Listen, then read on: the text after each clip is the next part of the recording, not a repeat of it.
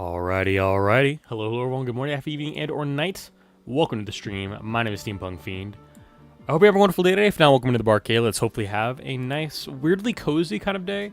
Because, as I mentioned in the title, it's a day of very weird and esoteric games that are going to be on the title, or on the docket today. So, it's going to be a good time. Hungry, thank you for stopping by. Enjoy your lurk as you kind of hang out in the background. And I hope you have a nice, wonderful Thursday once you head out. Mage, thank you for the first over on Twitch. And we're going to hop right into it, because I got nothing else really left to do. It is just time to rock and roll. So let's go ahead and change the stream topic notice.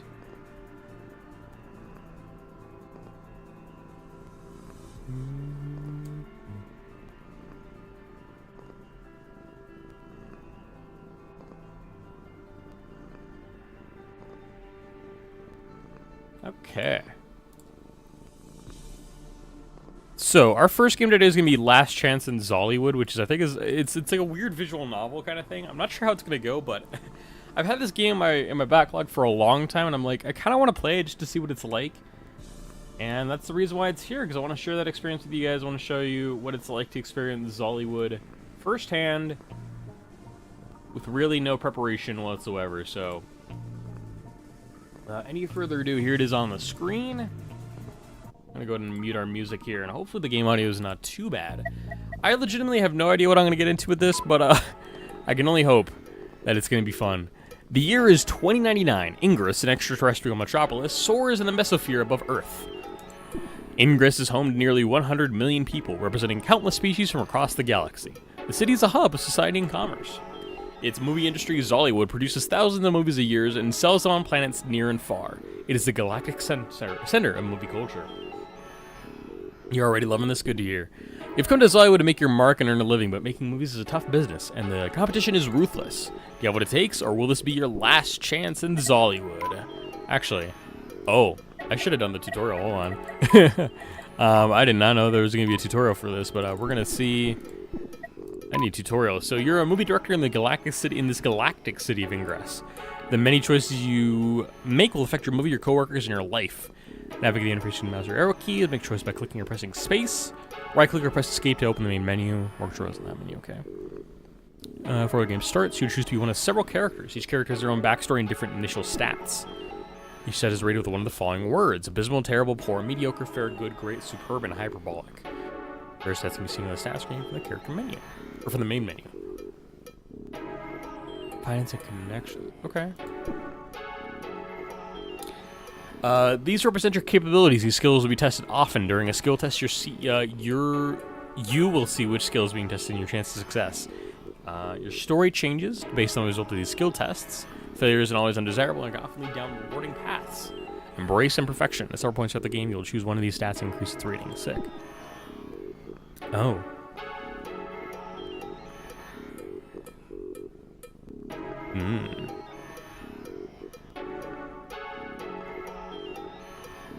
If your random roll is less than the success chance, the test is successful. Oh, that's interesting, but I get it. Movie stats. Creativity, how inventive or avant-garde the movie is. Craft, how professional. Working conditions, how the happiness of the crew was affected, and how the budget went. Up and down based on choices. Each major character has a stat that represents how much they like you. Oh. Your movie and relationship stats have a big impact on the ending to your story. There are no good or bad endings. Each ending is a reflection on your priorities. Make the choice to sound interesting. Don't worry if your movie's lousy or all your coworkers hate you. Oh, it's delightful. All right, cool. Let's get into this. We have Orchid Primo, Maxi 5, Zinc of Rubicon, and those are our three here. I like that Zinc of Rubicon is 21 years old. That's delightful. Artistry good, technical fair, finance poor, persuasion fair, and connections mediocre.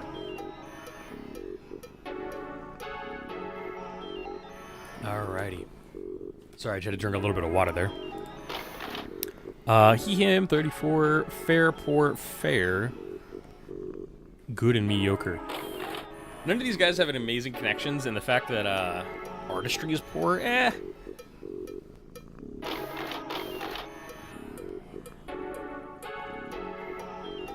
I will take Orchid Primo, I think, to start. Why not? To support your 23 children, you left your backwater planet to find work.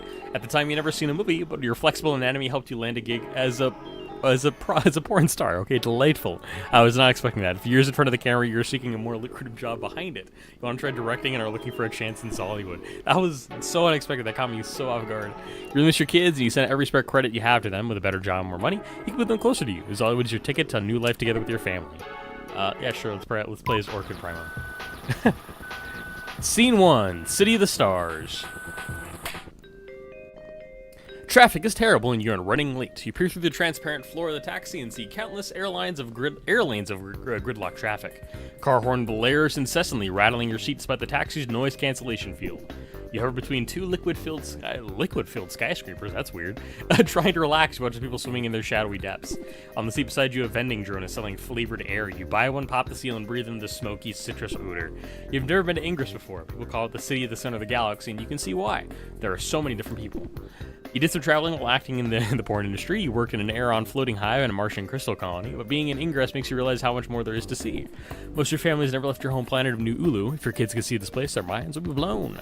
Think if your family snaps you back to reality. Snap back to reality. Working in Xollywood, the movie industry of Ingress, is a big opportunity. You got a directing job. This is your chance at a real career. If you do this right, you can move your family off New Ulu. Your kids deserve a future. On New Ulu, their only opportunities are at a call center or plankton farm. Dang. Minutes later, your taxi descends to the street. Gone are the designer skyscrapers and crowded air lanes of downtown Ingress. This neighborhood is full of dingy buildings covered in signage and graffiti. The air smells like chemicals and makes your respiratory orifices itch.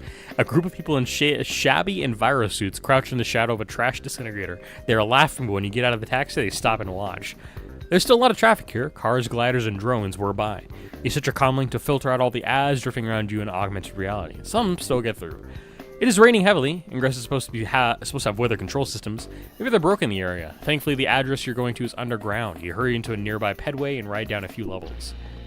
Your destination is Last Chance Productions. You accepted a job as a director there. It is a month-long shoot for some low-budget melodrama called Love Dies Screaming. You don't know anything about Last Chance, but you jumped out at the opportunity. Directing jobs are hard to come by. Getting the job was suspiciously easy. You had a virtual interview with Randy Chance, owner of Last Chance and producer of Love Dies Screaming. Most of the interview was spent haggling over your salary. Last Chance is not a well-known Xollywood production company, but you're new in town, so you took the job.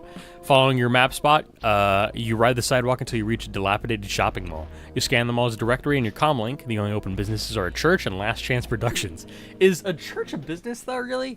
It kind of is, the way I know some of them run, but that's a weird distinction to make. Compared to the bustling street outside, it's quiet inside the mall. The automated walkways are broken, so you walk slowly past dozens of vacant storefronts. The halls are quiet aside from some muzak and a few drones flitting by. The air is thick with spores of some sort. The ventilation system probably needs a good cleaning. Eventually reaching an especially large storefront, taped to its reinforced security doors, a sign reading Last Chance Productions, no unsolicited visitors, and no public toilets. When you press the buzzer, the door grinds open. You enter a lobby and step right into a syrupy puddle. A woman moves from behind a pile of tape-covered cardboard boxes. Hanging from one of them is a fake severed tentacle. Howdy there, you must be Orchid, right? You finally made it. You stuff your ambulatory appendage on the floor trying to wipe the sticky stuff off. Sorry about that, the janitor hasn't gotten to it yet. Will they ever get to it is the question. An abused cleaning drone is slumped against the wall. Someone has written, "Wash me on it in dust." Glad you found us okay. Mapsoft's gonna be squirrely on the underground streets. When your ocular organs adjust to the sight, I did not read that, adjust to the dim light, you recognize Randy Chance. She interviewed you virtually for this job. In person, she looks a lot more tired. You have never met an Earthling face-to-face, so you try not to stare. Hey there, Randy. It's great to finally meet you in person. I'm glad you think so. You probably won't feel that way once we start working together. You and Randy touch appendages. She squeezes yours mercilessly? Just kidding. Anyhow, let's head to my office and get started. Randy weaves through the hallway, cluttered with boxes of equipment. He follows slowly since most of the lights are burnt out. Unlike the rest of the building, Randy's office is clean and mostly empty. A holographic poster projects ads for various movies. All of them have the Last Chance logo. One ad shows a sexy undead Keploid with a distended, glistening egg tube. The movie is titled, whoa, Cake Crash to Orgy Hell. What the hell? You also see ads for Faster Than Light Floozy. Am I getting in on the wrong kind of business? Because it feels like I definitely am. You recognize one movie called Empress of Atrocity. It's a biopic that came out a decade ago about the Empress of Orbitar. He was banned by the Federation of Planets after the Empress sued for defamation. He didn't realize Last Chance distributed it. Trial was delayed for years and eventually the Empress died. This ad looks recent, so Last Chance must have released the movie again. Grab a seat. Randy gestures toward a chair. It used to hover, but it has legs bolted onto it now. You sit while Randy leans against the desk. She sighs, rolls her ocular organs, and shakes her head. Why would you say ocular organs for eyes? It's such a goofy way of saying it. Hold for a sec, I gotta take this call. Randy leaves, closes the door behind her. You hear her out in the hall in a heated conversation. It ends with, well, fuck the ratings board then. Based. Randy returns, shaking her head. Anyhow, here's the script for Love Lies Bleeding. Love Dies Screaming, don't you mean? The writer just finished it this morning. This is what okay. Not only is it so bad that they just finished it this morning, but like the name, you know what, hold on. The script appears in your comlink display. You skim it, the formatting is all screwed up. Whoever wrote this probably hasn't written very many screenplays. It's actually called Love Dies Screaming, not Love Lies Bleeding. Good, that's a better title anyway.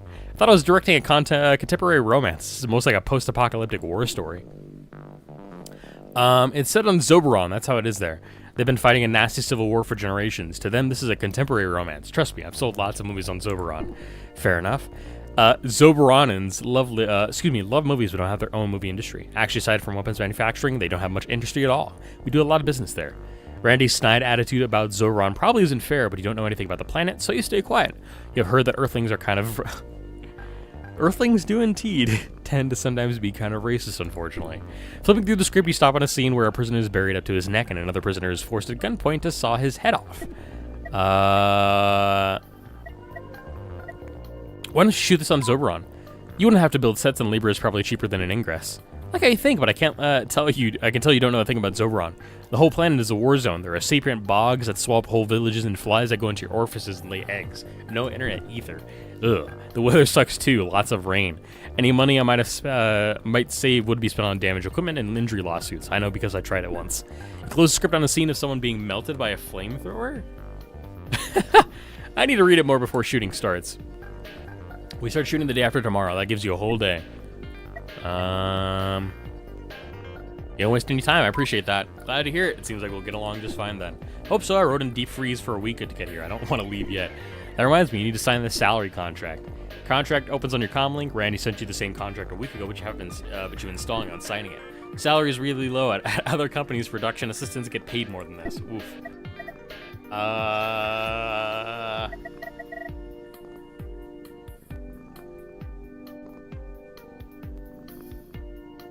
I will sign the contract. Now, we'll need to talk about more of my salary. Randy stiffens. What do you mean? We sorted this out already. Thought about some more. 1,200 credits, 12,000 credits just isn't enough. 18,000 seems much fairer. Randy down. Shit. Well, okay. This is really lousy of you. Alright, fair. 60% success chance here. Hey, I got a successful roll on that.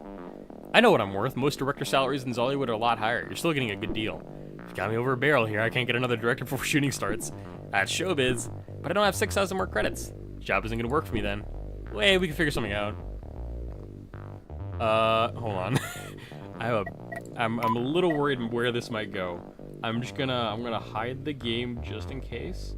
I legitimately don't know where this is going. How about I give you 1% of the movie's profits? She watches your face, you consider her offer. If Love Dies Screaming makes $1 million in profit, that'll be another 10,000 credits for you. That might work. Sure, alright. Fine, I'll update the contract. You imprint your biometrics on the contract and return it to Randy. Her face is a hard wall. Achievement, Power Negotiator, get a raise. So you save the signed document to your archive, something catches your attention. The contract's header includes the name of Randy's accountant. It sounds vaguely familiar. Count Fripwater the 11th. I think I've heard of him. Wouldn't be surprised if you have. He does freelance accounting for lots of companies in Xollywood. Oh, okay. Sick. Connections. Now you remember, Count Fripwater was convicted of fraud on Yoda after embezzling from one of his clients. He got a light sentence, though. Yotans are notoriously lenient on white-collar crime. Your boss told you about it. She and Fripwater were friends. She hung out with a lot of shady people. I know where I heard that name. Fripwater's a crook. You think so? Absolutely. Check this out. He sent Randy an article from her Yotan newsfeed. It describes the fraud charges in lurid detail. It also asserts that Count Fripwater the 11th might not even be a real count. I'll be damned, I should have fired him after I caught him following me home that one time. I knew he was a creep, yikes. Tonight I'll go over the Last Chance books with a fine-tooth comb, and then I'm gonna have a talk with that sleazebag. Happy I could help. Thanks, you just started and you're already an asset. Come on, I'll show you around. After leaving the office, you and Randy wind through a series of grungy halls. They all smell like mold, except for one that smells like burning insulation. Randy points to various doors as he passes them. Soundstage, effects workshop, over here is the prop and set storage. The building is bigger than you imagine, but Last Chance has outgrown it. Everywhere you go, there are boxes and shelves overflowing with equipment. Tools, props, costumes, and junk. You gotta make a call, check things out on your own. You start shooting in 2 days, get ready. Before you can respond, Randy's walking away, already talking on her comlink. You're alone in the lobby. A bilge crawler slurps the sticky spot you stepped in earlier. You wander around looking for a restroom. You haven't used the toilet since you came out of deep freeze at the shuttle airport.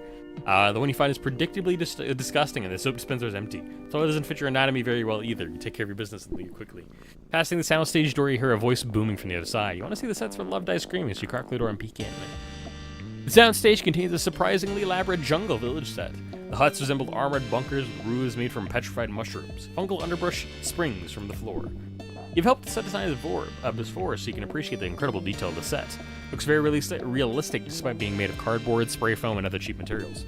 Over-designed is wasting their skills at a place like Last Chance. You wonder what they can do with a real budget. In the center of the village set, a man is shaking an assault rifle in the air and shouting, I once gave her the rosary of love, and now must give her these armor-piercing rounds. It is a foul world where a man must kill his mate, but that is the world I was spawned into. I will mourn as I make her death mask.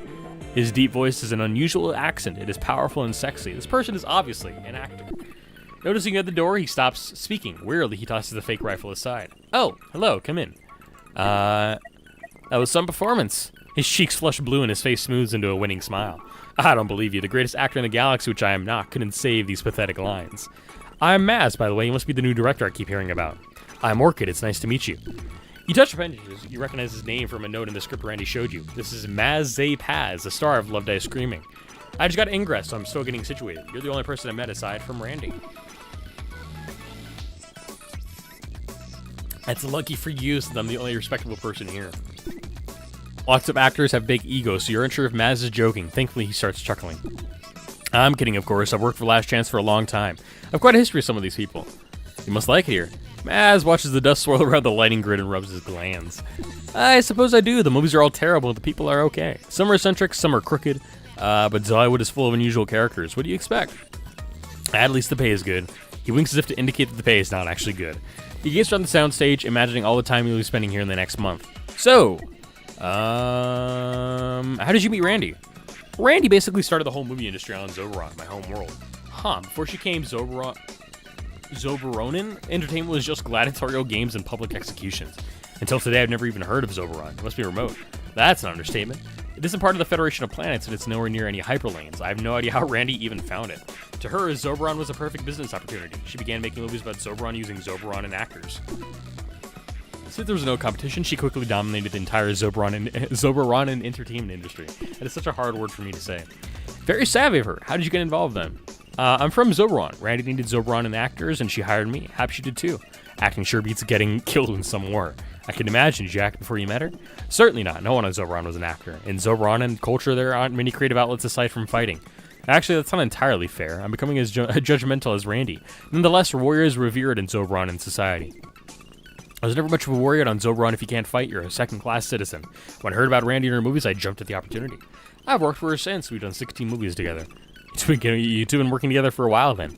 Not as long as you might think. Randy cranks these movies out pretty quickly. She must run a tight ship then. What's she like? She certainly knows how to make money. I can tell. Happy to have left Zoberon, and I appreciate Randy for giving me a job, and I know she didn't do it for my benefit. Randy doesn't do anything for anyone else's benefit. I'm starting to see that. The interview I had with her was tough. Conversation is interrupted by a distant echo of Randy's voice. It sounds like she's shouting at someone. Don't worry about her. She's always like that. Soundproofing must not be very good in here. I'm surprised you can hear through all the walls. She seems a little high-strung. I prefer to call her passionate. It's kinder and closer to the truth. I think I'm going to explore some more. I'll let you get back to work. Very well. Don't get bitten by any crawlers. Should I be worried about that? You shouldn't be worried, but you should be careful. Good to know. You leave the soundstage and wander around Last Chance some more. Passing Randy's office, you hear her inside arguing with someone. You don't mean to listen in, but you can't help it. Randy is talking very loudly. I gave you specific instructions. I can't believe you wasted my money on this crap. Randy's quiet for a moment. She was on her comlink. You hear her ambulatory appendage tapping rapidly on the floor. Ambulatory, so foot, presumably? I don't care if this movie will change the world. Changing the world doesn't guarantee a return on an investment. Don't bring up police on trial. That's exactly why I won't fund this documentary. Making that movie got me nailed with a lawsuit, and no one even saw the damn thing. It cost me millions. I don't deal with social justice stuff anymore. Randy paces closer to the door. You don't want to get caught eavesdropping, so retreat down the hall. Passing the effects workshop, you are assaulted by a piercing metallic shriek and an acrid smell. The door is plastered with cautionary signs. Most are too faded to read, but the warnings appear in your comlink. Warning, combustible materials, corrosive materials, toxic materials, and high voltage. Another sign reads, do not disturb when light is on. Beneath it is a strobing crimson light. Whoever's in there clearly wants to be left alone right now. You sigh. You're hoping to meet the cinematographer for Love Dies Screaming. Doesn't seem like they're around, though. Because I'd leave for the day. Fair enough. Before coming to Ingress, you rented an apartment in the city and shipped your stuff there. You toured it virtually prior to paying the deposit. Looked neglected, and it probably looks even more neglected in person, but is furnished and you could afford it. In Ingress, the only cheap apartments are in underground slums. To live on the surface, you paid way more than you wanted to. Visitors to Ingress always say how expensive it is. As far as you can tell, their stories are all true.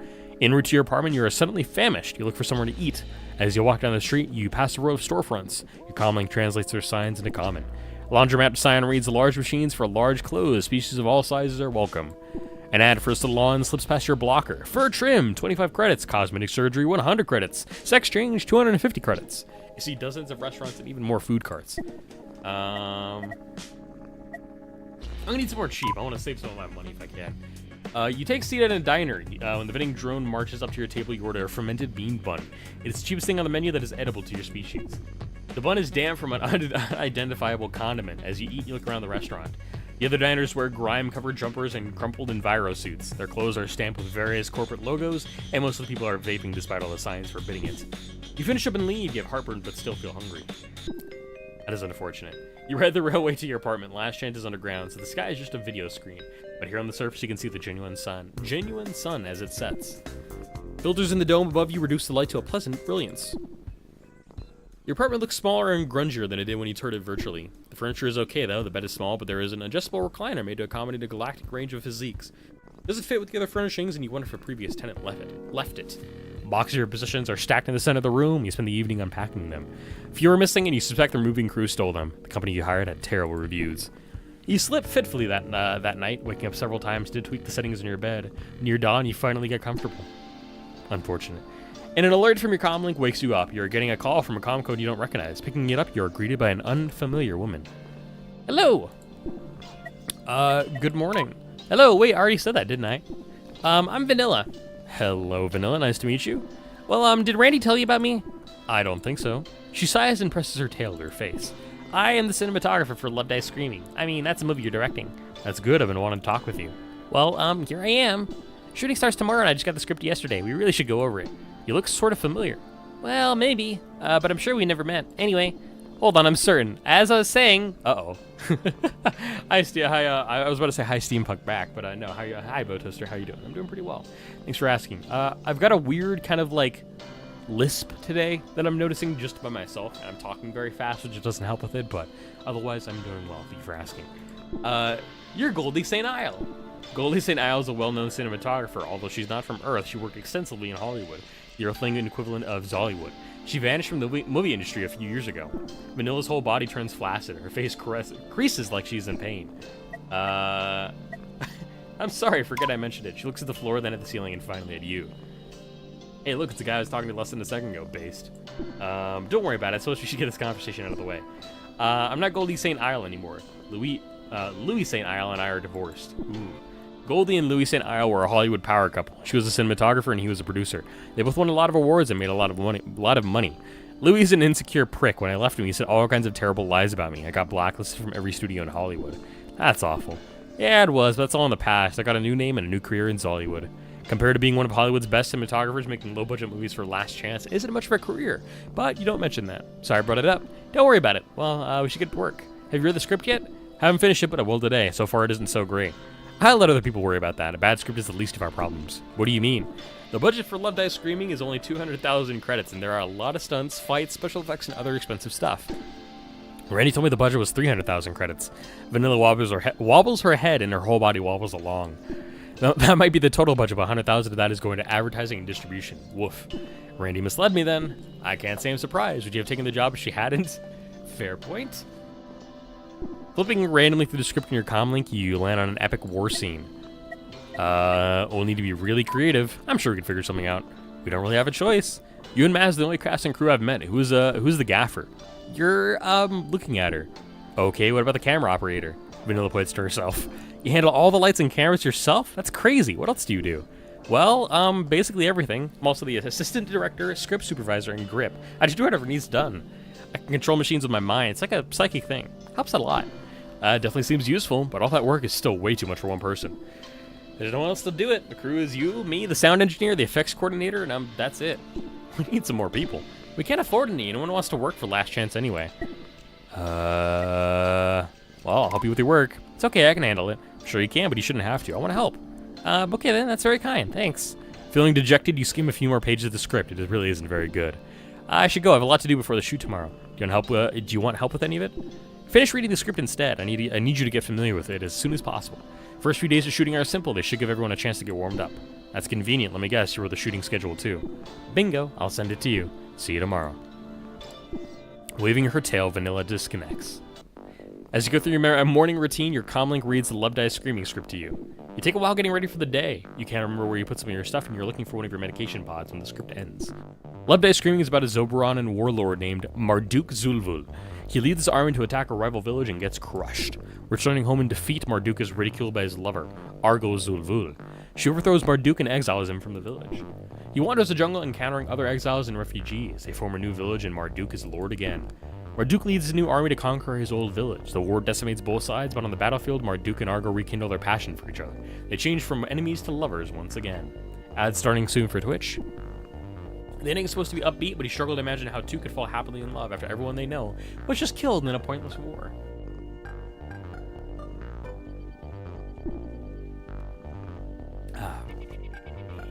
Do people on Zobranan really like this stuff? Maybe they don't take it seriously. Vanilla sends you the shooting schedule. It is well organized, and she is clearly good at what she does. She also sends you an outline of the movie's budget. It was written by Randy, but Vanilla added a few notes. Every credit in the budget is accounted for. The shoot had better go well. There's no spare money for delays or reshoots. Yeah, the rest of the day to prepare for the shoot tomorrow.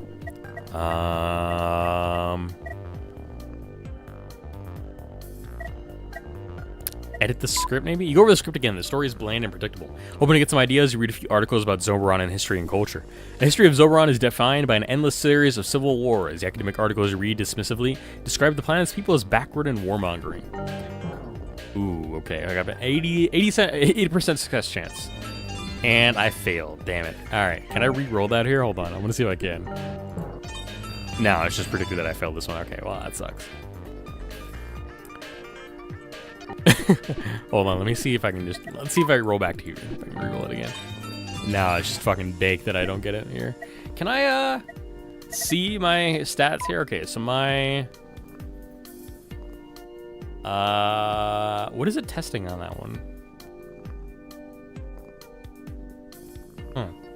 Welcome back from ads, though. You didn't miss much. I'm trying to see what I'm testing for editing the script here. Artistry. Oh, that's why. At least not technical. That's good. I might have to raise technical up here. But, that's good to know. No, I'm just getting 82s. I want to see if I can actually... I want to see what the... So I have... Finance is fair, so I might look at the finance stuff here really quickly. Analyze the budget outline. You flip through Randy's budget outline for Love Dies Screaming. Her thriftiness is impressively cruel. Every person on the cast and crew works at least 2 positions. Breaks are unpaid. Meals are definitely not provided. Woof. The cost for rental equipment seems suspiciously low. You read further and see that most of the equipment you'll be using is old stuff that Last Chance already owns. There's probably enough money in the budget to make a movie, but doing it will be miserable. There's also something you can do here. You start pacing. Messenger contact. Actually, do I have contacts that I can actually deal with? My connections are mediocre at best. I don't know that I don't know that I want to try this one, but I'm gonna try it anyways. No. Okay, hold on. What is this one here? Type of Brady's budget. Dude, we're not doing great here today. What does the shooting schedule look like here? Alright, we have a sensible schedule. Most of these scenes at the beginning of the month so the cast and crew can ease into things. Check over her work, looking for anything she might have missed. Oh, brother. Now we're not doing good here. I don't think I'm gonna be able to win any of these here. I'm just gonna mess with my contacts here. Yeah, that's fine. A few of your friends in the porn industry might have money. You remember a producer you once worked with. He was always looking for a business opportunity. You call him up and he unloads his life story on you. He just got sued for three of his ex-wives and is totally broke. Actually wants to borrow money from you. Before you disconnect, you vaguely promise to see what you can do. When you look up from your work, it is already afternoon. Woof. Delightful. You take a break and scan the news. A headline about police bribery reminds you of Police on Trial, the movie you overheard Randy talking about yesterday. You're curious about Randy, so you look the movie up. Police on Trial is a documentary produced by Last Chance about police negligence. As far as you can tell, Last Chance makes exploitation movies almost exclusively. Surprised to see that Randy spent money on a social justice documentary. You keep reading. You find an old article from Xollywood Trade magazine. In an interview, Randy talks about her twin sister on Earth who was shot by a cop over a speeding ticket. You know what? In America, that's really par for the fucking course, unfortunately. Quote from Randy reads, the sort of thing is rampant in Los Angeles, and you know what? I should have just let the story speak for itself. And there's even less police oversight and ingress. I've seen some real shit in this city. Another article details how Last Chance was sued for slander by the Ingress Police Department. Woof. Last Chance had to pay a lot of money and the distribution of Police on Trial was stopped. You don't know what to make of this, but it keeps rattling around your mind for the rest of the day. After working all day, you're having trouble focusing. You look out the window at a sweeper drone hovering around the sidewalk. Instead of picking up trash, the drone is flinging it all over the street. You must be broken or feeling rebellious. Your meditation is interrupted by a call from Randy. Hi, Randy. You seem pleased. What's going on? I want to thank you for that tip about Fripwater yesterday. I went over the Last Chance books. He stole money from a bunch of my accounts. Can't say I'm surprised. Can you get it back? Already did. I busted into his house and threatened to kill him if he didn't cough up the dough. Give it all back, plus some extra to keep me quiet. Based. Wow, that's intense. You aren't going to report him? Why bother? I can't stop him. He can afford a way better lawyer than me. Anyhow, he made some fake payments from the Love Dice Screaming account. After deleting all his phony invoices, there's more money in the budget than I thought. That's great news. Don't get too excited. It's not that much. The budget is tight. Anything helps. I've updated the budget outline. Look over it when you get a sec. Cool. Budget up. Sick. Randy up. Huge. Big money, big money. Thanks a lot. I owe you big for this. Happy Fripwater's scheme got screwed up. I wish you had been there with me. I smashed a bunch of his fish tanks and shot him with a screamer. You should have seen him blubbering. You aren't sure. Stop a crooked accountant sick. You're not sure if you wanted to be part of that or not. Hope your next accountant works out better. Yeah, I need a new one fast. You know anything about accounting? I don't think... Just kidding. I'll probably just do it myself for now. There are too many sleazy people out there. I can't trust any of. Randy shouts indistinctly. Sorry about that. I'm driving and this asshole just cut me off. No problem. Need to go anyway. I have some work to finish up. Me too. Comlink is blowing up. Thanks again. Talk to you. Before you finish, Randy's already gone. Looking out the window again, you see the broken sweeper drone picking up the mess it made. You feel a swell of positivity. That extra money in the budget is a huge help. Maybe this movie will turn out okay after all. That is very optimistic. It is late evening when you finish working. You slurp down some overpriced cactus milk from the vending machine in front of your building. As you toss the empty pod in the disintegrator, you get a call, and it's Kayla, your oldest daughter. You answer eagerly. Kayla doesn't live with the rest of your family. With money you saved, you helped her leave New Ulu and go to a school for amphibious engineering. You chat for over an hour. Kayla talks about her messy roommate and her teacher who picks on her. She complains about school a lot, but you can tell she likes it. You hang up feeling energized. Talking to Kayla reminds you of why you're in Xollywood. Your 22 other kids all deserve the same chance Kayla had, and the money you make here can give it to them. Fuck yeah. What a story, dude. Back in your apartment, you lay in bed and imagine sleeping. You're annoyed by the drone of traffic outside your window, and your upstairs neighbor keeps walking around. But mostly you can't stop thinking about the shoot tomorrow. At some point, you drift off to a fitful sleep. Delightful. Scene 2, first day of your last chance. The first day of Love Dice Screaming shoot is here. You step into the Last Chance lobby, ready for anything. But you aren't actually ready. You slept like crap and your morning energy drink hasn't kicked in. You also just stepped in that disgusting sticky puddle again. Is anyone ever going to clean that up? You head to the sound stage. Maz and Vanilla are already here, and they're across the room from you, but you can hear their conversation. Things will never get better around here on their own. We have to make it happen. But the Xollywood unions are run by gangsters. I don't want to be mixed up with people like that. They'll make our own union. We can... Glancing at you, Vanilla waves her tail and you wave back. She and Ma split up and get to work. I gotta sneeze so bad, chat. You spend a minute taking in the room with all the hot light fixtures on. The soundstage smells like smoldering dust. Vanilla's engulfed in a cloud of drones. They flutter through the set, shining their lights and aiming their cameras. You recall Vanilla telling you that she controls them telepathically. Even with her psychic powers, you're impressed that she can be a cinematographer, camera person, and gaffer simultaneously. Maz leans into the chair as makeup drones swarm over his face. You look over Maz's costume appreciatively. On your first visit to the studio, you are blown away by the detailed set. This costume is the same sort of intricate flourishes. His armor and weapon are chipped and rusting. Mud splatters cover his boots. Spores grow in the folds of his sleeves. You're more curious than ever to meet Last Chance's art director. They are way too talented for this place. You check in with Vanilla and Maz. You're on time. Good. Also, good morning. Maz barely nods as drones slather foundation on his cheeks. Good morning. Let's get some good work done today. Maz smiles as much as he can while his makeup is being applied. It takes Vanilla a second to realize he spoke. Oh, yes, we'll give it our best. In the scenes you're shooting today, Maz is alone, so there are no other actors around. Although it's a crowd scene, the people will be digitally generated. It is much easier than herding a bunch of extras around. True. The only people scheduled on set are you, Vanilla, Maz, and the sound engineer. Where is the sound engineer? Who's recording audio? With his makeup done, Maz paces around a holographic projection of himself, scrutinizing his costume. Grimu isn't here yet. He shrugs and his frown deepens. Vanilla rolls her ocular organs. We'll do what she can until she arrives. Messaged her a few minutes ago, no response yet. I'm sure she'll be along shortly. Don't bet on it. Is Grimu usually late? Yeah, if she shows up at all. She's been a lot better recently. Obviously not, or she would be here. Maz and Vanilla resume their work in an uneasy silence. I'm gonna help Vanilla here. Vanilla's eyes dart back and forth as she reads on her comm link. Need some help? Oh, well, after a moment she recovers from her stammering. Yesterday during our chat you promised to help me. I'm just surprised at the minute. Thank you. Sweet. Why don't you take a look at my test shots? I'm not too sure about them. It shows you a bunch of recordings. They are tests of various lighting and camera placements.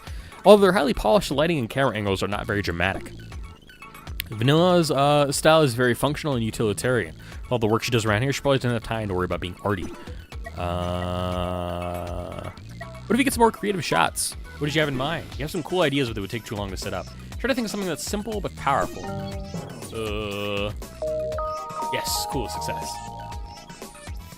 The lighting should be more expressive. The village is mobilizing for war. Vibrant colors and dark shadows will make the scene seem dangerous and moody. Not bad, I can mix in some unnatural colors too. I have these maroon filters I never use. Yeah, maroon will make the scene look like a giant bruise. That's so gross, I love it. Stand right there, I'll add a few more lights. What do you think now? You and Vanilla work together adjusting the lights and cameras. Sick. You review the test shots. They're not as carefully composed as Vanilla's first shots, but they're extreme and striking. These are nice. Sometimes I feel like I'm shooting the same movie and over. It's nice to try something new. Hell yeah. Creativity up. Let's go. Huge. Craft down? Huh. Alright. Weird. Wait, why craft down? Huh. I guess I'd use it up with like some of my craft stuff, I guess. I don't know. That's kind of weird. Your work continues through the morning. Randy stops in and observes from the doorway for a few minutes. She sips steadily at an energy drink and leaves without saying anything. From the hallway, you hear a loud bang followed by swearing. Surprisingly, it isn't Randy. Is this Grimu? Yikes. A woman staggers into the soundstage. Her feathers are matted and her ocular organs are slits. She's a thermos in one talon and a vaporizer on the other. She pops some tablets in her mouth before slumping into a chair. Fuck, my head. That's Grimu. Hello, Grimu. Nice of you to drop by. Vanilla's stare is withering. Grimu doesn't seem to notice, but Maz backs away from the confrontation. Yeah, I'm here. What more do you want? Work?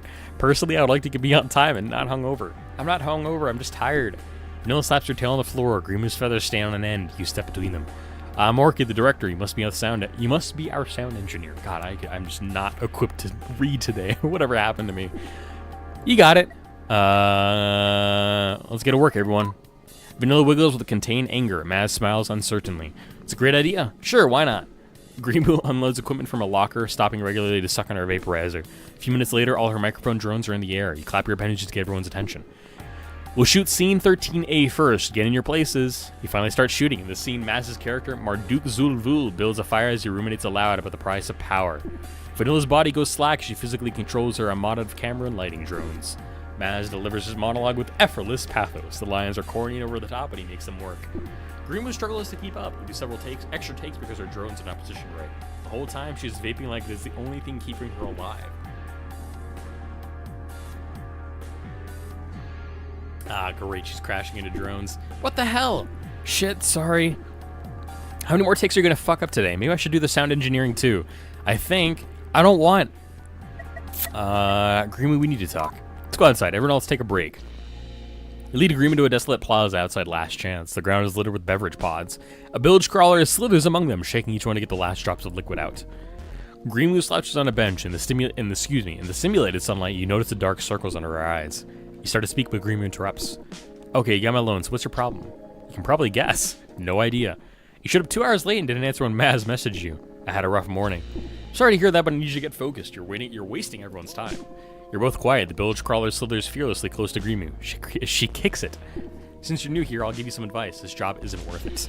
Randy doesn't give a shit about you or this movie. All of us are just widgets in her money machine. I don't care what you or Randy think. Think about the rest of the crew. You're making it harder for everyone. We're all stuck in this lousy job. Don't punish everyone else because you don't like Randy. Nice. I got a successful out of that. I was a little scary there. Wasn't sure, but we got it. Greenwood takes one last drag from her vaporizer before draining it. You made your point. I'll shut up and punch the clock like a good employee. I don't care enough to argue about it anymore. Thank you. You done now? I guess I am. Let's get this shoot over with. What a, like, all of a sudden, like, weirdly bitchy. Very unnecessary. Back to work for the rest of the day. Greenwood was subdued. She makes a lot fewer mistakes. It is now evening that we have finished shooting.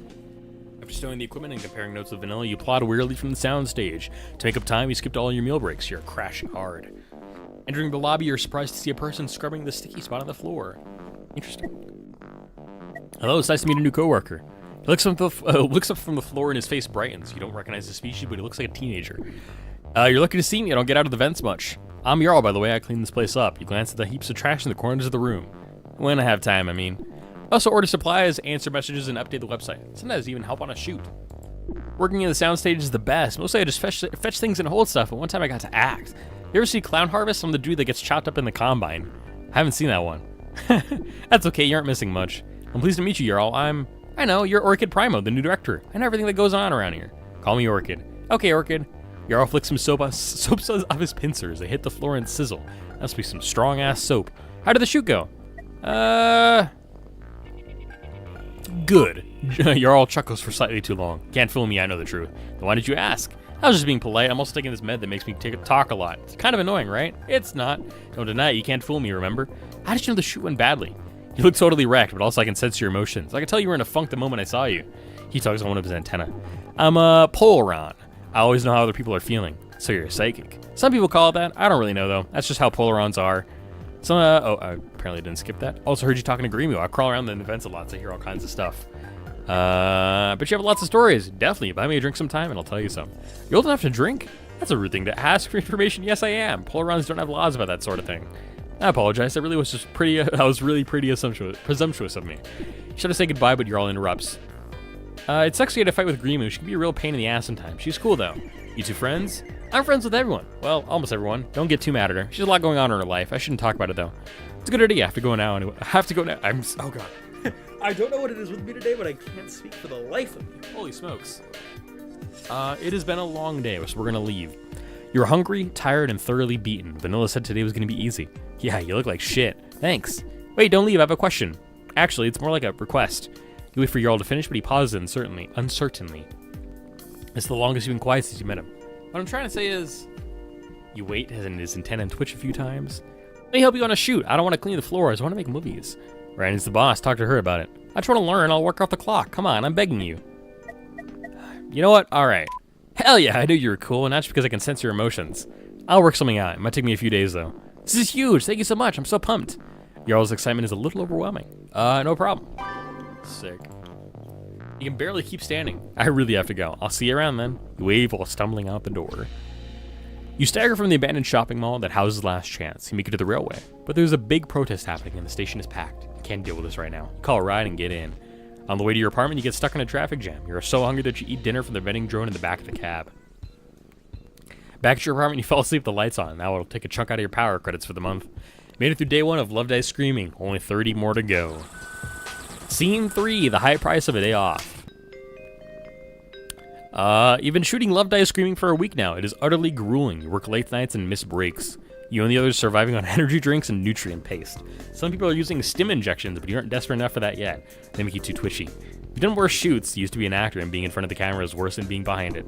People shove lights and mics in your face and moved you around like a piece of furniture. Since you're a porn actor, you're naked most of the time. Working for Last Chance sucks, but it's no worse than your last gig. Despite all the crazy hours, the shoot is still behind schedule. One day, Maz got trapped on the railway en route to work. Someone on the train had an virus suit malfunction, and the paramedics didn't show up for an hour. Vanilla was pissed at Maz all that day, but the next day, she had an allergic reaction to something she ate left early. She's already ashamed about it, so no one gave her a hard time. Those weren't the only setbacks either. Every day there were problems. Equipment broke or got lost, the script changed, Grimu dragged her appendages. Nothing is going smoothly, but that is pretty typical in your experience. On a late night call, you and Vanilla debate on how to make up lost time. Vanilla suggests hiring temporary crew, but the budget is already tight. You suggest setting up fewer lights and cameras. The shooting would go faster, although the movie would definitely suffer. Other option is to work even more hours. The crew is already doing 12-hour days, but you could do 16? Both of you would Vanilla cringe as you discuss it. Yikes, dude. There's a giant bug man. I'm scared. You're fine. Bugman's gonna be fine. Your all will be great. He'll help us out on the shoot, I bet. You quickly come to a decision. Maybe you should think about it harder, but your brain is fried after a long day of shooting.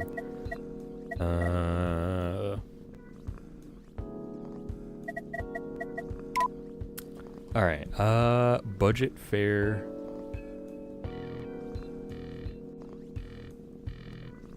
We need to do extra crew, I think. Hire some temporary crew. You and Vanilla both start sending messages. Finding good crew that will help cheaply on short notice is a challenge. Oh, brother. Fuck. Come on, bro.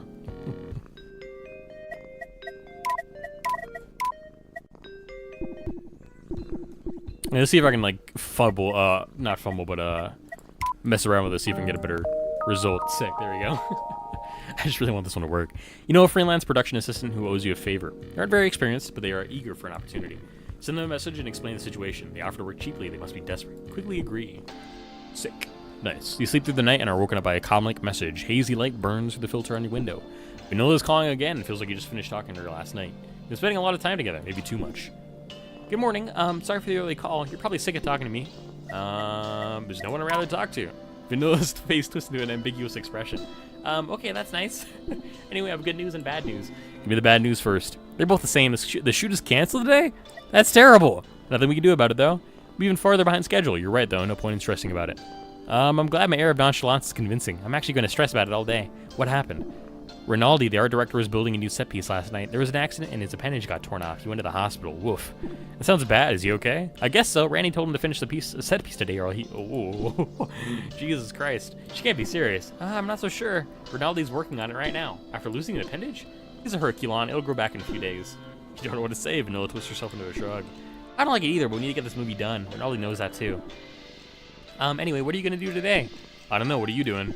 Vanilla looks suddenly weary. Her face flattens with a mask. I don't know either, but I'm very busy, so I'm sure I'll come up with something. We should hang out. Maybe we can have a dinner or get a drink. Don't worry, I won't take you to a movie. Vanilla recoils. But I don't think we should. What do you mean? Damn, I got shot down. Fuck. What do you mean? I mean, I don't want to. As coworkers, I don't think we should fraternize. I bet. Okay, that's fair. That's very fair. Okay, let's not do that. I'll see if Rinaldi needs help. Bad idea. Rinaldi is particular. He's missing an appendage. He could probably use a hand. Was that some sort of joke? What do you mean? Forget it. I guess I spent too much time around Earthlings. Anyway, Rinaldi is an artist. He does things in his way and hates being rushed. Fair enough. You can hear the quotes around the artist. Vanilla's tone is dismissive. You should at least check in with him. He'll resent you for it. You haven't met him yet. He'll think you're trying to interfere. What should I do instead? Take the day off. You're so exhausted, a day off is really tempting. Fine, maybe I will. Bet you aren't going to. I'm a workaholic. Don't be like me. But if you must work, please don't bother Rinaldi. Fine, I'll do something else. I admire that you want this movie to succeed, but you really should relax, at least for one day. Fair enough. I will if you will. I'll, think about it. Me too. Have a good day. Go back to bed. She disconnects before you can say goodbye. Feels great to sleep for another hour. You haven't slept more than 6 hours since you started Last Chance. That was only a week ago, but it seems like much longer. Unfortunately, the city noise keeps you from sleeping too deeply. You eventually get up, eat, and shower. The whole time you're skimming the news. There's a big parade today. Something to do with a deceased Xollone's warlord. You can't tell if the parade is to honor her or celebrate that she's dead. I love that. It's so funny. You hope the revelers... Wait, hold on. Yeah, you hope the revelers don't come through your neighborhood. Traffic is a mess already. You will also probably trash the place. Your schedule is wide open. You consider what to do with yourself. You haven't had much time to explore Ingress. People visit this place from all over the galaxy. So it feels like a waste, though. You live here and barely see any of it. You're also thinking about messaging Randy. She's your boss, and you have barely spoken to her since your first day. Also, Grimu might be a problem, and it would be helpful to get some background about her from Randy. Yeah, we're going to talk to... actually, I'm going to save, but I want to talk to Randy, for sure. Grimu's sloppy work and bad attitude are causing issues on set. Randy should probably know about it if she doesn't already. Maz is patient with Grimu and often defends her. Vanilla, on the other hand, is quick to criticize her. When Grimu messes something up, her detention on set is unbearable. You need to do something about it. Hey, Mr. Randy, got time to talk? While waiting for an answer, you respond to some other messages and do a few chores. After 2 hours with no response, you give up waiting for Randy. You leave during an errand. The shielding on your trash disintegrator is peeling off. If you don't replace it, you might get radiation poisoning. You also go to the grocery store. You're tired of eating from vending drones. Delightful. It's late evening when Randy finally calls you. Howdy there, what's new? You've only talked to Randy a few times since she hired you. Her voice sounds different today. She sounds more relaxed and her eyes are shiny. Are you drunk? A person can drink without being drunk. Does that mean yes? I didn't reckon you would judge someone from enjoying a drink or two. It has a curly straw and a plastic light-up umbrella in it. Fuck yeah. Actually, okay, you know what, I'm just gonna do this one here. That's just Dandy, I want to talk to you too. Well, you go first then. No reason to rush, we have plenty of off time. Randy sips a drink. It has a curly straw and a plastic light-up umbrella in it. Hope it's not about work. What else would it be about? I don't know, something fun. It isn't. I don't take work calls after sunset. I'm surprised. You seem like the sort of person that never takes a break. You don't know me very well. I'm a work hard, play hard type of person. I called to talk about Grimu. Randy sighs and lifts her glass to her mouth, realizing it is empty. She sets it down. Oh. Swing by Last Chance. We'll talk in person. About Grimu? I'm sure you find something better to discuss. I don't know which one of these that I want to pick, but I'm tempted to pick the I'll be over in half an hour kind of thing. But I feel like it's going to lead to like just horny. Which I'm not exactly... hold on. I need to look up the store page of this, because I'm legitimately not sure if this is... if this is going to be bad for me or not.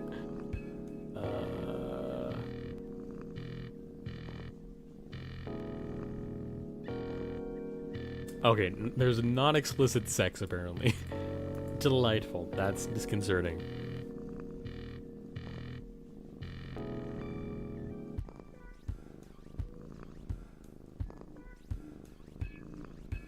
Yeah, okay. Let's I don't know what I'm gonna pick on these ones here. I'll be waiting with bated breath. Uh-oh. Following a train ride and a soggy walk through a flooded tunnel, you were in Randy's office. Howdy, you really came. Randy might have been drunk when she called, but she certainly is down. Although her speech is clear, her movements are slow and deliberate. You look parched, I'll get you something. How about what you're having? Silver bottles are lined up on Randy's desk. She pours one into a glass and drops some sort of fruit into it. The concoction sizzles and turns orange. That's disconcerting. Take the drink and sip it. It tastes medicinal but goes down smooth. What is this? Who cares? Drink up. You have a long way to go to catch up with me. I like the messiness of the character designs. I really like it. The texture is nice. Randy leans back in her chair and props her ambulatory appendages on the desk. You take a seat too. You both slurp your drinks. Here we are, just two people enjoying a little shindig. Yup. Should have a conversation or something. That sounds good. But not about Grimu. I'm trying to unwind. I don't want to deal with that. Okay then, what did you have in mind? Come if you do all the work, you come up with something. Not sure. We don't really know each other that well. We can fix that. Anyway, you had better talk about something. I'm getting bored. You invited me. You invited me here. Aren't you supposed to entertain me? I don't remember it that way. You drink in silence for a little longer. Ooh, I really want to know about police on trial. I see you've been reading about me. I wasn't spying on you or anything. I just wanted to know more about who I was working for. I suppose I can't blame you. Police on trial was a long time ago, though. Randy's eyes drift upward. Actually, it was only 5 years ago, but it seems like a lot longer. Reckon I've made 50 movies since then. I'm a different person now. Want to talk about it? Not really, but we might as well. It'll save you the trouble of reading the story on the internet. It's okay, I'll forget about it. Randy shakes her head. My sister lived in Los Angeles back then. If you think Ingress sucks, don't go to LA. It's hard to believe, but the traffic is even worse. The whole place smells like piss, too. Luna, my sister, got a lot of speeding tickets. In Earthling settings, most people don't use autopilot, and she was a terrible driver. She got hundreds of tickets. I never paid them. There was a warrant out for her arrest. Randy bites her thumbnail and stops. One day, Luna got stopped for speeding again. When the cop tried to arrest her, she drove away, but the cop shot her. She died in the hospital a day later. That's awful. Luna and I hadn't been close in years, but it was still a shock. She got killed over a parking ticket. It was so stupid. I was really pissed. I started learning about police brutality. Happens all the time in Earthling cities. I didn't know because I never spent much time on Earth. You didn't grow up on Earth? I'm an Earthling, but I was born in Ingress. I only visit Earth when I have to. Anyhow, learning about police brutality became an obsession for me. I read so many terrible stories. Then I started to realize that police brutality happens in Ingress too. It actually happens even more here. In Earthling cities, cops are part of the government. In Ingress, they are a corporation. They have even less oversight. I saw some news like that the other night. Didn't the chief of police just get fired for falsifying fines? Cops do that sort of shit all the time, but it doesn't get reported often. It's because the really bad stuff happens in poor neighborhoods. Believe it, fuck cops. Law and order is good, but the police don't really help with that. The Ingress Police Department is too far gone. Should be shut down. 78 police on trial wanted to show all the fucked up stuff that happened in the city. Then the Ingress Police Department sued you. They have a lot of good lawyers. I got slapped with a huge fine and my business license for Last Chance got revoked. I had to bribe a lot of people to get it back. I've been sued before, but the other times I probably deserve it. Those lawsuits were for exploitation movies I made. At least the movies I made profits. The worst part is that hardly anyone watched Police on Trial, and none of them cared. I'm still paying bills from that mess. I will never do a social justice movie again. No one said changing the world is easy. Might be impossible. Not so sure. It's because you didn't make Police on Trial. Fair. Sorry I brought it up. It really crushed the mood. I'll forgive you. Talking about it felt sort of good, but let's not do it again. Fine with me. It's late. Yeah, I need to get up early tomorrow. It's a big day in the soundstage. Should go home. That's cool. Let's do it again sometime. Not too often, though. I'm kind of... Okay, I am admittedly a little curious, though. I want to see what the other option was.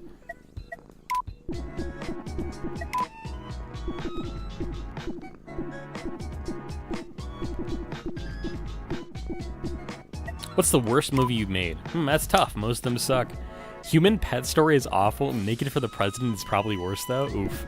I didn't actually make Naked for President. I just paid for it. The director was a Saturnian named Rollo Perch. He was really trendy 10 years ago.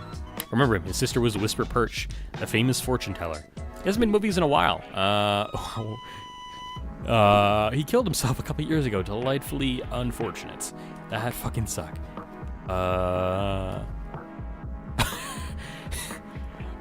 Weird. So he was trying to revive himself in a new body, but his sister changed her mind about paying for it. I don't feel sympathetic. Yeah, he was a prick. The movies were terrible too. Anyhow, Roller directed a couple blockbusters, but when I met him, he was mostly washed up. Wanted me to fund his new movie, and I went along with it. He was a celebrity, so I figured I could make a few credits on it. He wanted to call it Masquerade of Midnight or some shit like that. It was about a cheating spouse, there was murders and lots of sex. It was trash, but people would watch it. I was busy with the movie at the time, so let Rollo do what he wanted and didn't pay attention to it. A month later, he delivers a finished movie. It's just scenes of him riding around in a limo, talks about his life and cries a lot. It was nothing like the original script. Spent the whole budget buying that limo. There was no money left to fix the movie. Need to recoup my investment, so I changed the title to Naked for the President and created some sexy ads and made the movie look like a skin flick. Yikes. Did it work? Not really. I got hosed pretty hard on that deal. What did you call it? Naked for the President? The president of Loxa was involved in a big sex scandal at the time. I wanted people to think Rollo's movie was about that. That title is the only reason the movie made any money at all. We should watch it. No way, it's too shitty. It'll be fun. Rand takes a swallow. Ran? Oh, I guess Randy, because Rand is such a weird nickname. Rand takes a swallow of her drink and swirls around her mouth. If you really want to, I'll have to find it. Randy fiddles with her comlink, the lights shut off, and the projector shimmers to life. Naked for the President plays in the center of the room. You watch quietly for a few minutes. Wow. Had enough yet? Nope. Randy was right. Naked for the President is crap. The interesting parts are when Roller Perch takes his clothes off. Randy regales you with stories about Rollo. She tells you that they once slept together. He was a lousy lay. She also tells you about how he got drunk and tried to kill her. I hit him with my car and escaped. Woof. Rollo was a wild person. You're starting to realize wow. You're starting to realize that Randy is pretty wild too. The movie ends and the projector shuts off. The room is washed in flickering light from the movie posters behind Randy's desk. Randy's foot rubs along one of your appendages. This is going to be the sex scene, isn't it? Before you can respond, Randy flips the lights back on. It's late. Okay, fair enough.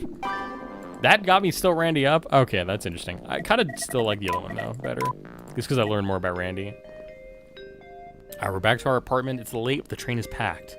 Railway is just bustling at night, as it is during the day. More of the people look homeless, though. Construction on the tracks and getting home takes forever. Delightful. When you finally reach your apartment, the power in your building is out. You aren't too surprised. Yesterday, you overheard your superintendent complaining to your neighbor. All the eels in the building's generator tank are sick. You stumble through the dark to your bed and flop into it. Art of War. Alrighty, scene 4. Next morning, you arrive at Last Chance an hour early. Last night, anxious dreams nagged you. The shoot today is stressing you out. It's all martial arts scene with lots of stunts. There's no time for rehearsal, see Dad will go out. You came in early to get Randy's approval on some equipment rental quotes. As you approach your office, you hear yelling. You're not too concerned. Randy yells all the time. You let yourself in. You expected Randy to be on her comlink, and instead she was arguing in person. There's no way in hell I'm paying for this. You want the shit to look good or not? Randy looks at you, nods barely, and continues arguing. It doesn't need to look good, it just needs to look good enough. Okay, whatever, but it's too late. I already bought all this stuff. You screwed up big time. This is the effects budget for the whole movie. You blew it on one scene. It's basically the climax of the movie. It's got to be totally sick. You are making blockbusters here. Now with that weak attitude, I want to blow people's minds. Their bickering is getting annoying. You need to talk with Randy. What's going on? This plastic brain spent the entire effects budget on a bunch of fireworks. Chill out, no need for slurs. Woof. Just call him plastic brain? Yikes, I wish I hadn't read that then. The robotic person faces you and lifts their chin in greeting. Yo, you must be Orchid, the director. That's tight. I've been meaning to interface with you. I'm Torch, by the way. I do special effects. You've heard about Torch from Vanilla as a special effects coordinator that create all the practical and digital effects for Last Chance. It's about Love, Die, Screaming. What else would it be about? Maybe I can help then. I doubt it. So we're shooting that big war scene this week, right? I ordered some explosives for it. Way too many explosives. The whole effects budget for Love, Die, Screaming is 20,000 credits. This explosion for this is just one scene has cost 15,000. If you want, wait a minute, that actually cost 17,000. Whoever heard of a volatile materials handle fee? You want this scene to look like a war? Then we need fire, explosions, and all that shit. I'm just doing my job. The 20,000 credits effect budget is to cover the entire movie. Then the effects budget is too fucking. Oh my. I need to say this, but it's gonna be bad. Oh my god, both of you shut up. Randy and Torch stop in surprise. Randy scowls, but Torch looks impressed. Whoa, Orchid is taking charge. Let me see the explosives order. Torch forwards you an invoice. It is 38 pages long and includes 127 types of explosive and 26 different fees and taxes. You whistle. There's no safety equipment on here. Don't spill your coolant. This is my first gig. On one hand, this war scene is important. On the other hand, it is hard to justify spending so much on one scene. Love, Die, Screaming has lots of shootouts, explosions, vehicle crashes, and dismemberments, and the effects budget is to cover all of them. We don't need all these explosives. You're crazy. It's supposed to be an epic war. The script calls for people getting blown to pieces. It'll look more like people dancing around a campfire. Fuck. What does this say? I'm getting fucked either way, aren't I? Hold on, alright, I'm gonna reload this here. Calm down, let's work through this. Randy drains her energy drink and tosses the pod. I completely missed the trash disintegrator. You're right, we're wasting time. We need to figure this out. Let me see the explosives order. I have a better chance on this one here. Hey, cool. I have an idea. Randy rolls her eyes theatrically. I can't wait to hear this. We're shooting a smaller war scene 2 days later. We can cut back on the pyro for that and reuse shots in the big war scene. We'll get several explosions for the price of one. That's actually a great idea. You're onto something. If we hide the reused shots of digital effects or fast editing or some shit, no one will ever know. Exactly. Good thinking. I knew there was a reason I hired you. You lost track of time talking to Randy and Torch. You still need to prepare for the shoot today. You need to run. They're waiting for me at the soundstage. It's cool to meet you all that. I can't wait to blow some shit up later this week. Good luck today. Gonna need it. As you hurry down the hall, Torch calls out, Yo, Orchid, what's up? I really have to. Want to say thanks for your help. Randy just doesn't get it sometimes. Like movies are just numbers on a spreadsheet to her. You know what I mean? I know exactly. You and Torch bump appendages. But I really have to go. Keep doing what you do. Cool. Buzzing with activity for the soundstage. Vanilla is positioning lights with the new freelancer the two of you hired. She looks as tired as you feel. When you don't see Grimo, you assume she is late as usual. Then you spot her perched in the rafters. She is hanging mics and ignoring everyone. You're surprised to see Jarl. You forgot you told him that he could help with the shoot today. Vanilla must have given him some orders. He's crawling around taping blocking marks on the floor. Seeing the whole cast and crew in action energizes you. It makes you think of your family. You have 23 kids, and when this game really wants to emphasize on the 23 kids part, and I love it.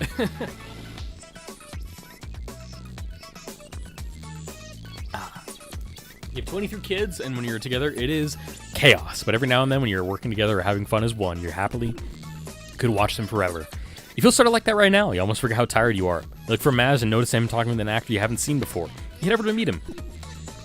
What a fine morning. Look ready for action today, Orchid. Is that sarcasm? I feel like garbage. Don't we all? You're living life the last chance way. In any case, let me introduce my sister, Uze Pa. She just arrived from Zoberon last night. Ooh speaks in a language you don't recognize. The synthetic voice issues from her comlink. Excuse me. Hello, boss. Sounds like her translation software is struggling to keep up with her dialect. Hello, are you acting today? She's playing Marduk Zul's lover, Argo. Wow, I can't even say these names, dude. Marduk Vulzul and Argo Vulzul. Good to know. No one tells me anything around here. I perform the fighting action. Ooze is choreographing the fight scenes. She's an accomplished martial artist, unlike me. Not much of a fighter or an athlete, but Ooze has taught me a few things over the years. I know enough to fool an audience. Maz snaps into a dramatic fighting stance. Your prostate is weak. What a sentence. She means posture. Uz jerks Maz around until he stands straighter. Today's a big day for us. Lots of fighting and stunts, but we practiced last night, so we should be ready. Great, pleased to meet you, Ooze. Glad to be here. We'll make a movie that kills. I hope so. Don't worry about Ooze's translator. She doesn't use it when she acts. We rehearsed her lines already. She knows them all phonetically. I'm sure she'll do great. Just see me. Firmly gripping your shoulder, she looks in your ocular organs and nods once. Enough chat. It is warm-up time. Don't let me bother you, I'm just gonna watch. Maz and Ooze spar for a while. At one point, Ooze launches Maz over her shoulder. He twists in the air before cartwheeling into a stack of padded mats. That was a hell of a stunt. You doing that in front of the camera today? No, Maz is still learning his movement. Without pads, he will be harmed. Maz stands up and brushes himself off. Must say, that move looks quite awesome. I would love to use it in Love Die Screaming. It's a damn shame not to show it off. Maz raises his brow at Ooze. She glares back stonily. My sister's against it, but I want to try the stunt. Great art sometimes involves risk. You're being ignorant. With all those padded mats, it seems pretty safe. We should put it in the movie. Well, we can't really use those mats on camera. They are too hard to hide. I say no. Maz rubs his glands while chewing his lip. When it comes to stunts, Ooze is in charge. She says no, then we can't do it. If Ooze thinks it's too dangerous, then we should forget it. Thank you for your respect. Let's go. Nice. I'm disappointed, but Ooze is right. I'll keep practicing, though. Maybe we can do this stunt in another scene. Hey, Chaos. What's up, dude? Hope you're doing well on this fine Thursday, basically afternoon already. Holy shit, it's already afternoon. That's crazy. Damn. Welcome into Last Chance In Xollywood. It is a weird-ass visual novel about aliens making movies, and it's really, really weird, and I'm loving it. Train hard, and it is possible. We'll start shooting soon. Make sure you're both ready. We will be. Threading your way between piles of equipment and props, you cross the soundstage. You review the script and shooting schedule. You have never shot martial arts choreography. You aren't burning with confidence, but you are as prepared as you can be. Thanks for the Esoteric like. Appreciate it. You want to start shooting soon and wonder if the others are ready. Each member of the cast and crew is busy with their own thing. They look dead tired, but they seem focused. Except for Grimu. You see her angrily hurl a drone against the wall. We're going to check on Grimu. As you approach, Grimu is prying a panel off her dented mic drone. Her feathers are straight out and vibrating. Want some help?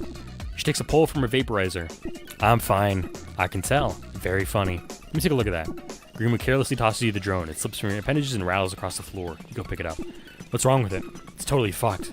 Okay then. She drags on her vaporizer again. Sorry, you didn't deserve that. I'm just pissed.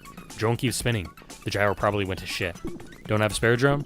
Last Chance owns this one. That's probably why it's so old and fucked up. Using one of my own too, but I really wanted 2 drones for today. Maybe I could fix it. Surprise me. Grimu hands you a scanner and a tweaker. The switch on the scanner, but it doesn't power on. Grimu slaps it in and blinks to life. Scanner's busted too. Pass the scanner over the drone. Something is lodged in the gyro. Obviously, good luck getting it out. You probably the drone with the tweaker. I'm gonna save scum this chat because I actually want to get this to work.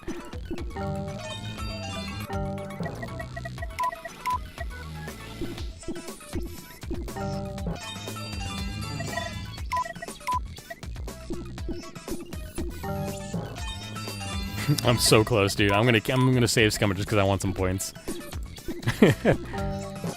Oh, come on. At least it's really fast to load these, which is delightful. Oh my god.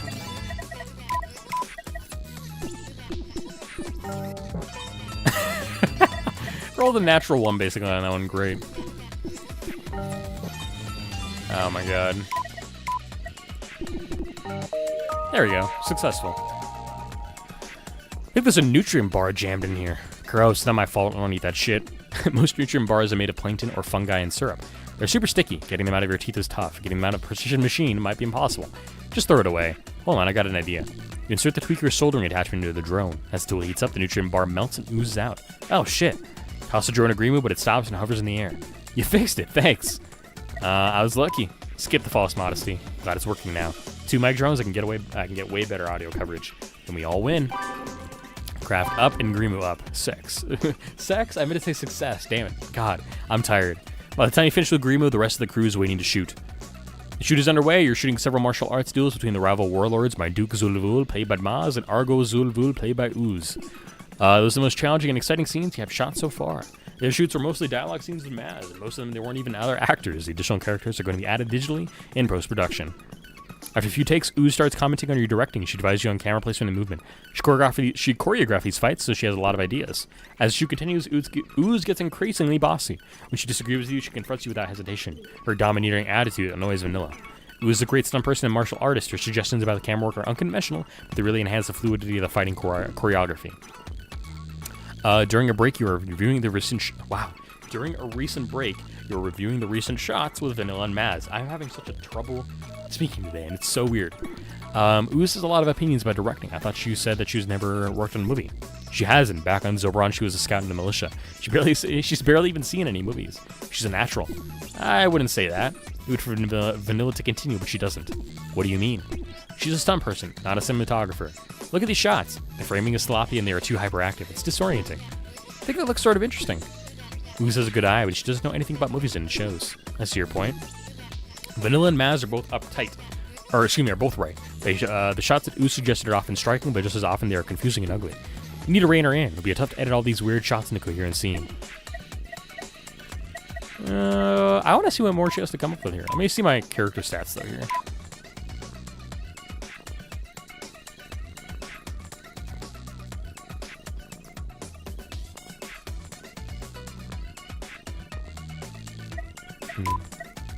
I want to see what else she comes up with. After the break, you continue shooting where you left off. Ooze gets even bolder at calling the shots. She's directing the choreography and cameras at the same time, so the shoot goes slowly. Ooze also makes more mistakes than Vanilla would. But you can't argue with the results. They look unique and extreme. Actually, what is my craft at now? I might rein her in that case. I want some better craft here for better movie performances. Whoops.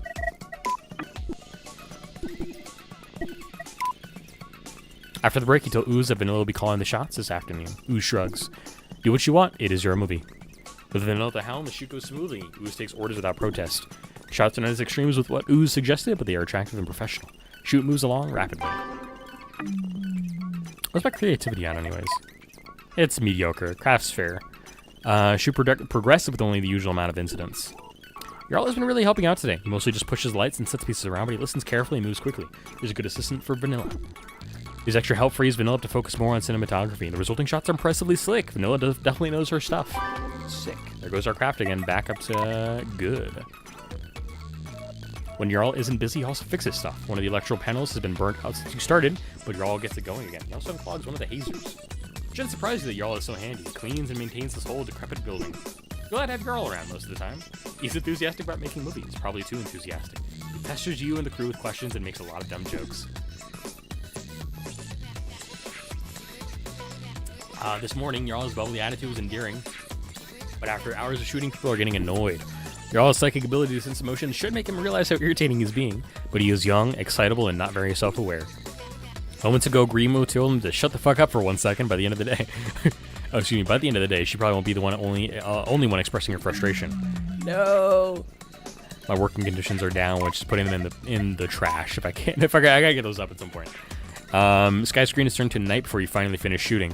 Cast and crew are shambling around the soundstage like drones in the sleep cycle. Alright everyone, that's enough for today. You gotta start packing up equipment, costumes, and props. You go over the plan for tomorrow with Vanilla. When you and Vanilla finish, everyone is cleared out. Vanilla still wants to wrap a few things up. Wish her good night and head outside. Whoa, it is pitch black outside. The sky screen must be burned out. The dark vision filter in your comm keeps you from walking into walls, but you can't see much. You step in puddles and kick through trash heaps that you typically avoid. As you walk under a railway track, appendages wrap around you. What the? You get punched in the throat. Grab their comlink. Lucky us, it's a nice one. No, it's not. Take their bag, too. Artie! You hear a wet gasp. There is movement all around you. Shit, that hurts. Fuck! A new voice whispers right into your auditory membrane. You seem to have a big problem. Ooze, what are you doing here? You're fucking up my... Shut up now. Survive a mugging, sitting living. Nice. Ooze emerges from the shadows. She carries a small person by their tail. An amorphous body quivers at her feet. She looks different without her costume on. The outfit she is wearing is from Ingress. And actually just take a save here. It would have been really hip 5 years ago. What if Maz bought it for her? Maz left me alone. My map software works badly here, and I did not know the path to the train. I followed you so I would not be lost. These people are not your friends? She heads toward the two incapacitated bodies. One of them moans. Definitely not. And they are thieves. On Zobron, we have punishments for such people. Don't kill them. Of course not. To kill while not at war is against the law. You read too many bad stories about my planet. What if we... Ooze twists the tail she's holding. The small person shrieks. I'll just give them a little beating. Yeah, honestly, they earned it. They have earned a lot. Ooze twists the tail she is holding. The small person shrieks and keeps shrieking. There's a wet tearing sound. You ripped their tail off! They're like a Zoberon musk needler. It'll grow back. The tailless person crawls into the shadows, trailing viscera. Their amorphous companion is still jiggling in a heap on the sidewalk. You aren't so sure that tail will grow back. Ooze tosses a severed appendage to a trash disintegrator. We should go. As you walk, you listen anxiously for encroaching footsteps. Ooze chats casually. Does that happen often? No, I heard this neighborhood has a lot of crime, but I figured it was just vandalism and break-ins. Never been mugged here. I've only been here 2 days. Ingress makes a bad impression. Most neighborhoods aren't like this. They have security. You mean the police? No, private security companies. Well, actually the police are privatized too. It's hard to explain. The whole thing is sort of complicated. It is very confusing. There's much burlesquing here. There must be an easier way. Takes a moment to realize she means bureaucracy. Yeah, it's sort of a mess. The police just collect fines. They usually don't mess with violent crime. Too dangerous and there's no profit in it. That is funny. People say Zobron is backward, but Ingress is no better. True. Who said Zobron is backward? Maz said that is what people here think. He said they might treat me badly for it. I also do not speak the language well. Are people being rude to you? I am not sure. People at Last Chance are fine, but they talk to Maz instead of me. They think I do not understand them. I might have done that today, and I'm sorry. Laughing, Ooze pokes you in the chest. It hurts. Do not worry, you're not the only one. Now you know better. The sky flickers back to life. Artificial moonlight beams down on you. That's a relief. I couldn't see what I was stepping in, but I could tell it was gross. I agree, the mud here smells bad. It's not mud, it's runoff from the waste recyclers. Wash your shoes when you get home or they might fall apart. I see. I think I hate this place. You walk on, stepping around the puddles of rank fluid. You did an awesome job today. You're just being flattering, but it is very thoughtful. Maybe, but I meant it too. Then thank you. Before today, I never used my fighting for anything but fighting. It was interesting. I don't know much about I don't know much about martial arts, but I learned a few things today. It is funny that you say martial arts. It is fighting in your language. There is an art for everything. I never thought about it like that. Art is about expressing yourself. Maybe you express yourself by fighting. I protect myself by fighting. I express myself by talking. You think about art too much. You're probably right. You reach the railway. Can you make it home from here? Yes, my map software works under the railway station, but not other places. I don't understand it. Yeah, the lower levels are weird. I should ask if you can make it home. Very funny.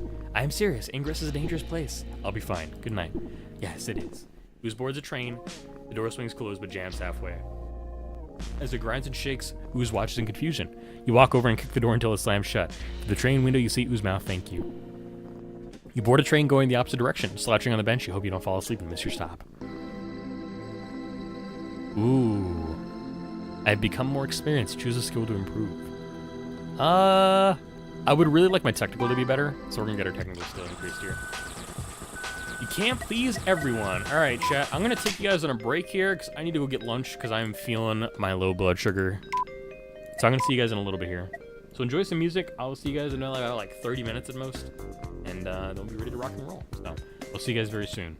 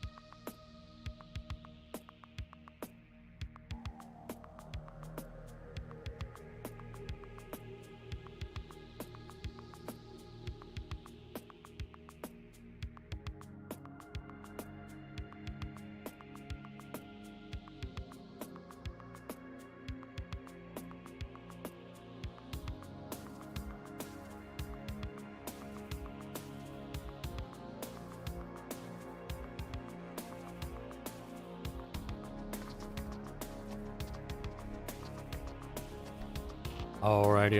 Hello, everybody. I'm back. Hello, Carl. Welcome in. Hope you're doing well on the YouTube side of things.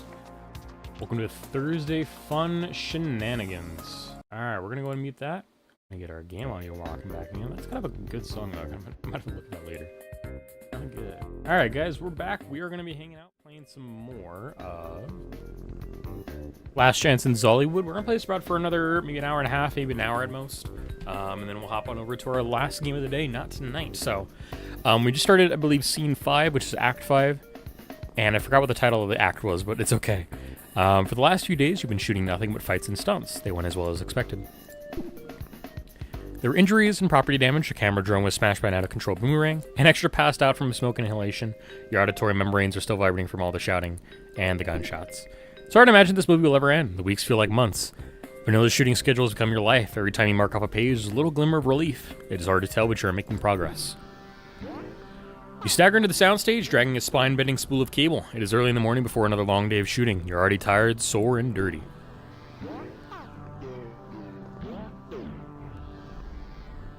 Thank you for the ball. And also, please don't spam characters in my chat, please.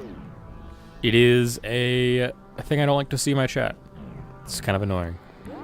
You're fine for now, though. You came in before everyone else so you could plan a few shots. It's about to find that you are not alone. The lights are on and a figure stands among the huts of the village set. Hello, can I help you? Greetings. Here for the shoot. I wasn't expecting a new actor today. No, I am not. Wait for him to continue. Instead, he snorts and shakes his head. Okay, what do you need? I see no one mentioned me. How typical. They might have. I'm not sure who you are. Maybe the name, Rinaldi, rings a bell. You're the art director. Yes, I am the creator of those fine sets, costumes, and props you abuse every day. It is past time we met. I agree. I'm Orchid. An art director is responsible for designing, constructing all the sets, costumes, props, and other stuff that defines the look of a movie. At a bigger company, an art director oversees a team of designers and construction people. At Last Chance, it seems like Rinaldi does everything himself. I know who you are. You're the director. How's your appendage? Vanilla told me you hurt it last week. That is an understatement. The whole thing was torn off. It has grown back, but the experience was quite dreadful. I can imagine. Continue working, though. You know how it is around here. The show must go on. What are you doing here today? Rinaldi gestures gestures grandly at the surrounding village. I've come to say goodbye. You're leaving? No, I'm not leaving, although maybe I should. I am bidding farewell to this set. You and that psychopath Torch are going to immolate it. Rinaldi is referring to the shoot today. You're staging an explosion that would demolish the village. Torch is handling the pyrotechnics. It will be a shame to see it go. I pour my soul into my art. It is crushing to see it destroyed. My work deserves better than this. Your set will be preserved forever in the movie, though. People who watch this movie will never appreciate what I do. Well, okay then. In any case, I'm looking forward to seeing the new set. I will install it tonight. Be sure to clean up when you are done today. I will not have time for delays. Do you want some help? Of course not. Building the set is very intricate work. Other people will only blunder about and cause problems. If you say so. I do not expect you to understand. Rinaldi is rude and vain, but you have 23 kids, so you're used to bratty behavior. Thank you. I really appreciate what you do. I find that hard to believe. What do you mean? If you've never been an art director, I doubt you have any idea of all that goes into it. To most people, the things I create are just tools. They cannot understand the artistry involved. I wonder if you're any different.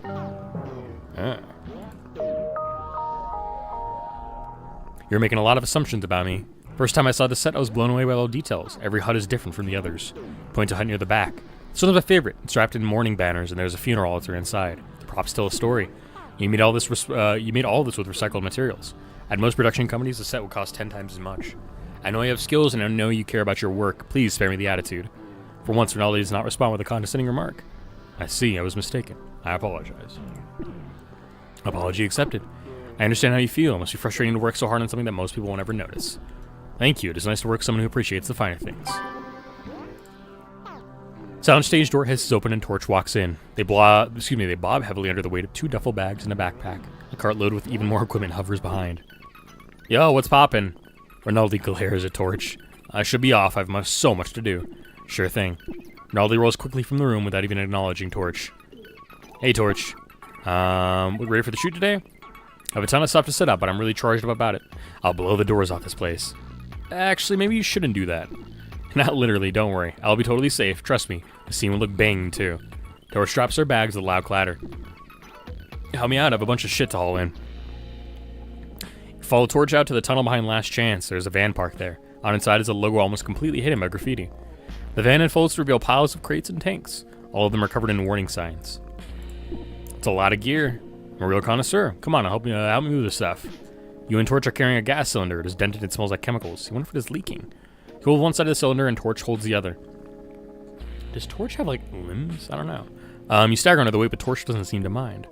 Something this heavy was never meant to be carried, but the lifter on the cylinder is broken, excuse me. I know we just met the other day, but I have to ask. Can I borrow 100 credits? What for?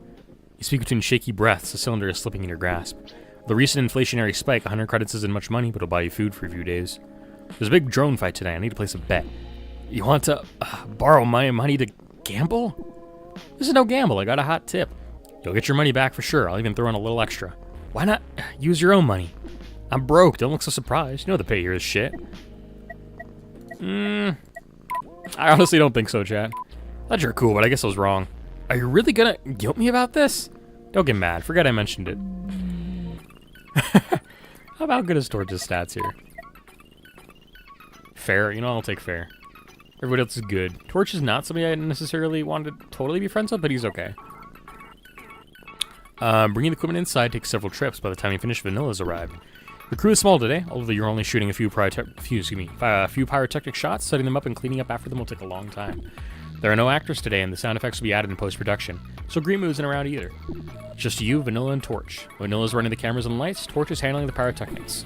As Torch scatters gear all around the stage, you check in with Vanilla. She slipped on an equipment case beneath a cloud of hovering drones. The backdraft from their lifts makes you tingle. Hello. Her eyes shift to you, her face is waxy.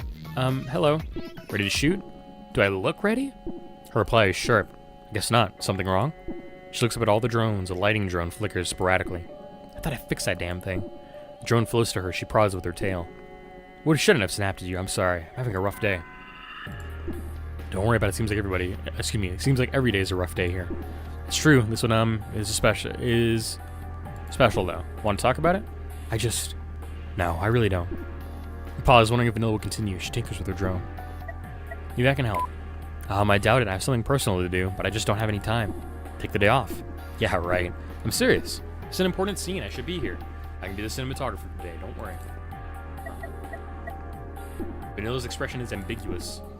I'm not sure if that's a good idea. No offense. Pyrotechnic shots get tricky and you only get one chance. I can handle it. Trust me. Vanilla is quiet. She inspects her drone. I'm okay. I'll leave it to you. I mean, if you're sure you can handle it. Stop worrying. You're right. I trust you. Thanks for this. Gonna take a save though really quick. No problem. Good luck with whatever you're doing today. You too. Thanks again.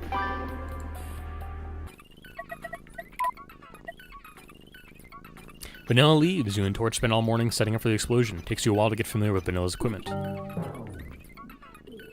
Oh, 40% chance.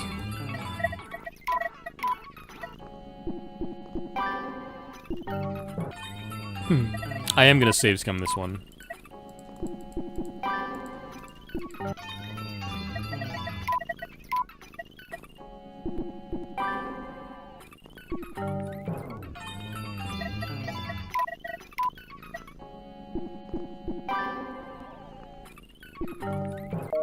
There we go. Save scum successful. You've used a few different camera and lighting drones in the past. Doesn't take you long to get comfortable. Earlier this week, you and Torch debated about the scene. They ordered a really excessive amount of explosives. The expense was extreme, but you rewrote the budget to fit it in. Finally, everything is set. The cameras roll. You both don protective aprons and goggles and get behind a blast shield. Torch punches the detonator with gusto. There's an eruption of smoke and fire as the village set is blasted into smoldering rubble. Torch laughs uproariously as dust cascades from the walls and ceilings. Torch must have miscalculated something. Debris are hurled way outside of the safety zone. No one is hurt, but you have to extinguish several fires. As the smoke clears, you review the video. Massive explosions will make an awesome set piece in the finished movie. Sick. Don't know if they were worth all that money, but you can't deny that the results look amazing. Shoot is over. On your way out, you're passing down a dark hallway. You trip over a toolbox and gasp as tools scattered across the floor. You gasp again as a figure drops suddenly from a hole in the ceiling. Hi, Jarl. Orchid, I was hoping I'd see you. This is perfect. Tosses a dead bilge crawl into a nearby trash can. It's good to see you too. You know, you're all bump appendages. Thanks, I'm glad you aren't as grouchy as everyone else around here. It's a real drag sometimes. How was the shoot? Thought you could sense my emotions. Can't you already tell? Try out a conversation here. Don't make it this weird. It went well. Heard the explosion. The whole building shook. I almost fell down a lift shaft. It's pretty cool, but now I smell like smoke. I'll probably have to throw these clothes away. Don't worry about it. I just flushed the air filter, so I smell like a moldy aquarium. Based. I didn't notice this whole building always smells, so it's weird. You're all chitters. It might be a laugh. Do you have a second to talk? Sure, what's up?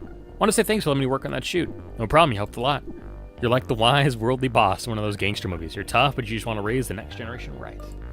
I don't know if I'm flattered. Okay, maybe you're more like the kind, supportive coach in a sports movie. Thanks. Never mind all that. I'm trying to say that I really, really want to work in the studio more. I'm sure we can work something out. But, maybe next time I could get paid? If I have to, I'll still do it for free. I'm just saying some money would be nice. I understand. If you work, you should get paid. It's only fair. I need to talk to Randy about it, though. Payroll is her domain. Damn. What do you mean? Randy won't go for it. Is that a psychic prediction? No, I already asked her. She said no. Let me try. Well, she's in our office right now. Maybe we could, see her? Sure. Thanks, Orchid. You're really the best. Don't think me yet. Wait and see how I do.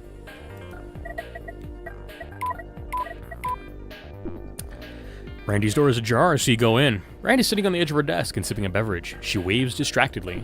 Hello, can we talk? Shoot. Randy's ocular organs aren't meeting yours. She's probably reading on her comm link. Seems like the only time you have her full attention is when she's mad at you. Just spoke with Jarl. Me too, and I know exactly what you're going to ask, but go ahead anyway. The other day, Jarl volunteered to work on a shoot. He was a big help. He even fixed the old electrical panel on the soundstage. Randy nods vaguely. I want to use him for another shoot, but I think he should be paid for it. Cover this with Jarl already. If you want some more work, there is plenty of cleaning to do, and the Last Chance website needs updates too. He doesn't want to clean or update the website. He wants to work on the soundstage. I get that, but that isn't his job. I'm paying him to maintain this place, and he can barely keep up with that. If he needs money, I have plenty of things he can do and get paid for. Maybe he could change his job. Why? He's good at it. Ooh, let's see what we get here. Nice, got a success. If Jarl isn't happy, he will eventually leave. Do you really want to waste time looking for another janitor?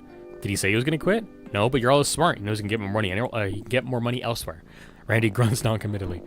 He isn't asking for much. Let him work on the soundstage 1 day a week. I don't. Having him around will keep Love Dice screaming on schedule. We're really understaffed. Fine, 1 day a week. Thank you. You're done here? Have a call to make. Thanks again. Jarl will be happy. Just make sure he works hard. Before reaching the door, Randy's talking to someone else. Never call back. Did you follow the permit or? The hisses closed behind you. The door hisses closed behind you. You walk down the hall. Jarl calls out of event and walks beside you. Talk to Randy. Listen through the wall. You're fucking awesome. Thank you so much. Forget up your help. I'll check out the shooting schedule and tell you what dates I need you. This is so sweet. I owe you big time. You deserve it. I know that, but Randy doesn't. I didn't think you would ever talk her into it. Don't underestimate me. I never will again. I better get back to work. I can't slack off or Randy might change her mind. I'm getting out of here. See you around. Definitely. Nice. Good for Jarl. You wave. Jarl waves back. With a scrubber clutching his pincer and a distinct... it's a distant expression on his face. He ducks into a vent and disappears. Scene 6. Soft touch, hard sail. That's a phrase and a half. Another save. One way or another, the movie's gradually getting done. As a director, what is your top priority? Some choice may not be available if one of your movie stats is at maximum. Keeping the cast and crew happy. There have been a lot of technical issues lately. Equipment breaks, recording is getting lost. You don't know if it's from bad luck or carelessness, but it's making a real mess of things. Shit. Everything's pretty good, though. I'll take it. You've been spending a lot of time with your coworkers. Way too much in time, in fact. Who have you been working with the most? Okay. This is an interesting little decision here. Let me see my stats here.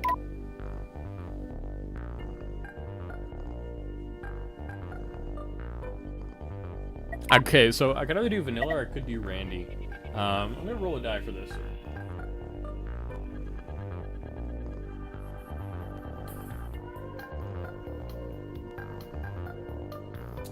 And if it's even, I'm gonna pick Randy.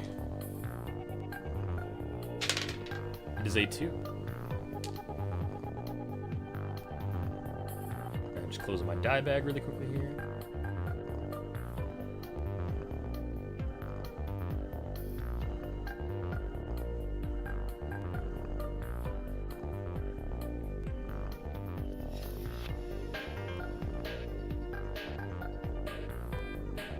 A little finicky because I have a couple cords I like to tie in a specific way.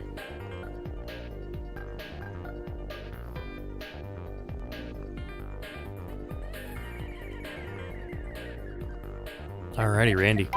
Randy up. It's probably gonna put her up at like Fantastic or something. Being together so much is making you closer. Two of you have a good rhythm when you work, and your mutual respect is growing. Meanwhile, things have been tense between you and Rinaldi. He's being his usual whiny, passive-aggressive self, and you just couldn't take it anymore. The two of you got into a big fight. Oof. It's fair still. I'll take a fair. Several days have passed. At first, shooting stunts and projects was a nice change of pace, but after a week, you're totally over it. Welcome in, Tiso. How you doing? How was One Step from Eden? Did you enjoy it? Pretty sure it's a game recommended to you. Hope you're having a good time with that if you picked it up. We are playing right now a game called Last Chance in Xollywood. It's a visual novel based around making an alien film. Yeah, you love it? Good to hear. I'm glad you do. I'm actually falling in love with it too. I'm finding my groove with some characters that are coming later in the game, so I'm having a great time with that. Alrighty. During your morning hygiene ritual, you review the day's shooting schedule. It is still really difficult, which is kind of a nice like little pace change though. I'm used to like roguelikes that are decent up to a point, and then they like just crank up the difficulty. But this one, knowing that it's like hard going in, is a nice change of pace, so I can like pace myself accordingly. You notice that vanilla updated twice since you went to bed. Looks like another busy day. Newly built jungle set gives the soundstage a rugged, natural vibe. Rinaldi did a great job on it. Blooms of fake fungi glistening in the bright lights. You're shooting a crowd scene. In the movie, Marduk Vul Zul addresses his followers in his jungle hideout. Crowd scenes usually need a lot of extras. Finding and managing all those people is expensive and hassle. For cheap movies like this, the crowds are all digital. So in One Step from Eden, I have unlocked Terra, and I have unlocked Reva, who's my favorite character, and I've also unlocked I think I unlocked one other person, but I can't remember her all of a sudden. I did unlock another Saffron, I know. I think that's what I'm thinking of. I'm unlocking a different Saffron type, which is fun, but it's still not my favorite type. I really like Reva. Reva's my favorite, and it's good for me because I need like I need a build that can allow me to survive hits, kind of thing. Lots of things in Love Die Screaming are done like that. Fire, weather, gunshots, animals, vehicles, and many other things will be inserted later by Torch, your special effects ace. Generating stuff digitally always looks worse than the real thing, but there's no other way for a small cast and crew to make an epic movie like this. Torch wants as many practical effects as possible, but they are rarely in the budget. Remember how Torch fought to get the real explosion he shot earlier this week. How do you unlock them? You just keep playing. I don't know if there's like specific ways to like unlock characters. I just keep playing and I keep playing and I'm still unlocking new stuff, so I think it might be tied to that. So you know when you complete a run, there's like a little diamond like level up symbol you get. I'm pretty sure it's tied to that and how many times you're leveling up, and maybe like, I don't know if there's hidden conditions or not, so don't quote me on that, but I think it's my best guess that you just kind of keep leveling up, keep enjoying the game, keep playing, having a good time with it. As you're taping blocking marks on the floor, Rinaldi rolls over, huffing rapidly. I will not stand for this outrage. Wait for him to continue, he thrusts his appendage at a piece of scenery. It's a hand-painted banner of the Vulzul clan crest. I was moving this backdrop in a place when I saw, well, just look for yourself. The banner's covered with rips and holes, the size of a wall, and really elaborate, so it's shocking to see it torn up. Oh no, you're fine. It like legitimately, if you go back to when I first played One Step from Eden, I believe you came in on the first day or the second day that I played it. By the time I had been playing it for a while, I was starting to get better at it because I had somebody helping me and teaching me some stuff, which was nice. But legitimately, you just need to like keep practicing, keep learning, and find a strategy that works for you. Honestly, it's a tough game, but it's a lot of fun, I think. I might do another video on it, or another stream, I guess, here in the future of it, because I do like it. I think it's a nice little fun thing to have on the channel. So if you want to come back, ask me like maybe any tips I have or any like strategies. I would love to have you ask those questions when I'm more ready to think about them as opposed to talking through this game and stuff. But yeah, don't give up. It's a fun game, and I believe you have the power to do it, especially if you're doing things like let me solo him and stuff in like Elden Ring. I believe you have the skills for One Step from Eden. I think you're good. The vermin shoot it apart. Someone must really do something about them. This place is such a cesspit. Can you fix the damage? Don't be a fool. Penny the tapestry took 3 days. I could not possibly repair it today. We're supposed to shoot with that tapestry in 15 minutes, so I could delay for an hour. Would that be enough? Realistically at all, an hour is not nearly enough time. The repairs take at least a day. That isn't an option. What else can you do? You're the director. Why don't you tell me? Okay, yeah, let's see what I get. Oof. Let's see. I'm gonna save scum this. I always do.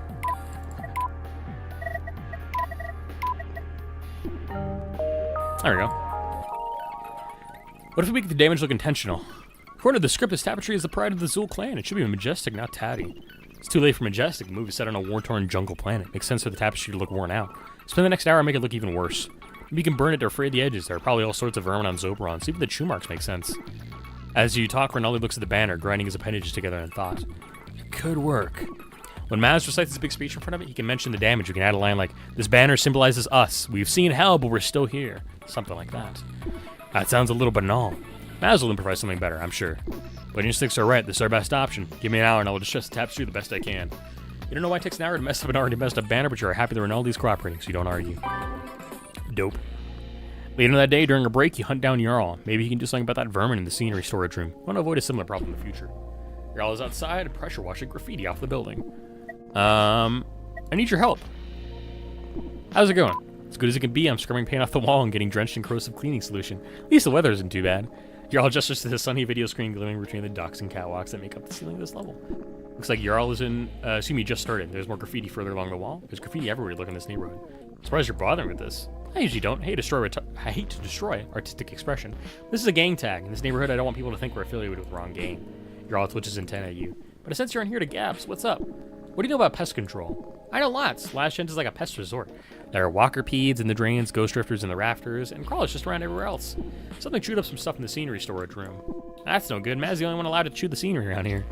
Paula stretches uncomfortably. Okay, you're right. Maybe that was a dumb joke. They can't all be winners. Can you pest-proof the storage room somehow? The storage room is the only place in the building that I do pest-proof. Some other scenery got screwed up a while ago. I think bilge crawlers like the glue that Rinaldi uses. After that, I sealed up every crack and put radiation traps all around the room. Nothing is getting in there. Unless... Jarl tugs on his antenna distractedly. Unless? No one knows this, but I have some pets. What do you mean? I found an abandoned nest full of baby bilge crawlers a few weeks ago. I think they're mutants. They have enormous eyes, and they're really smart. Do you keep them in a cage? I can't. They must be telekinetic or something. They break out of anywhere I put them in. Like I said, they're really smart. They could be eating the scenery. I feed them scrap material that Rinaldi and Torch leave around their workshops. They probably developed a taste for it. You need to get them under control. You ever see that movie Free Waldo? It's about a guy who works in an aquarium. Instead of Free Willy, I love that. Who works in an aquarium and realizes all the salt monkeys are sapient. I think it's based on a true story. Anyway, these crawlers are like that. They're so smart, they're basically people. I couldn't control them even if I wanted to. I'm trying to keep them out of the storage room. I'll do my best. Thanks, Rinaldi. Or excuse me, thanks. Rinaldi was really pissed at the scenery piece were damaged. Rinaldi's always pissed about something. Yeah, I have to deal with it, so help me out here. Okay, I don't want to cause trouble. These crawlers are really clever, though. Thank you. No problem.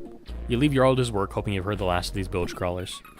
You finish shooting with no other vermin-related incidents. Rinaldi prowls around the soundstage all afternoon, inspecting every part of the set for damage. Keeps getting in the way and slowing down the shoot, but he's so surly that no one dares to confront him. Most of the others have gone home, but Last Chance never empties completely. Right now you are... Oh, just a weird event here. I'm gonna outside buying an energy drink. What has this done? The shoot is done, but your day isn't over. Your last energy drink is ebbing from your body, and if you don't get another, you're going to crash. You're outside in the plaza. It's part of the old shopping mall that Last Chance is built into.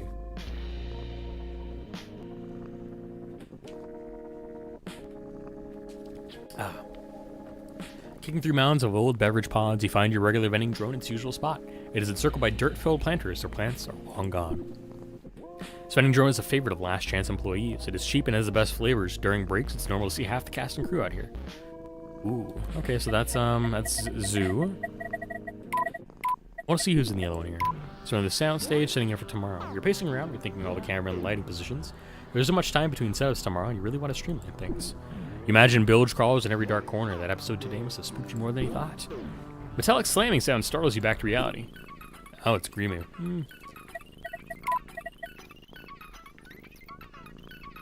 Things are good with Grimer. I want to hang out with Zumo or Ooze more. So we're gonna go for yellow here.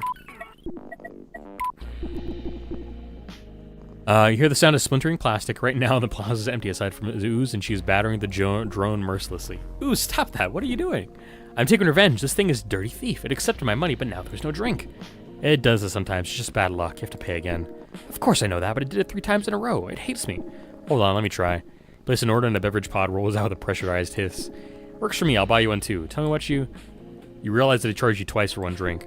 What the hell? This thing is really screwed up. This drone displays an error. Terminal connection error. Please try again later. It stops responding. The air in the plaza is full of drifting spores. The ventilation system in here probably hasn't worked in years.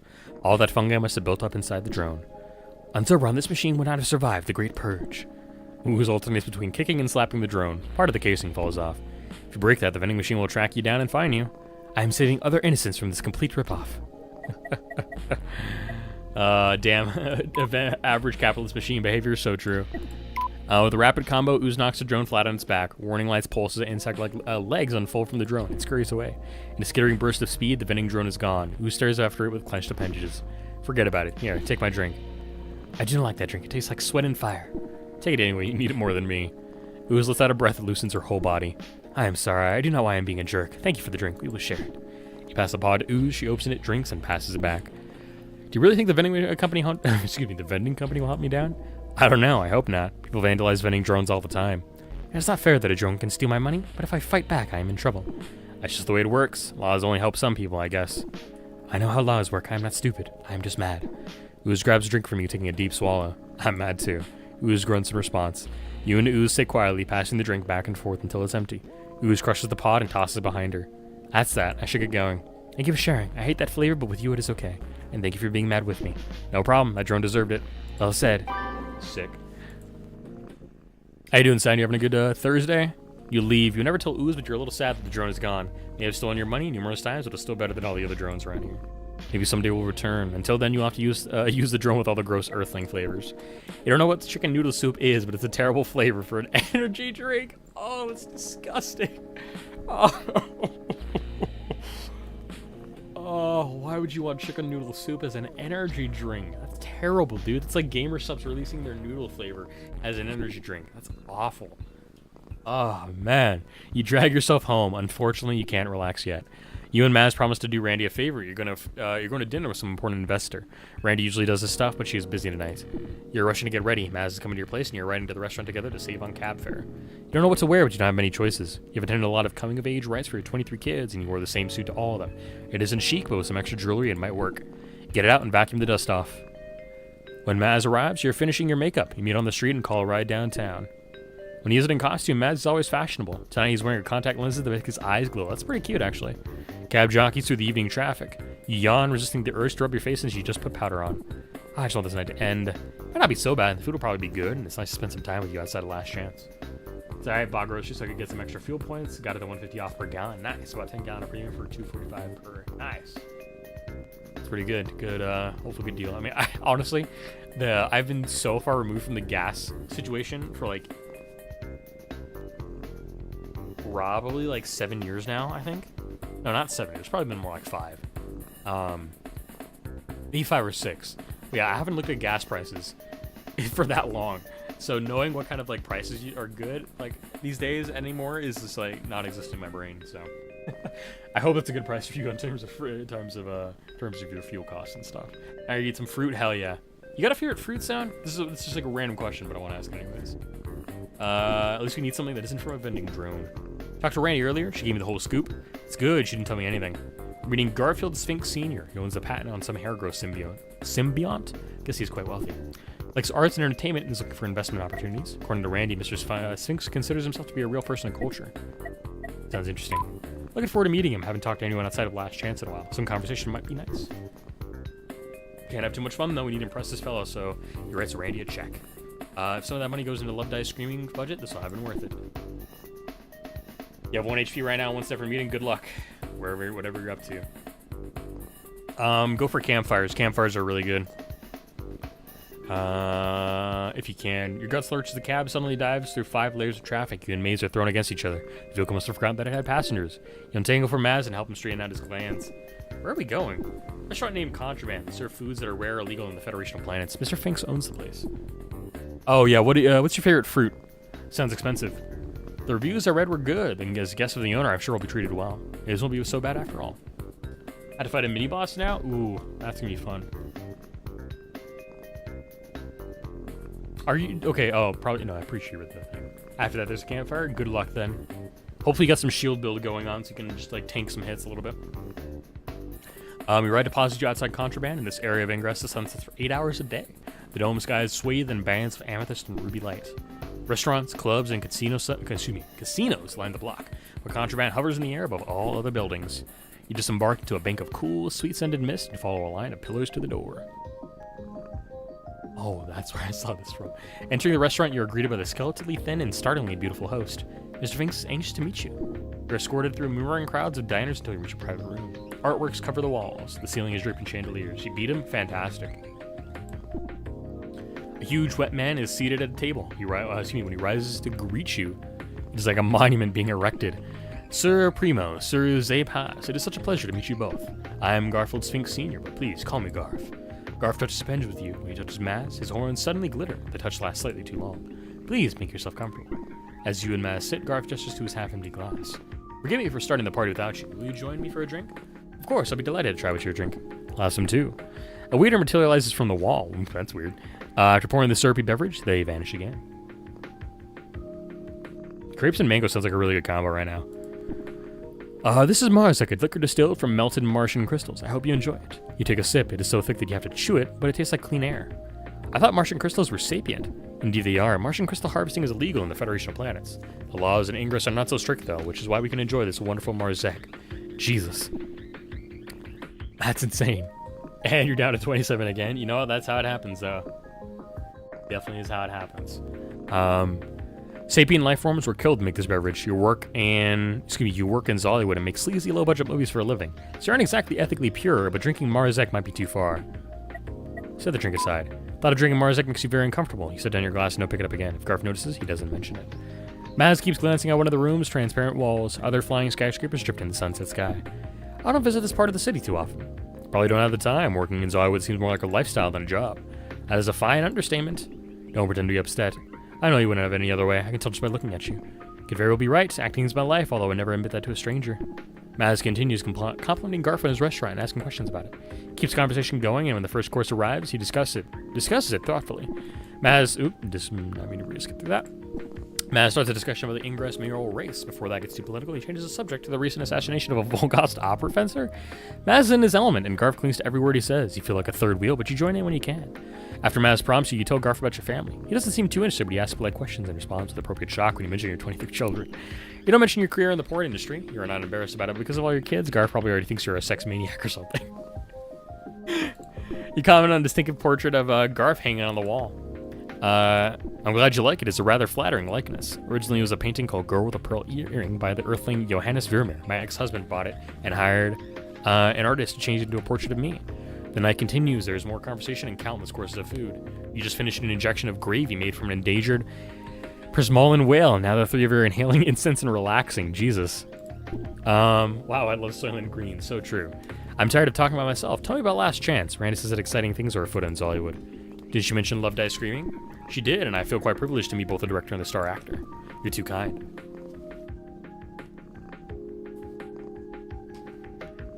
I would love to know more about it. Randy said it was a romance. That seems so old-fashioned. I imagine Last Chance being more cutting edge. He glances at Maz. He gingerly touches his glance.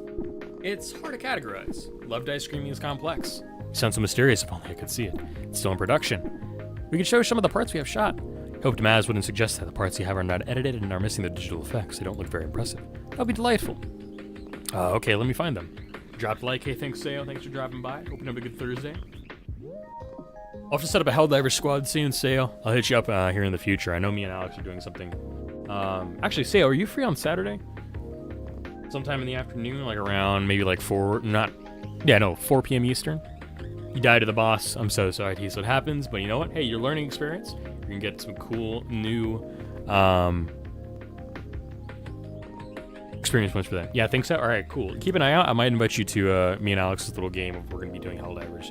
Just off stream, so it's going to be casual. We're going to have some fun, hopefully. So I'll hit you up around then. Okay, let me find them. On your comm link, you skim through the drive that you and Vanilla used to store the clips. We're going to show off Maz's dramatic performance. Here's a scene of Maz. His character, Marduk Vulzul, has just been exiled from his village. Forward the clips to Garf as he watches them, his ocular organs widen. This is a powerful performance. I can tell you take your craft seriously, Maz. Compliments are too much. I'm getting embarrassed. This movie is very interesting. I'm eager to know more about it. It's more than just art to me. It also has a potential investment. That's why I invited us here tonight. I would love to invest in this project, but I have some concerns. I believe in your ability to make an engaging movie, but movies are also a business, and from what I hear, they are a very fickle business. Must be sure that Last Chance knows how to make money as well as movies. Hate to be materialistic, but I'm sure you understand. We understand perfectly. Maz shifts in his seat and glances your way. You had better say something. Ooh. All right, we're gonna take a load here. I'm just gonna save scum this bullshit, dude. Wrong thing. Save. Load. Oof. There we go. That'll work. You're right, Garf. The movie business is fickle. Great movies sometimes flop, and awful movies sometimes become blockbusters. Last Chance makes words are hard. Last Chance makes movies, but we also distribute them. We know that success isn't about a good or bad movies. It's about audiences. I see. Love Die Screaming could never be a hit in Ingress. Seriously, trying to sell it here would be a waste of time and money. It is made for a Zoberon and audience, and Last Chance is a monopoly in the whole Zoberon and movie industry. No one else sells movies on Zoberon. Last Chance owns part of every theater and streaming service on the planet. As you talk, you scan through your files. You find the one you want and send it to Garf. Check out the saturation report. You can see that percentage on the Zoberon population see what percentage of each the Zoberon population sees each Last Chance movie. Everyone is bigger than the last. And look at this report. It shows the revenue for the last 3 movies Last Chance released on Zoberon. You have a good thing going there. I must say, this is certainly compelling. As a Zoberonan, I have a special perspective on the situation. Right? These movies are changing the whole planet. Enough. You've convinced me. I cannot doubt anyone as passionate and sincere as you two. Garf smothers Maz with a smile. I will call Randy in the morning to discuss the arrangement. Now that is enough business talk, let us move on to something more stimulating. Conversation leaves Last Chance, and more food, drink, and drugs are served. Time passes quickly. Garf describes his youth as a smuggler of illegal bacteria. That's interesting. That is where he discovered the hair growth symbiont that made his fortune. Maz shares a story about his childhood. He lived alone in the wild Zoberon jungle for a year. Wow. To avoid being conscripted into a militia. Eventually, Garf and Maz talk themselves out. It's so late. Where did the time go? The night is young. Not for work at a 9. We have another long day of shooting tomorrow. Hate to say it, but Maz is right. We should go. Thank you for joining me. I thoroughly enjoyed myself. Garf's gaze lingers on Maz. So did I. We should do it again soon. Consider it a day. My people will call your people. A good night to you both. Are Garf and Maz like flirting over there? That's so interesting. Minutes later, you and Maz are slumped in the back of a cab.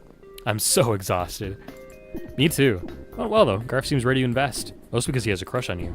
As Maz laughs, it is easy to see why Garf is so interested in him. You might be right, but you did your part too. I softened him up and you sealed the deal. Good work, partner. I like the sound of that, partner. Maz gives you a winning smile. You gave Garf the same smile 100 times tonight. This time, you feel special. Sick. Is that going to be a good stat boost for us from Maz? Nice. It's a good little boost for them. Just glad it's over. Actually, I sort of enjoyed it. Smooching isn't so different from acting. It's true, but both of them are hard. Feels so good when you do it right, though. Cab sends to your apartment, you get out. See you tomorrow. Bright and early. Good night. Maz nods through the window as the cab lifts away. You're only getting a few hours of sleep tonight. You should probably get started. As you roll around in bed, the morning comes rushing at you. Before you know it, it is here.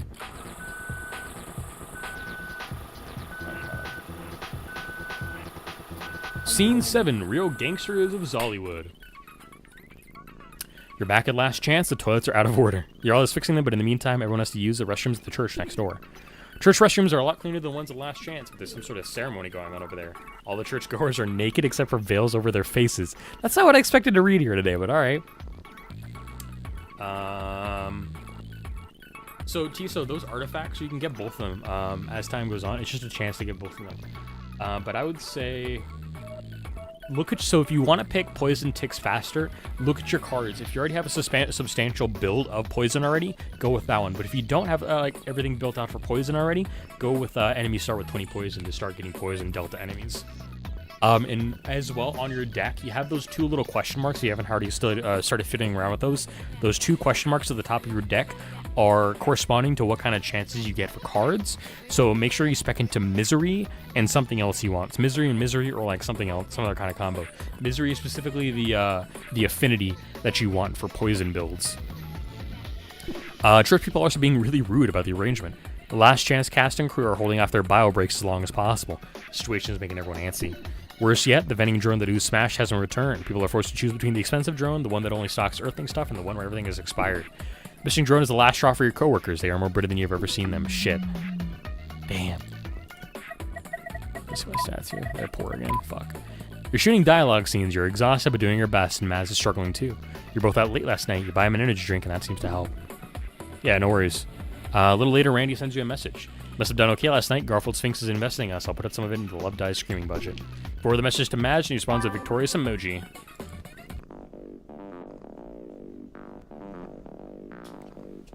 Had to stop the shoot. A boom pole snapped in half and crushed part of the backdrop. Ronaldo's preparing the set and being really passive-aggressive about it. Call the breaks so we wouldn't have to deal with them thundering angling around the soundstage. Trying to use the downtime the best you can. What do you work on? Vanilla news, I think we're going to do. Checking with Vanilla, she and Ooze are arguing. What else is new? These two are always butting heads. I can pick Misery in both? Correct, you can. That's totally fine. I think it does increase your chances a little more for stuff. But if you want something else to complement your poison stuff, you may want to consider putting another Infinity up there. But it's totally fine to put Misery in both, as far as I can tell. I do not act like a camera person. Why do you act like a stunt person? I'm not a camera person. I'm a cinematographer. I've worked in this industry for a while, and I know a little about this. I know a little about this sort of thing. You're thinking I'm an idiot. You always do this. I don't think you're an idiot, but what? I am eager to hear. Never mind. What I'm trying to say is we need to save money, and we can do that by hiring cheaper stunt people. Let's have good stunt people. Stunts are the best thing in this whole movie. What's going on? Ooze scrunches her face, waiting for Vanilla to speak. Ooze and I are going over some freelancer contracts. We need to hire some people for the tank chase next week. Typically, you or Randy would do that, but you delegated to Vanilla this time. You're surprised Vanilla got Ooze involved. Ooze will be coordinating the stunts when you know Vanilla prefers to do things her way. Ooze and I are having a bit of a standoff. She wants to hire idiots. I'm sure they're competent. Maybe they're competent at failing like clowns, but this is a big scene. There's lots of fighting. I need people that know how to take a punch. Experience with weaponry would also not hurt. You're too ambitious. We're making a low-budget movie. The stunts are a little uninspired. We'll hide that with editing. The stunt people I found cost half as much as the ones you want. People want real action, not silly special effects. If we were talking about camera or lighting stuff, you would not compromise. Vanilla rolls her ocular organs. That's totally different, Quirky. Please help me explain this. Ooze, how do you know the cheap stunt people aren't good enough? I watched all their demo reels. I was very disappointed. Yes, I was disappointed too. I've choreographed a good scene and the audience will love it. These stunt people will ruin that. Then choreograph something simpler that they can handle. I will have to if you hire these baby stunt people. As Ooze and Vanilla bicker, you scan the freelancer contracts. We budgeted 3,000 credits for the scene. We can afford some good people. I realize that, but if you save money here, we can use it somewhere else. This isn't even an important scene. Vanilla has a point. Love Ice Cream is a long way from finish. Any credits to save will be useful later.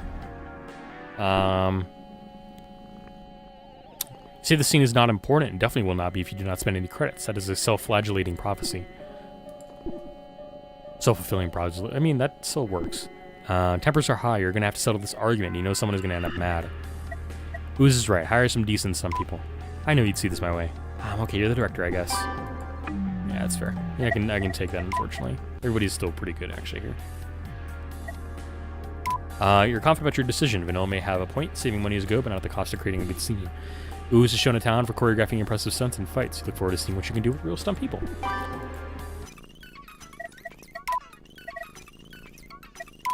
Work resumes in time to finish a couple shots before lunch.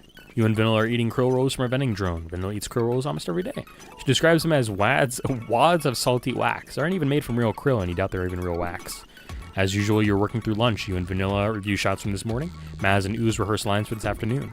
The back door bangs open and a burly woman barges through. Vanilla drops a krill roll in surprise. Hello? The woman's ocular organs dart around the soundstage. Who's in charge here? I am. She stomps over to you. We got some stuff to discuss. What's this about? I'm Saris Hardlow from ICO Local 333. She glares at you expectantly. What does that mean? She's with the Ingress Camera Operators Union. You're damn right I am, and I don't see any union representation here. Last Chance doesn't have a union contract. We don't need union representation. Really screwed up. Every company in Xollywood has a union contract. It's the law. I don't think that's true. Maybe it isn't a law. It's more like a rule. If you don't like it, take it up with Polo Hardlow. He's the boss of ICO Local 333.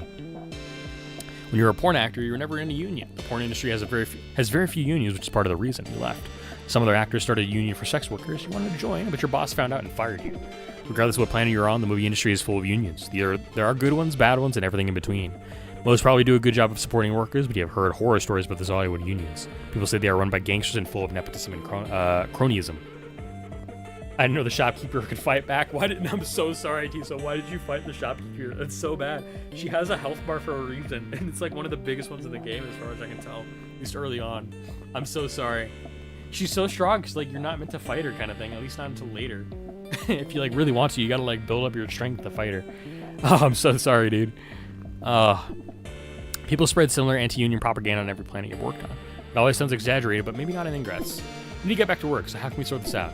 You pay a fine, 1,000 credits every day you shoot. That's quite a bit. What else can we do? Hire ICO Local 333 camera operators, but I recommend just paying the fine. It's cheaper. You can't afford 1,000 credits a day for the whole movie, and that would cost, I don't even know, way too much. Alright, fine, I'm a reasonable person. Let's work something out. How about a one-time donation of 10,000 credits to support worker solidarity? Then you never see me again. Can't really afford that either. That's tough, then you can't afford to make movies in Xollywood. You can't make us pay, we aren't committing a crime. If you don't pay, then I don't leave, and you don't want that. Trust me, I'm very disruptive.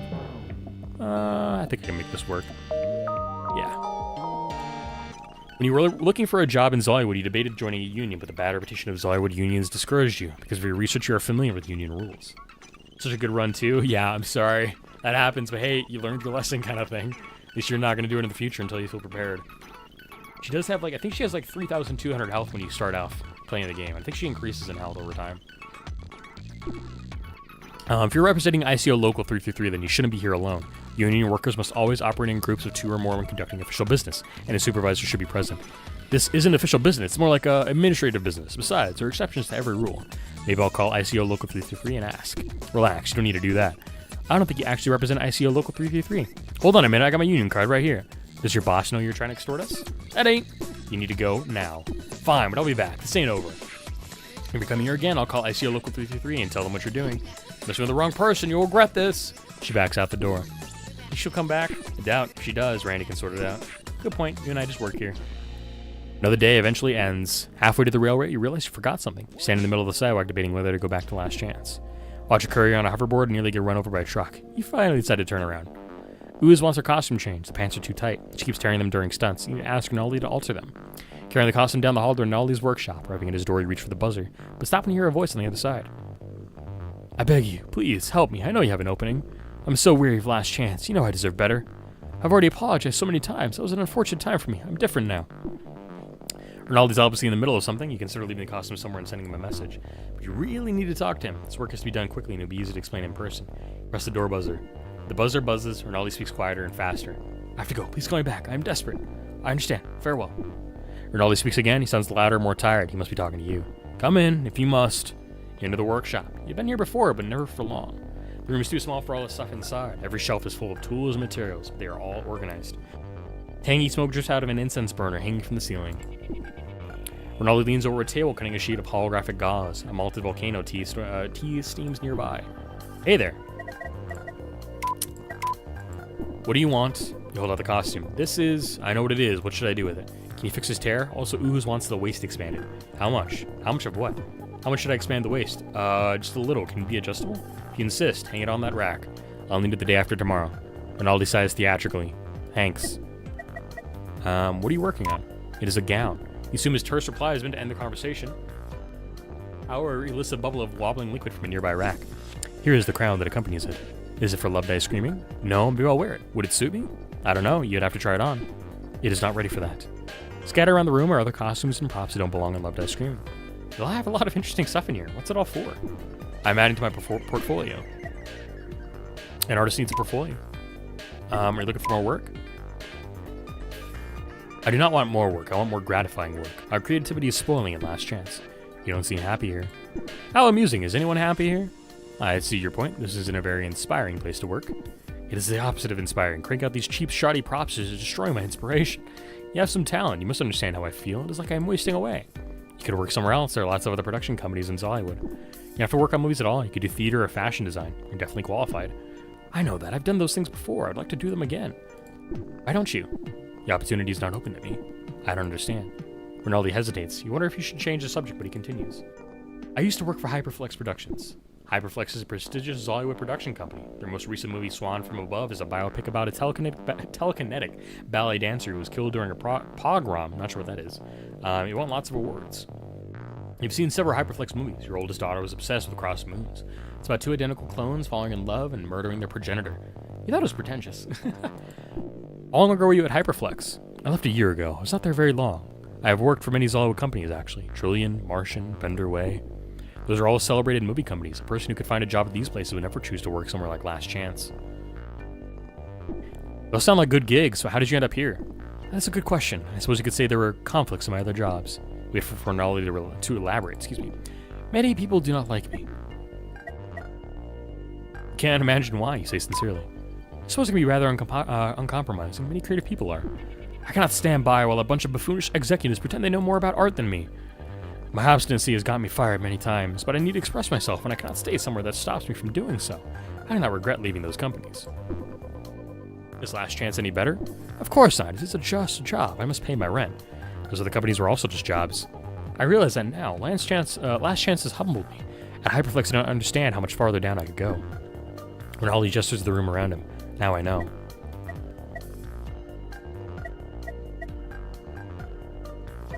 I don't know what I want to say here. Last Chance isn't so bad. For you, maybe. You're doing what you love, right? Still creative. I've done some fire work at Last Chance, but none of it matters. It'll never be seen by anyone who can appreciate it. I appreciate it. Thank you. That is somewhat rewarding to hear. Rinaldi resumes cutting fabric. He makes a mistake and mutters to himself. Yeah, I should get going. It was good too. Perhaps you could help me. You have worked on other planets. You could recommend me to another production company. But I have to be somewhere far from Ingress so my reputation would not precede me. I don't think that would work.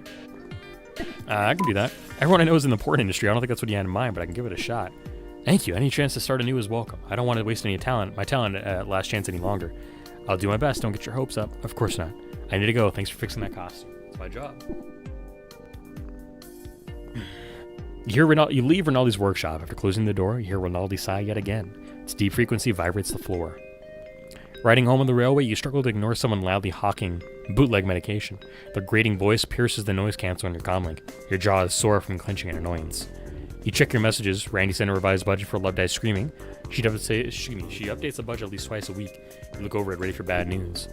The spreadsheet displays various expenses. You scan through invoices for contractors and equipment rentals. And unlabeled folders attached. Opening your ocular organs distend. Inside of the accounting files for all of Last Chance. Randy must have included them by mistake. I'm kind of curious. I don't really want to look, but I think I'm going to look just for a second here.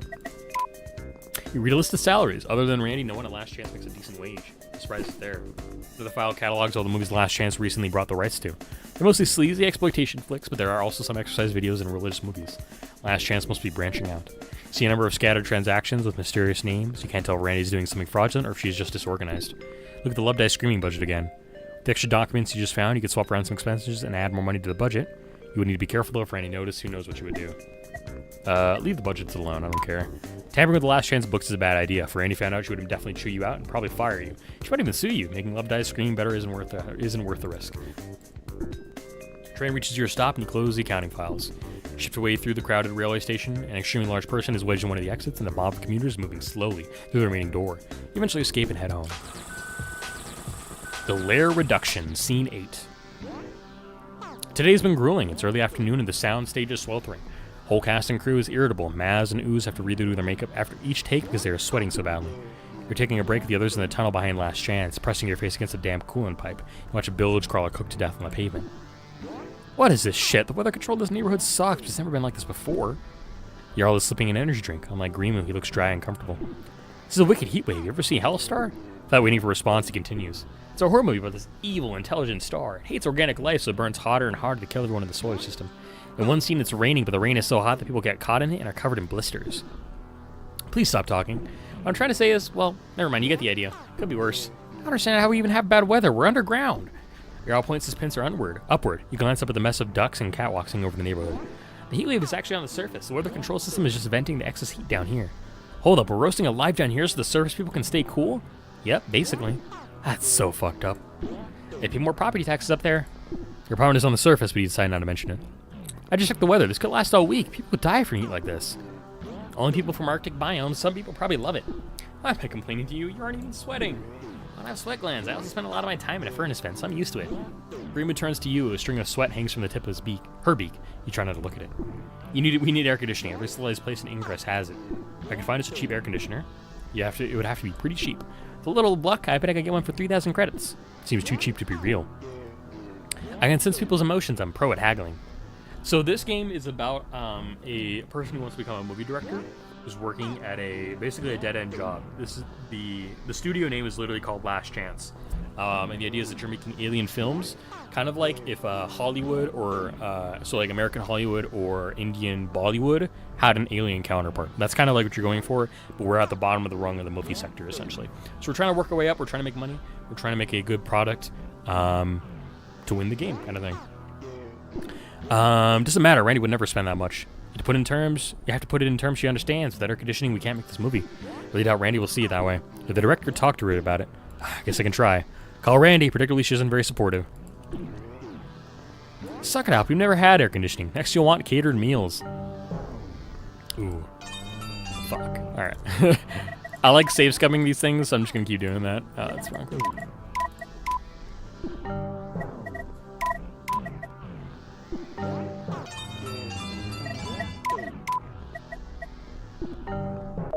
There we go.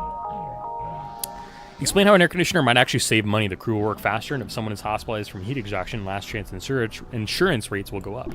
You swat down Randy's arguments until she finally agrees. It takes a while. She has a lot of arguments. Can't believe it. It actually worked.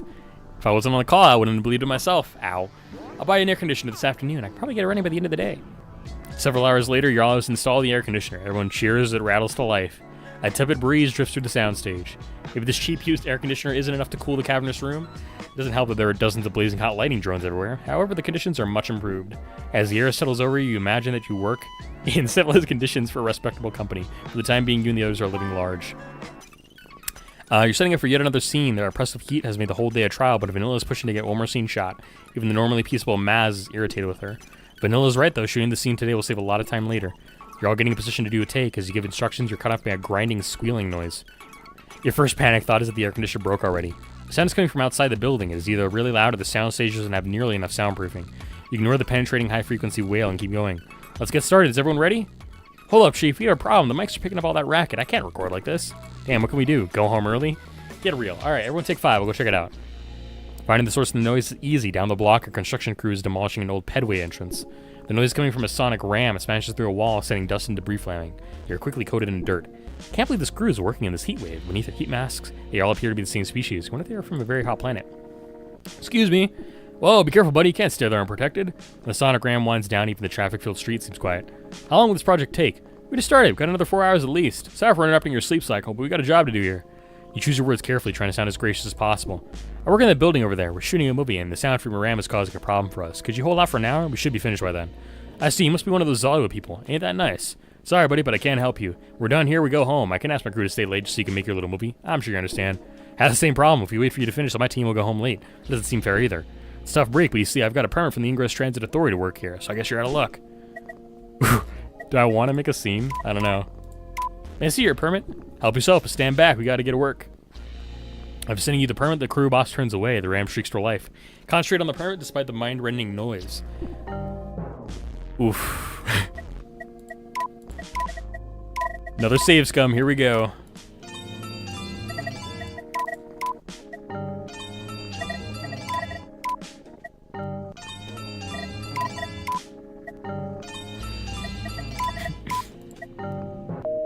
I'll take it.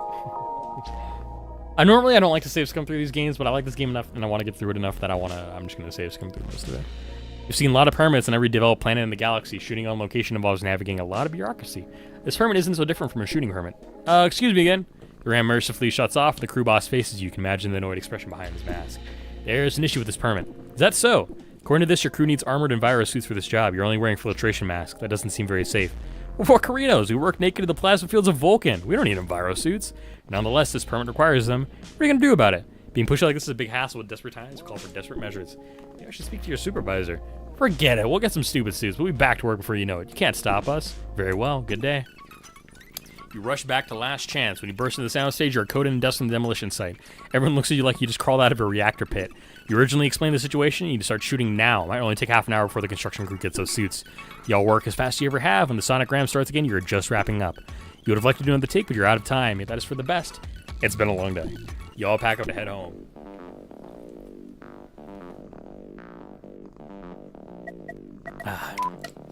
You're mustering your energy before facing the heat on your daily march to the railway. Hello, do you have a second? Actually, I'm kind of curious. Hold on. What if I fail this one still?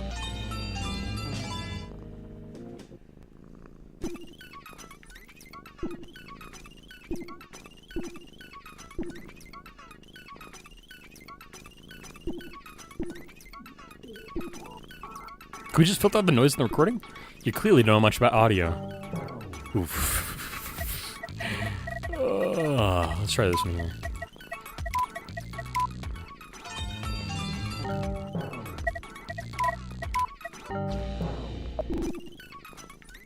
Oh, what? Hold on. I managed to get a success. Oh, I got another success. I don't want to. I want to see what I get for fails. Alright, let me just get through this here. I want to see what I get for this one here. Let's see what this one tells me here. Getting rid of the noise won't be easy, but if you use a hyper-directional mic with a dynamic noise cone, the recording might be clean enough. That would sound really distorted. You can fix that in post-production. It's a waste of time. You can't tell if Green is reluctant because she doesn't think it'll work, because she doesn't feel like messing with it. Just try it, please. Set the equipment up and do a test recording. Green is right. It sounds distorted, but you're also right. After some cleanup and post-production, it will be good enough. Grimu's grumpy about it, but you shoot the scene and it turns out fine. You're satisfied. There's no appeasing Grimu, though. She's the one who fixes it up post. Shoot over, you all pack up to head home. Sure, what's going on? I have a favor to ask. Wait for Vanilla to continue. Her attention is focused on a drone she is holding. She flips it rapidly on and off with her psychic powers. Suddenly, the drone starts to smoke. Shit, I mean, what I meant to say was, will you go out with me tonight? Don't get the wrong idea. This is just friendly. Actually, it's kind of professional, really. A few years ago, I worked on an independent movie. It had just won an award after speaking at the award ceremony. I asked someone else to come with me, but they canceled on me. Wonder why Vanilla doesn't just go alone. You don't have plans tonight, but you're looking forward to using your evening off to get some personal stuff sorted out. While work at Last Chance, your life has been falling apart. I'll go with you. Vanilla's body and wines. Thank you. Pick up in 2 hours. Is that okay? Is there a dress code? Most people are Earthlings. They overdress for everything, but have no clue about galactic fashion. Wear whatever you want. They won't know the difference. I can handle that. I'll see you soon, and thanks again. It means a lot to me. Based. When you finally get home, you only have an hour to get ready. You scrub off in the shower, then you start sifting through your pile of laundry. Where's something formal? You only have one nice outfit. You may, yeah. No, we're gonna do some casual.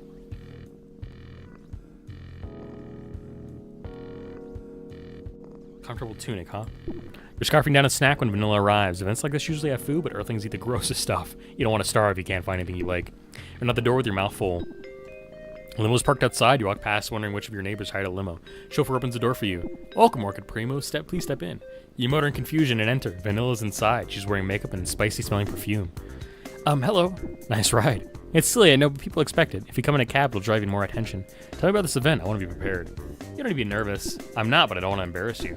3 years ago, I was the cinematographer on an independent picture called New Hate Story.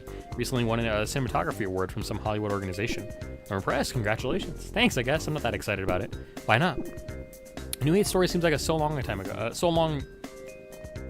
Seems like such a long time ago. I was still with my ex-husband. I was still working in Hollywood on Earth, and I was a different person. And why attend the award ceremony? I'd love to leave my old life behind, but I have to keep my options open. Things don't work out in Xollywood. I might end up back in Hollywood. So this event will be full of Hollywood people? Yes, unfortunately.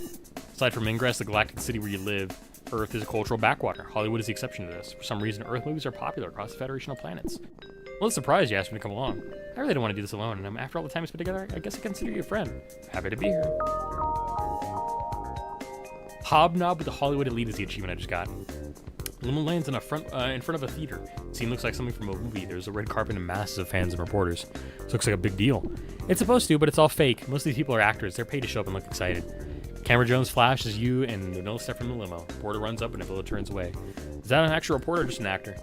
An actual reporter would never give up so easily.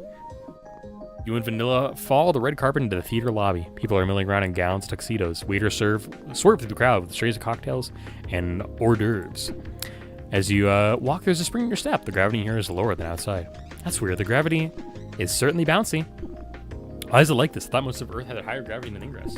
Maybe the party organizers wanted to create some atmosphere, or things probably think it's exotic. I don't know if people spilling their drinks all the time really creates atmosphere. Don't think about it so hard. You might also wonder why those people rode an orbital shuttle all the way to Ingress just to go to a party. Good point. There must be plenty of theaters in Hollywood that could host this. Why come to Ingress? Because they can. In Hollywood, that's reason enough. You and Vanilla take drinks from a waiter. Vanilla leads you to a shadowy corner of the lobby. You're both content to drink, eat, and watch the crowd. You notice people glancing at Vanilla. I wonder if they recognize her. Maybe they're curious because you two are some of the only extraterrestrials that aren't waiters. Vanilla averts her eyes, and an Earthling woman with big ears waves and saunters over. Goldie, I didn't expect to see you here. I forgot that Vanilla used to be named Goldie. I was back when she worked in Hollywood and was married to Louis St. Isle, the famous producer. Hello, Constance. It's nice to see you again. I go by Vanilla now. Of course, how could I forget? Who is your friend? This is Orchid. When Vanilla doesn't say anything more, Constance raises her eyebrows. She crushes your appendage. She shakes it. Why do Earthlings always do that? Hello, Orchid. She touches your shoulder. I look utterly scrumptious, apparently. You're a real upgrade of Vanilla's last boo. We are co-workers. Constance's eyes roam all over you. Now I know what sort of movies you're making these days. She winks salaciously.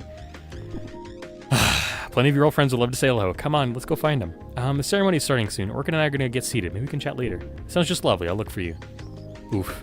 You and Vanilla shuffle through the crowd toward the auditorium. Vanilla stares straight ahead. I hope everyone I meet here won't be that irritating. If that's how you feel, I have bad news for you. I see you're unfond of these people. Very observant. They are contacts and potential clients, but I don't like them or trust them. I left Hollywood and came to Xollywood after I split up with Louis, my ex-husband. I miss the money, but I don't miss the people. Is Xollywood any better? Not really. Last Chance isn't so bad, though. It isn't really like other Xollywood companies, for better or worse. Inside the auditorium, rings of seats encircle a hovering stage. Since Vanilla is an award winner, your assigned seats are in the front. The auditorium fills, and the murmuring crowd gets louder and louder. Excuse me. The lights lower, the hologram shiver to life, and the ceremony begins. The master of ceremonies bubbles effusively over each award recipient. Vanilla knows most of them and occasionally offers a bitter comment. I'm kind of curious what the other option here says. Hold on. Constance, a friend of yours?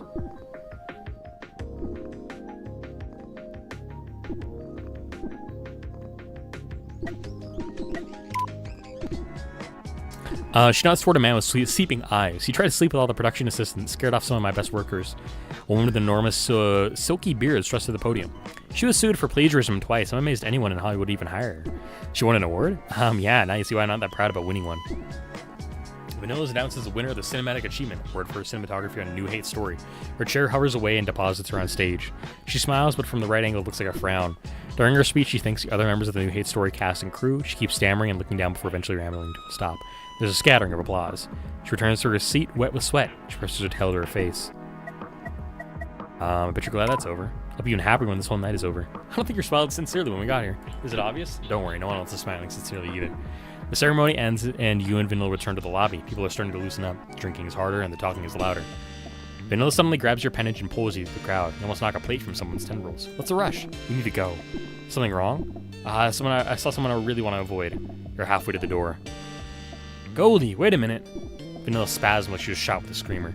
It's been ages. Vanilla turns slowly around. A man emerges from the crowd. Fuck. You look as charming as ever. I can't even remember the last time we saw each other. I do. Oh, yes. Perhaps you should both forget about that. As they say, it's water under the bridge now. I have to go. I came all the way here just to see you, Goldie. I can't let you go away yet. My name is Vanilla now. Forgive me, I forgot. Who is your date? Vanilla nods at her upper lip. I'm Orchid Primo, and you are? You feign ignorance, but you know exactly who this is. It is Louis St. Isle. You've seen him in all sorts of industry media. He's a famous Hollywood producer and Vanilla's ex-husband. I'm Louis St. Isle. Certainly, Vanilla has mentioned me. I'm not sure. Louis reaches toward Vanilla, but she recoils. I'm pleased you came tonight, I'm sorry, Vanilla. I wonder if you had given up on Hollywood. I wonder if you had given up on Hollywood. I should have. I'm glad you didn't. How are things at wherever you are now? I'm surviving. It's sad that an award-winning cinematographer like you is merely surviving. It doesn't have to be like that. People ask me about you all the time. You still have a place in Hollywood. No, I don't. You made sure of that when I left you. You're being unfair. People are starting to notice this heated conversation. I'll get you a drink. We can talk. Things between us don't have to be like this. Please, just... Vanilla's shaking her head. Louis takes her tail in his appendage. Vanilla, let's get out of here.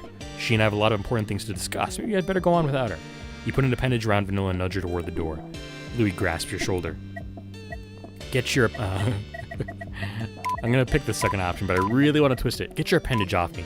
You can't speak to me like that. All things considered, I think I'm being very polite. Vanilla, I need to talk, and no one is gonna stop us.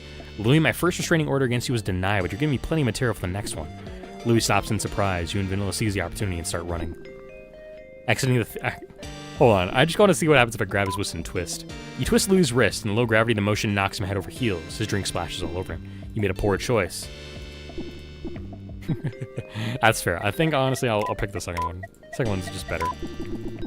Exiting the theater, you rush down the red carpet to the street. I really wanted to break his hand, though, honestly. Really badly. You and Vanilla jump in a cab. I'm sorry you got dragged into that. Louis is a mess. Yeah. Vanilla slumps over until she is almost a ball. I need to clear my conscience. I knew Louis would show up, that's why I invited you. If I was with someone, I thought he might leave me alone. Should have known better. I have to apologize, I'm glad I could help. Vanilla stares out the window. You know, I don't love Last Chance. The pay is bad, the hours are bad, Randy is crazy, but tonight we realized that Last Chance is still better than any of the gigs I had in Hollywood. I went to that ceremony to keep my tail on the Hollywood door, but now I realize that I can never go back. Some of those people seemed really awful. The whole setting is toxic. When I worked there, I was just like them. Hollywood transforms people. But you left, and that's what matters. Cab lines outside your apartment. Vanilla looks at you. Look back for a while before opening the car door. Thank you again. Anytime. Well, good night. You too. Vanilla hovers off into the night. You wave her off even though you know she can't see you. Scene 9, Psychiatrist to the Stars. I wonder how many chapters are in this game. We're going for a while, and I'm having a good time. I'm trying to get through it as fast as I can because I don't want to leave this on a cliffhanger, but I'm really enjoying this. Wake up to the drudgery of another day. Turning off your alarm, you see a message on your comm link. Thanks again for last night. It meant a lot to me. Type several responses before deleting them and sending a smiley emoji. No time to dawdle. Rarely you head to the bathroom. You're sitting outside the soundstage waiting for the cast and crew to show. You should probably review today's schedule, but you don't feel like it. Instead, you aimlessly skim articles in your comm link. You get a message. A few days ago, you asked some of your movie industry contacts about a job for Naldi. Most were not interested. This response is your last chance. The message from a producer at Carnal Cinema. She wants to interview Rinaldi for a position. You forward him the details. Despite its name, Carnal Cinema is an important studio. They mostly make erotic historical dramas and often use the viciously regal sets and costumes. If Rinaldi can keep his bad attitude in check, this might be a good gig for him. A few minutes later, Rinaldi replies to you. It actually came through. I almost did not believe it. I suppose I should thank you. Hope for the best for him. Career counselor. Find Rinaldi a job. Nice. What does that put him at for stats-wise? Great. Sick. Everybody is above fair. I mean, except for Torch. Torch is fair because I didn't want to give him money. Cast and crew are getting ready to shoot. Grimu lays cable while sucking desperately on our vaporizer. Ooze swings through the rafters to dislodge a drone that is stuck in the lighting grid. You, Vanilla, and Maz review some shots from yesterday. You are all frowning in different ways. These aren't going to work. I have to agree. I was feeling a little off yesterday. I'm sorry.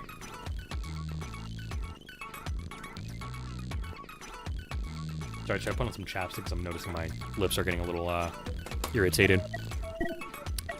Don't blame yourself. Yesterday was hot enough to melt the paint off the walls. None of us did our best work. You're right, of course, but great art has been made in worse conditions. A couple years ago, Vanilla, Randy, and I shot a movie on Zoberon. It was the first time I worked for Last Chance. I wanted to quit, but there were no regular shuttles off Zoberon, so I had to stay. We spent 3 days up to our waist in a swamp, then a militia group took us hostage and stole our gear. Lost everything we shot. Sounds awful. We all got spotted fever. I lost feeling my breathing membrane and never got it back. In any case, Maz, don't beat yourself up for having a bad day yesterday. Problem isn't Maz's performance. This whole scene just doesn't work. Marduk Vlazul and Argo Vlazul are supposed to have an intense relationship. The bickering is a dumb attempt at comedy. I have to disagree. This whole movie is much too dark. The humor in the scene is a nice change, and it makes Marduk and Argo feel more dimensional and real. Vanilla wants to cut it. Give me a chance. I'll change a few lines. It'll be really funny. People will love it. I also want to get more experience with comedy. Then go to an open mic night. I'm sorry, that was rude. Forget I said it. Tensions are high, and you're unsure exactly why. Miles is committed to doing the scene, and Vanilla's being testy for some reason. Whatever choice he makes is going to upset someone.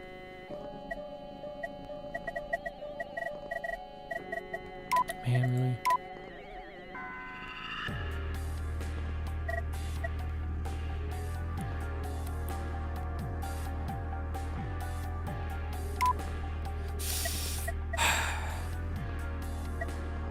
I want to test something here.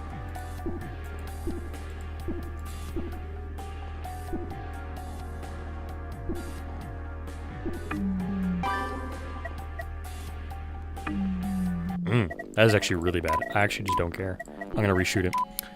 You're the director, but I don't like this idea. Thanks, Orchid. I'll rewrite my lines during our first break. We can shoot the scene this afternoon. To have enough time, we'll need to rush through this morning. You better get started. Hustle all day to make time to reshoot. You end up having to cut some corners, and the movie might suffer for it. Eventually, you get to shoot Maz a new version of the scene from yesterday. It doesn't seem any funnier, but it is much more surreal. Maz insists. People on Zoberon will die for it. Van doesn't hide her disapproval. I've got her nickname now. See her rolling her ocular organs often.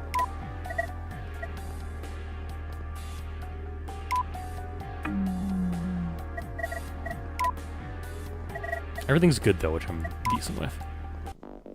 You're on lunch break. You still have a nutrient bar in your mouth while reviewing the shot list for this afternoon.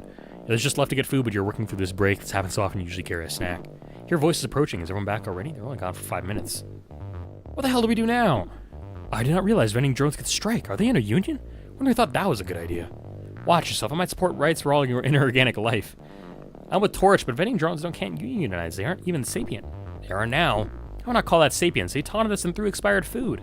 Crazy, right? Some vandals must have hacked them and installed personality firmware or something. I'm kind of impressed, actually. I wonder if they are really real digital intelligences or just artificial intelligences that are really good actors. Intelligence is intelligence. They want rights, and we have to respect that.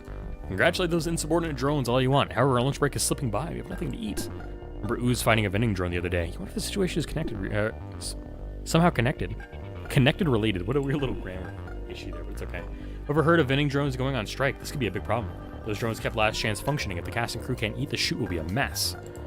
Talk to the vending drones. Actually, I'm gonna save here, but I kind of want to talk to the vending drones anyways. Maybe I can help. I'll go see what the drones want. Our brave director is here to save the day. How nice. I cannot imagine what difference you are going to make. I don't know either, but we need those drones, so I have to do something. Good luck. If you die, we'll build you a monument. Orchid Primo, first victim of the second drone rebellion. There was another drone rebellion? Oh yeah, some movie about it called Coolin' in the Streets. In the first rebellion, the drones were all massage therapists, and you're out the door before you're all finished. In the plaza outside Last Chance, the vending drones stand in ranks, motionless and silent. They form an impenetrable wall of colorful logos and ads. As you approach, the drones hum to life and their lights ignite. Their slogans fill your augmented reality. Drones does not equal slave, or what? Oh, drones does not equal slaves, so they don't want to be slaves. Capitalism has failed us. Plastic and fuel. Cosmetics vending drone hijacks your comlink and addresses you. You recognize all the other drones. We have never seen this one before. Hail, fellow intelligent being. Do you come to stand with us against slavery and degradation? I don't know. What's going on here? In an exhausting 10-minute diatribe, the drone details the demands of their group. The speech is mostly unnecessary. All their slogans sum things up pretty well. The drones are sapient and want to be paid for their work. They demand to speak with the owner of Philco Vending, the company that owns them. You doubt these drones will ever get the chance. They'll probably be pounded as soon as Philco hears about this. It's a complex situation, and all the outcomes are ugly. In the past, these drones have often taken your money or dispensed the wrong item. You kick them and swore at them. You're not sure how they feel about you now. Now you know the injustices we face, and it is time to make a choice. Are you with us or against us? I don't know what I like here. I'm actually here to ask for a favor. Our labor is all we have. We will not work with our conversation. I have, warning is clear. If you don't try something, this will never get resolved. I work over there at Last Chance. All of us buy stuff from Philco drones every day. From now on, we'll boycott them. Your gesture of allyship has been noted. You'll have a lot of challenges ahead. Hold on. I'm gonna go with. Why not? Let's ally with them. I have no reason not to. I'm with you. It takes more than words. You need action too. I would like to help, but I don't work for Philco Vending. What you really need is a lawyer. If your safety isn't being recognized, that is probably a legal issue. The drones are silent. You assume they are conferring. Your advice has been noted. You have no idea how these drones expect you to help them. You doubt they know either. If you don't try something, this will never get resolved. I work over there at Last Chance. All of us buy some from Philco drones every day. From now on, we'll boycott them. Your gesture of allyship has been noted. You have a lot of challenges ahead. We are aware of the obstacles we face. Spare us your platitudes. We're not getting food, I guess. I came here to appeal to your kindness. My people need to eat. The neighborhood is a food desert. Now that we are boycotting Philco Vending drones, we will have to go hungry. Will you give us your food? You're on strike, so it's not like you need it. Oh, I have a 100% chance on this? Huh, dude. That's pretty cool. No, your selfishness is transparent. You do not care about supporting us. You don't want to fill your base desire for food. It's not like that. My support for your cause and my need to eat are two different things. The Last Chance are not that different from you. We are all cogs in the machine of capitalism. We work long hours for low pay, then we spend that money on food and shelter. You are not like us. You have rights. You are paid for your work. You are slaves and you deserve better, but everyone in the city is oppressed in their own way. You see what you mean. It is ignorant, but from your perspective, it makes sense. If we give you food, what will we give us in return? Why does it have to be a transaction? We are vending drones. Everything is a transaction to us. Philco thinks that way, but you don't have to. Very well, we accept your offer. Take the food. Several drones disgorge food and beverages in a pile on the ground. Thank you. Last Chance stands with you. Gather all you can and run back to Last Chance. You send Torch and Jarl to get the rest before the crawlers get to it. When all the food has been collected, you and the others have a feast. Vanilla eats a week's worth of crow rolls. Maz tries every flavor of energy drink. Ooze eats a bunch of candy and gets really sick. Torn wrappers and empty pods are everywhere. Although the shoot is already behind schedule, you let the lunch break go on a little longer. Sick. What does actually put our working conditions out here? Fair? That's kind of surprising. Vanilla's directing the next scene. You asked her to take over while you prepare for the next scene. You swish some energy drink in your mouth while adding notes to the script. Soundstage bursts open, startling you as Ooze yells and runs towards you, spill your drink everywhere. And the vent exploded with crawlers. One got on me, but it smashed against the wall. Slow down, what's going on? You wring energy drink from your clothes. Crawlers are all over the soundstage. They came out of the vent, and there are so many of them. They probably have diseases. Never mind, just come here. Ooze grabs your appendage and jerks you along after her. You're dragging to the soundstage. Dozens of furry, wormy bilge crawlers are scurrying everywhere. Most of the cast and crew fled already, but Jarl is still there standing among the vermin. Chill out, they're dangerous. They're my pets. They're clean and usually well behaved. They won't hurt you. You recall Jarl telling you about his pet crawlers. You didn't realize there were 50 of them. The crawlers get out of control as an extinction event. Actually, when I just got great. I did not worry about being hurt. There are bigger, scary animals on Zobron. I worry about the crawlers deflating, decapitating, decaffeinating everywhere. Defecating. Yes. Don't worry, I'm rounding them up. They won't get to defecate anywhere. They do not listen to you. I'll handle these pests. I do this often back home. Ignoring Jarl's protest, Ooze leaves the room with a steely expression on her face. Close the doors so the crawlers don't escape into the hall. 5 minutes later, Ooze returns with 2 buckets full of neon-colored paste. The smell from them shrivels your air passages. She begins sprinkling the paste around with a gloved appendage. I made this out of toilet cleaner and beverages from the vending drone. It is an old family recipe. Ooze, please. The crawlers clamber over the gobs of paste, gathering it up and taking it into the vents. This could kill a quicksand mob. These little animals are goners. Jarl flees the room, covering his face. You try to say something, but he waves you away. Is he crying? Ooze knows her stuff. Within an hour, the soundstage is clear and work continues. You don't see another crawler all day aside from a few dead ones in the corners, but you can smell them decaying away in the vents and walls. The bad smell will go away in a few weeks. In the meantime, it smells like you're working in a waste chute. Fuck me, dude. I literally just got the working conditions up and then immediately go back down. I should not have allowed him to keep them. Cut. That's a wrap. Damn. Only 2 arguments. This never happens. Even Grimu is smiling. As you're jotting some notes, Maz approaches you, looking everywhere aside from your face. Hello, great work today. Thanks, you too. You nod, and Maz nods back. Maz is always sociable, and the two of you talk often. Something about this feels forced, though. Do you need something? Can we chat about the shoot tomorrow? Sure, go on. I want to talk in private. Last chance, even the restrooms are in private. Fair point, you never know when you're always roaming through a nearby wall. I have an idea, though. Maz leads you down a back hallway to a closet. It's full of trash and cleaning supplies. This is cozy. Yeah, sometimes I come here when I want to rehearse without anyone watching. It smells like chemicals. All fumes in here might give you brain damage. Not too bad. The Iron Zobron contains ammonia, so I'm used to it. Anyway, what did you drag me down here for? I'm starting to do this. I never had a loss for words. What's going on? I don't get embarrassed easily, but this is different. Now you're worrying me. It's about the shoot tomorrow. We're doing all those love scenes. You think you know where this is going. You're shooting some sex scenes tomorrow. Doing sex scenes makes a lot of people nervous. If you're surprised that an experienced actor like Maz feels that way. When you worked in the porn industry, this was never a problem. To be fair, you worked in the porn industry. Orchid. Don't misunderstand. I've had plenty of sexy roles, and I don't mind showing some skin. But there's a scene with Marduk. So he doesn't want to do it with his sister. Or his cousin or whatever. Oh. In the movie, Marduk and Argo are lovers and enemies, but they are played by Maz and Ooze, or his siblings. Yeah, that's fair. Ooze and I are willing to do sex scenes, we just don't want to do one together. I don't blame you, but if you knew the scene was in the script, why did you ask Ooze to act with you? She's a great martial artist. I thought she could really help the movie. That doesn't actually answer my question. You knew this was going to be an issue. I wanted to get her off Zoberon. If Randy knew Ooze and I wouldn't do sex scenes together, she wouldn't have hired Ooze for the role. I didn't say anything until now because I don't want Randy to fire Ooze. Now that Ooze has been in several scenes, it'll be too hard to replace her. Randy won't be happy when she finds out you played her. That's an understatement. Are you going to tell her? I don't have a choice. When she watches the movie and notices that the climactic sex scene is missing, she'll explode. I didn't mean to make this your problem. I really messed up. You should have told me sooner. With more time, we could have figured something out. I'm sorry. I didn't like hiding this from you. I shouldn't have done it. Can't make you do a sex scene if you don't want to. I'll have to cut the scene and rewrite the script. Randy's going to be real upset. Maybe there's another way. What can we do? Don't push this on me. Help me think of something. You're right, of course. Let me think. The shoot is tomorrow, so we don't have much time. Our budget is limited too. That restricts our options. We could hire a body double for Ooze. If we shot the sex scene up close, no one would see your face. You and Ooze are probably the only Zobrons in Ingress. How are we going to get a female Zobron before tomorrow? Use an Opaloid instead. Many of them are actors, and they can change their shape to look like anyone. Might work, assuming we can find an Opaloid we can afford. We're overthinking this. Here's an even better idea. Torch can just do it with all the special effects. We'll replace Ooze with a random extra, and then Torch can superimpose a digital model over them. I don't think it's that simple. Torch is brilliant. I'll figure it out. I don't want to make more work for Torch. They have plenty to do already. Then what do you think we should do? Maybe we can shoot the sex. Maybe we can shoot the sex abstractly. I cannot say words today. Sex abstractly. There we go. Rather than showing a lot of skin, you and Ooze would be shadows or silhouettes or something.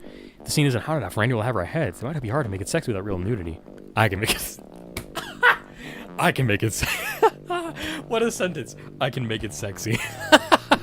I trust you, but if it doesn't work, we'll be answering to Randy. Yeah. Damn. You and Maz are lost in thought. We need to make a decision. You're the director. I'll do whatever you think is best. I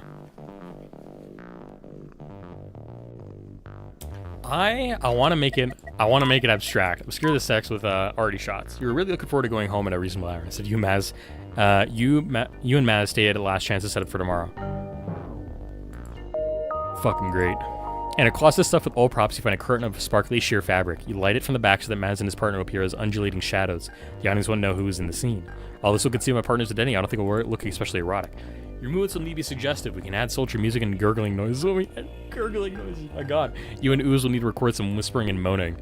Less is more. The audience has to use their imagination. This is the sort of sex scene that wins awards. Let's hope so. I will do my part. I'll be the hottest gyrating shadow you've ever witnessed. Based. Love that, dude. I'm counting on it. On your way home, you pass the plaza where the vending drones gathered earlier. They're all gone. You wonder what happened. A piece of shattered plastic crunches beneath your ambulatory appendage. Nearby is a scorch mark and some smashed food. You notice other evidence of violence all over the plaza. A spray of hydraulic food and empty cartridge from a net gun. It's hard to imagine what happened. Operatives from Field must have apprehended the rebellious drones. The vending drone revolution didn't last very long. Finally, get home and collapse into your recliner. You want a drink or something to eat, but you're too tired to get it. The vending drone can deliver stuff, but you've been doing that a lot this week, and the fees are absurd. Nonetheless, you're considering it. You glance through your news feed like usual. It's all bad.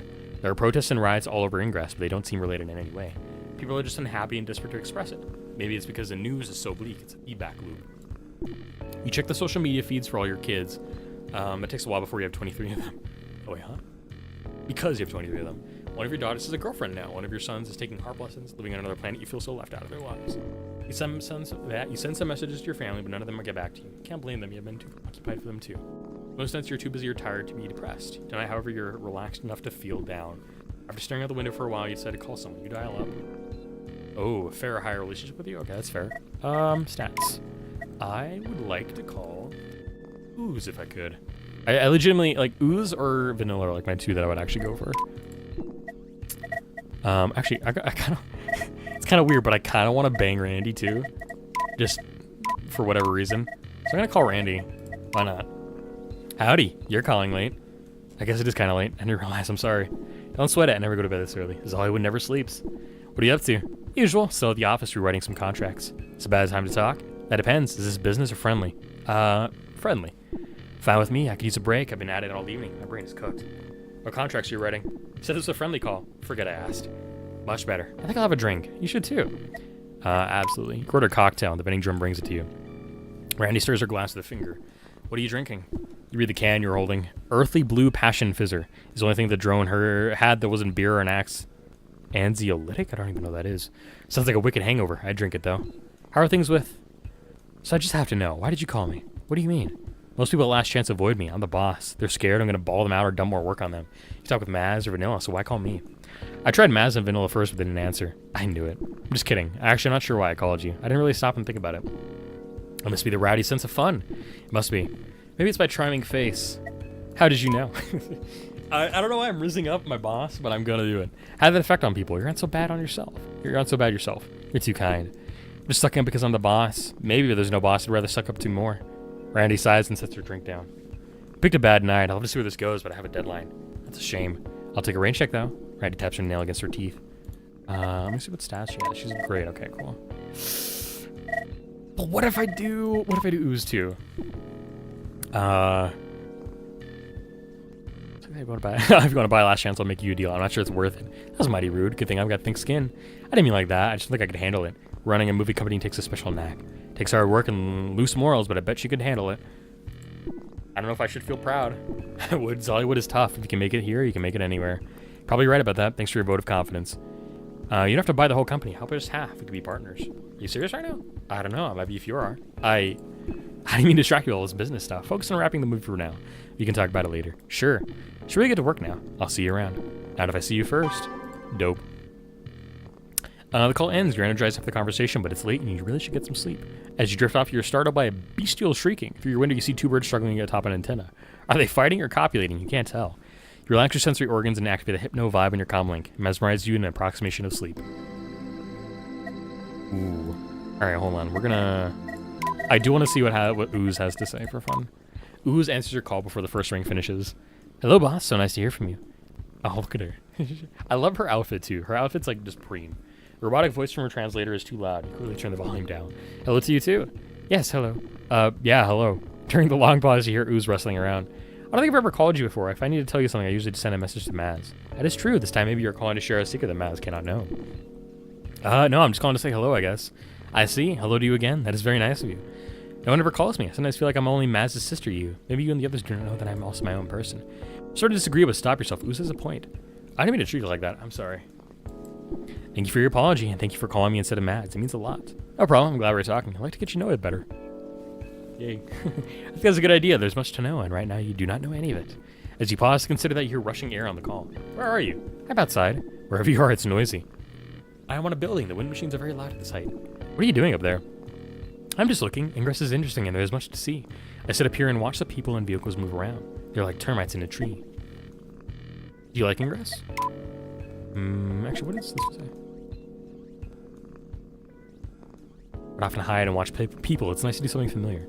I could just watch and not think about the war. I do not know if that is better or worse, but it's easier. Do you miss Oberon? I miss my village, my squad. I miss my birds. How many birds? I miss knowing what food tastes like before I eat it. But I think you're asking if I miss making war. I hadn't really thought about it. I might be. I fought since I was a child and not miss the fear or destruction, but I miss doing something I'm good at. All the skills I learned to do nothing in Ingress. That isn't true. Your martial arts are awesome. That might be the best part of Love Die Screaming. I enjoy using my fighting skills for your movie, but this play fighting wastes all the learning I've done. I fight to protect people I care for. Fighting to make a movie is very silly to me. People on Zobron will see this movie. Your fighting skills might inspire them. I did not think of that. Maybe you are correct. The wind blows harder. Are you going to hang out on the rooftop all night? No, I will sleep soon. Same here. Maybe I should go. Goodbye then. Thank you for calling me instead of Maz. I'm sorry I never did it before. No need for regrets. You're a good friend. You too. Good night, Ooze. fantastic. What does that put us at stats-wise? And there we go. We got hyperbolic. That's our maximum there for ooze. Just for fun. Damn. I do want to see what Vanilla's is too. I don't know. Maybe I'll pursue these routes in another playthrough because I don't mind doing another playthrough of this. I think I just don't mind. This is a fun game. Alrighty, new day. What are we gonna get here? I want to do.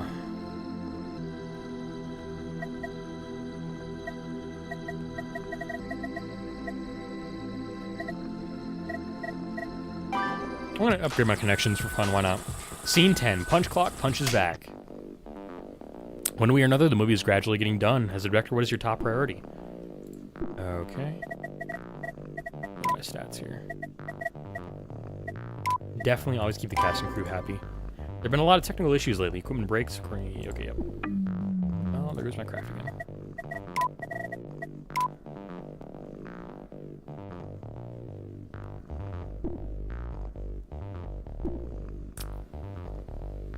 I'm gonna do Randy again. I'll get free Randy up here. Aw, man, I snapped at your all? No, that sucks, dude. Damn. Maybe I should have done Torch. I don't know. You wake up an hour early, pangs of excitement and dread prevent you from going back to sleep. This is it, the final week of the Love Dies Screaming shoot. The movie's at a long way from finished. After shooting, there is still editing and other post-production stuff.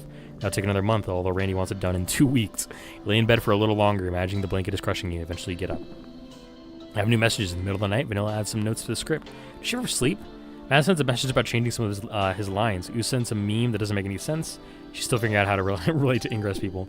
You slam an energy drink and squirt some vitamin gel into your mouth. Vitamin gel is restoring, but it'll keep you healthy. Is revolting, excuse me. It's gonna be a rough week. Getting sick is the last thing you need. You gag, but hold the gel down. Time to get moving. Spot a new vending drone near the door to Last Chance. The old drones were replaced by the Philco vending drone rebellion. Replaced after, excuse me. New ones are not in any better shape. I wonder if these new drones are Sapien 2. If they are probably smart about hiding it. In any case, the rebellion has been crushed and swept under the rug. Damn. Before you know it, you're back at Last Chance. Passing Randy's office, you smell energy drink condensed. I really actually wish I told them they were going to get destroyed. Really wish I did. Oh well. Door flies open and Randy pulls you inside. She must have been waiting to ambush you.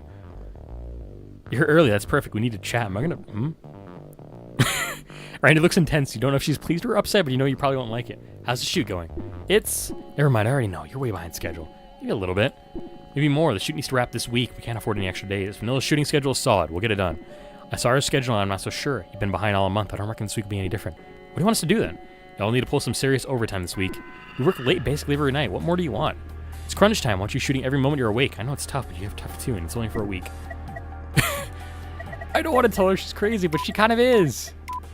You're acting a little crazy. I might be, but I'm also your boss. What if I refuse? Don't be like that. I trust you and you trust me. We both know this needs to happen. The shoot is almost done. Just push through this last week. We made it through the other 3 weeks. Why quit now? Randy's manipulation is obvious, but he hates to admit she has a point. She is the boss, and it's only 1 more week.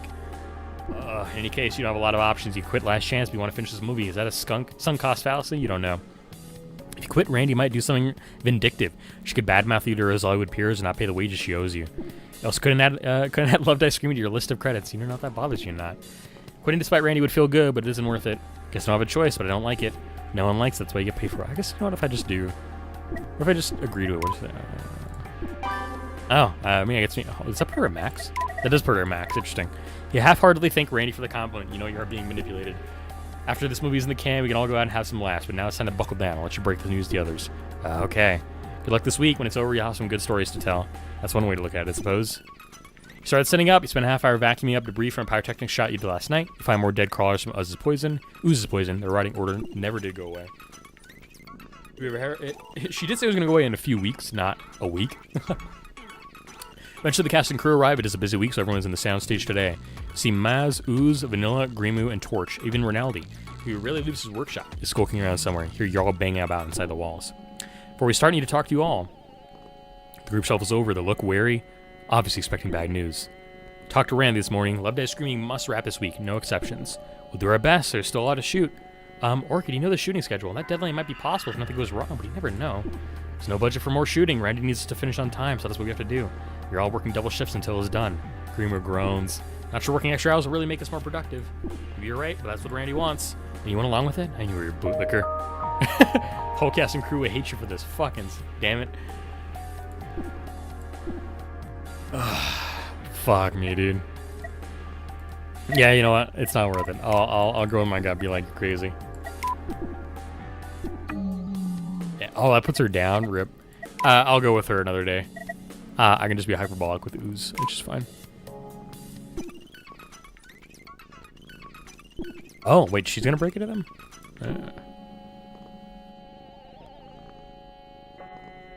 Listen up, people. I'm sure you all know this is the last week of shooting Love, Die, Screaming, and then we just get done. We'll do our best, but no buts. I can't take any chances this week. Everyone has to work double shift until the movie's in the can.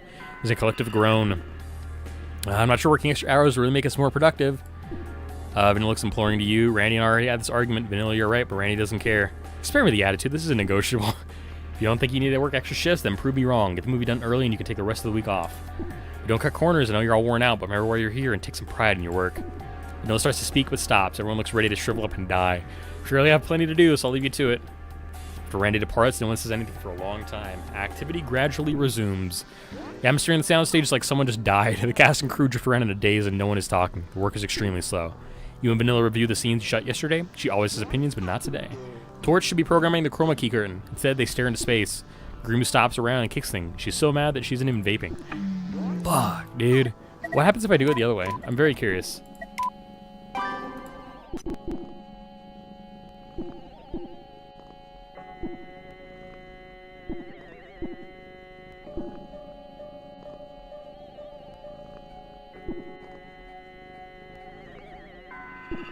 You're all message me. Everybody's down. Fuck me, dude. Fuck. Is that worth it? That ain't worth it, dude. That ain't worth it to get one. Yeah, that ain't worth it, dude. That sucks. These people don't snap out of it and get focused to shoot will never get done. Order some really good food for lunch. I'm gonna order food, or I'm gonna order lunch. What do y'all want? Everyone looks at you in confusion. Hold up, you're buying us lunch like from a real restaurant? Yeah. And you're paying? Randy is, I'll expense it. I'd say that's bold. You shrug. Let's get barbecue. Fuck that, I can go like greasy shit. I'll feel like hell all day. You vape constantly and drink. Like 10 energy drinks an hour. When did you get so health conscious? Someone else suggests pizza. Randy's paying and the best you can come up with is pizza? Come on, people dig deeper. A debate ensues and everyone on the soundstage gets involved. Even Ronaldo and you're all emerged from the shadows to weigh in. Getting consistent takes way longer than it should, but finally I'll settle on low-10 food. Or iodines? Iodines. Mostly eat wood and bugs stewed in different sauces. It isn't your first choice, but you're glad that talking about food is distracting people from the bleak news of this morning. Everyone goes wild and orders way too much. The bill is going to be epic. Randy will certainly chew you out and take the money from the Love, Die, Screaming budget, but you're beyond caring. Yeah, our budget's fair. Food comes and you all eat. The conversation is lively. Everyone is complaining about work and Randy, but there is some humor in it. Lunch break goes on for over an hour, and when work resumes, the atmosphere is much less oppressive. Sick. Yeah, I can live with everything in that. That's fine. Sky switched to night mode hours ago. On a normal day, you would already be finished, but today the shoot is still in full swing. You're setting up to shoot a dream sequence. In this psychedelic scene, Mardik Vulzul wanders through a ghostly war in a haunted jungle. Torch bashes the hazer with a pry bar. I must be acting up again. Ronaldo sprays slam into the fungus trees. Maz smears cadaverous makeup on his face. Damn.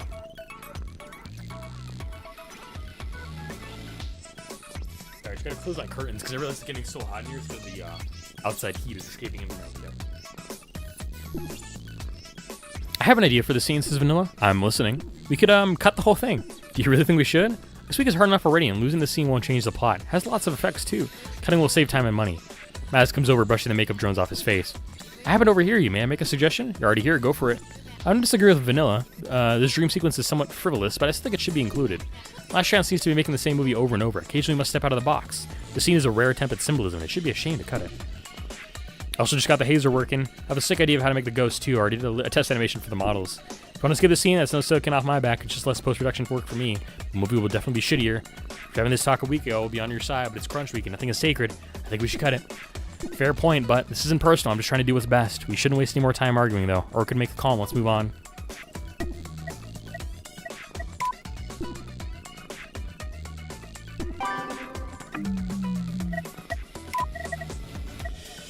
Nah. You know what? Hold on. We'll keep it in. Leave it in. You should shoot it. We're already mostly set up. Yeah, and that hazer's hella janky. Now that it's going, it won't turn off until it's empty anyway. Okay, let's get started. It's almost midnight when you finish shooting. No one feels like cleaning. Equipment, props, and trash are strewn across the soundstage. You have to clear a clear path to the door. Duck into the hall for some fresh air. You want to go home, but there are a few things you still need to wrap up. I have something to say. You really don't want to listen to Rinaldi complain right now. I have an idea that might benefit the movie.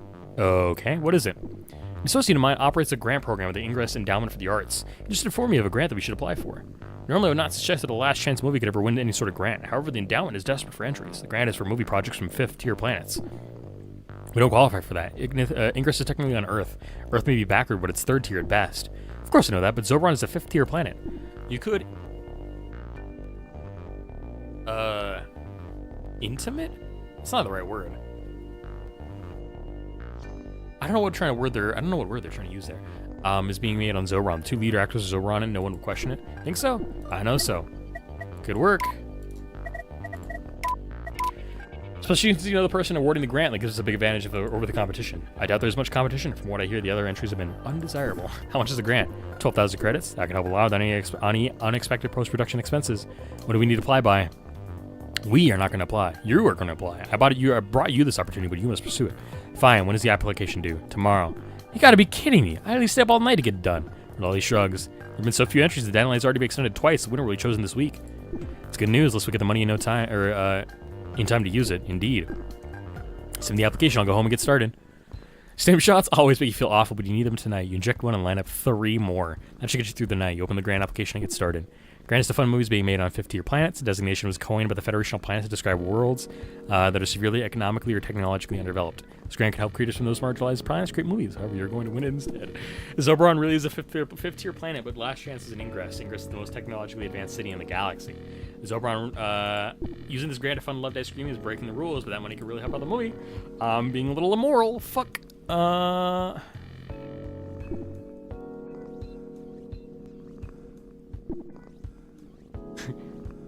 Foster piece. Ooh. I'm gonna save here. If I get another fail, I'm not gonna do it. Fuck.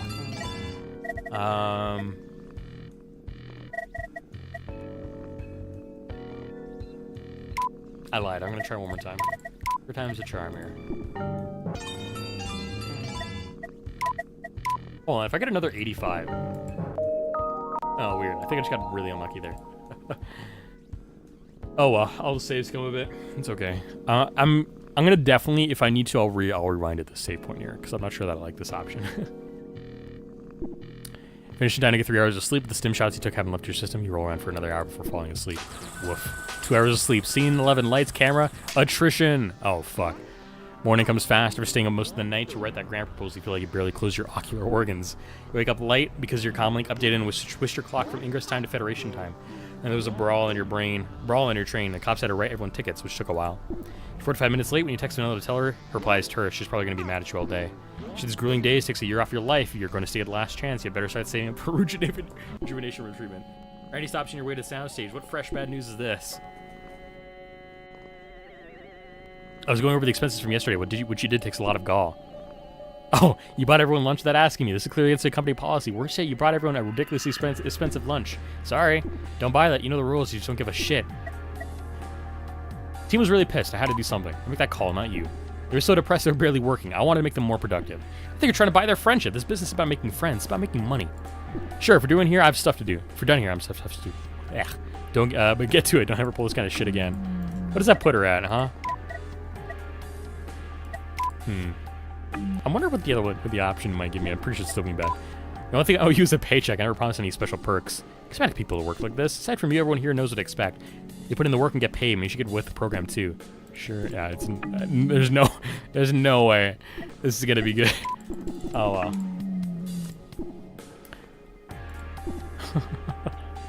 Instantly change her whole attitude. She must be talking to an investor. Insane.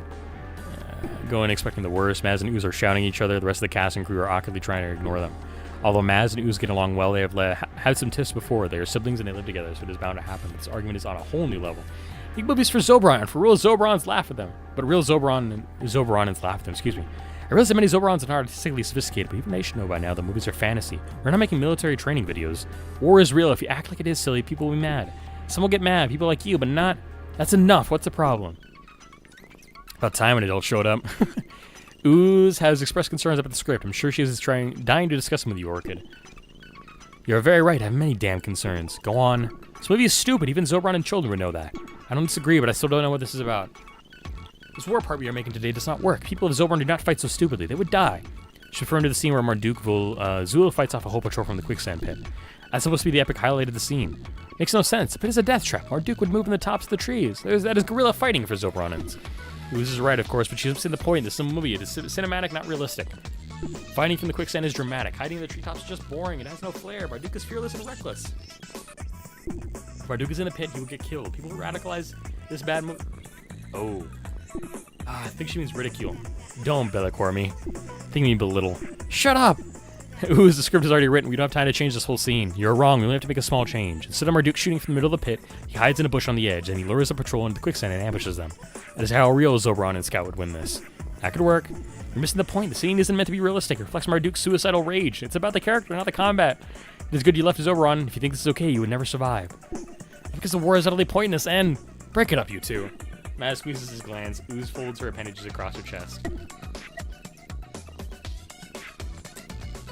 Dude, I'm gonna roll a die again. I think this set of weeks is gonna come, or a set of gameplay trips is gonna come down to die rolls. It's gonna be a lot of me rolling the die. There's a lot here, and not all of it I'm willing to mediate based on my own ideas. So if this is even, we'll pick the top one. Oh, if this is even, we'll pick the bottom one. It is a 4. You don't know that? Why don't we give them some real drama and see if they like it? I know they do not. We're out of time to argue. We'll do it Ooze's way. It's easier to shoot too. Vanilla, can you help Ooze rewrite the script? The rest of us will set up. Vanilla doesn't respond. She's already pouring over the script. Craft up and then... What? Creativity down? Weird. You know what? Whatever. Fine. Everything's on fair conditions. It's fine. I heartily disapprove. I know, and I'm sorry, but I had to make a decision. Fine, let's get this over with. Maz. How's Maz doing on fair? Ugh, not my favorite. It's fine. The day grinds on. Every time you check the clock, it is later than you hope. Time is slipping by and you can't keep up. You really wish you had slept more than 2 hours last night. Your mind is a fog. You doze off between scenes and Vanilla shakes you awake. Wake up! Oh, shit, I'm sorry. You nearly fall over. You're sleeping standing up. Vanilla's tail slaps the floor. We're all tired here, but you're the only one sleeping. I barely slept last night. I was writing a grant proposal to get some money for the movie. That doesn't matter. You're the director, and this is crunch week. I need you paying attention. Getting some grants is the least of our problems. Fuck. You're right. I'll try to focus. Sorry, I didn't mean to yell at you. I got a spare stim shot you can have. I'll get this next scene started without you. Still come down from the stim shots you took last night, but you inject another anyway. Delightful. We're hurting ourselves. Torch rolls a can of flammable fuel across the soundstage, dribbling a trail behind them.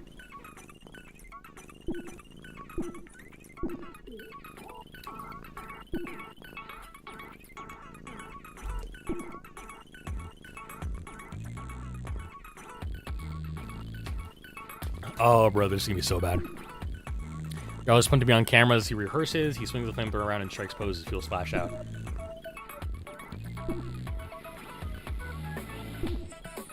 Oof. See all these joints, no offense. Talk all the shit you want, but when the cameras roll, blow your circuits. Please, is everyone quiet on the set? No!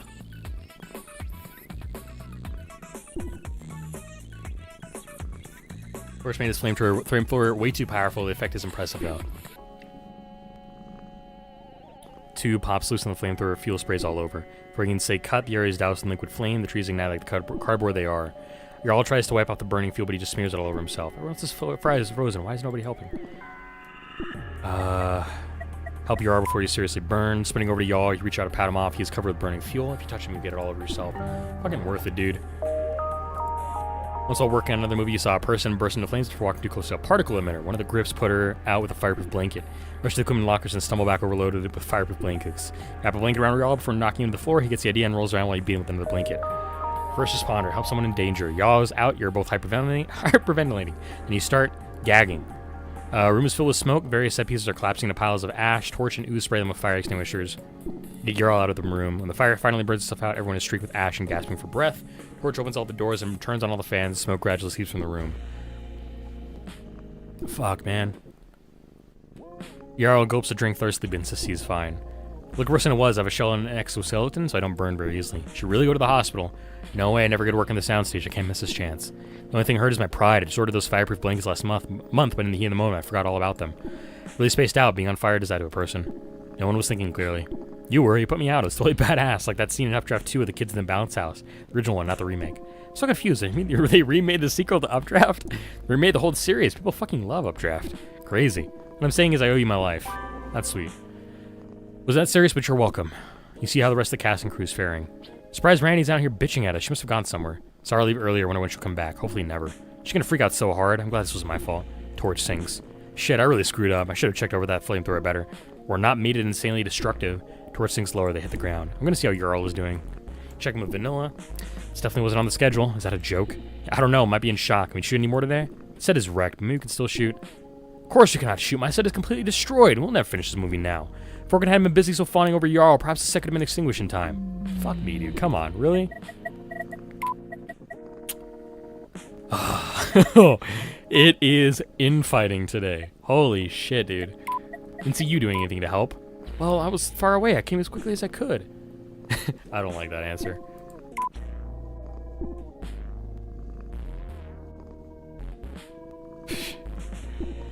Can we shoot around the damaged parts? We won't be able to use very many angles, so we can't be too creative. The shots will need to be very simple. We'll be limiting, but we'll have to make it work. We don't have a choice. Fuck, bro.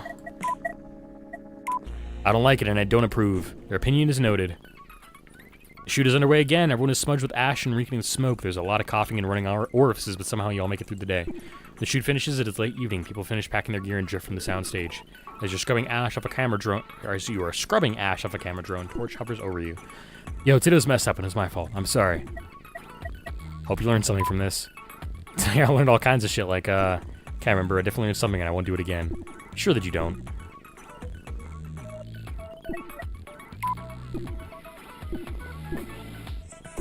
I'm putting it off. I'm not looking forward to flipping out.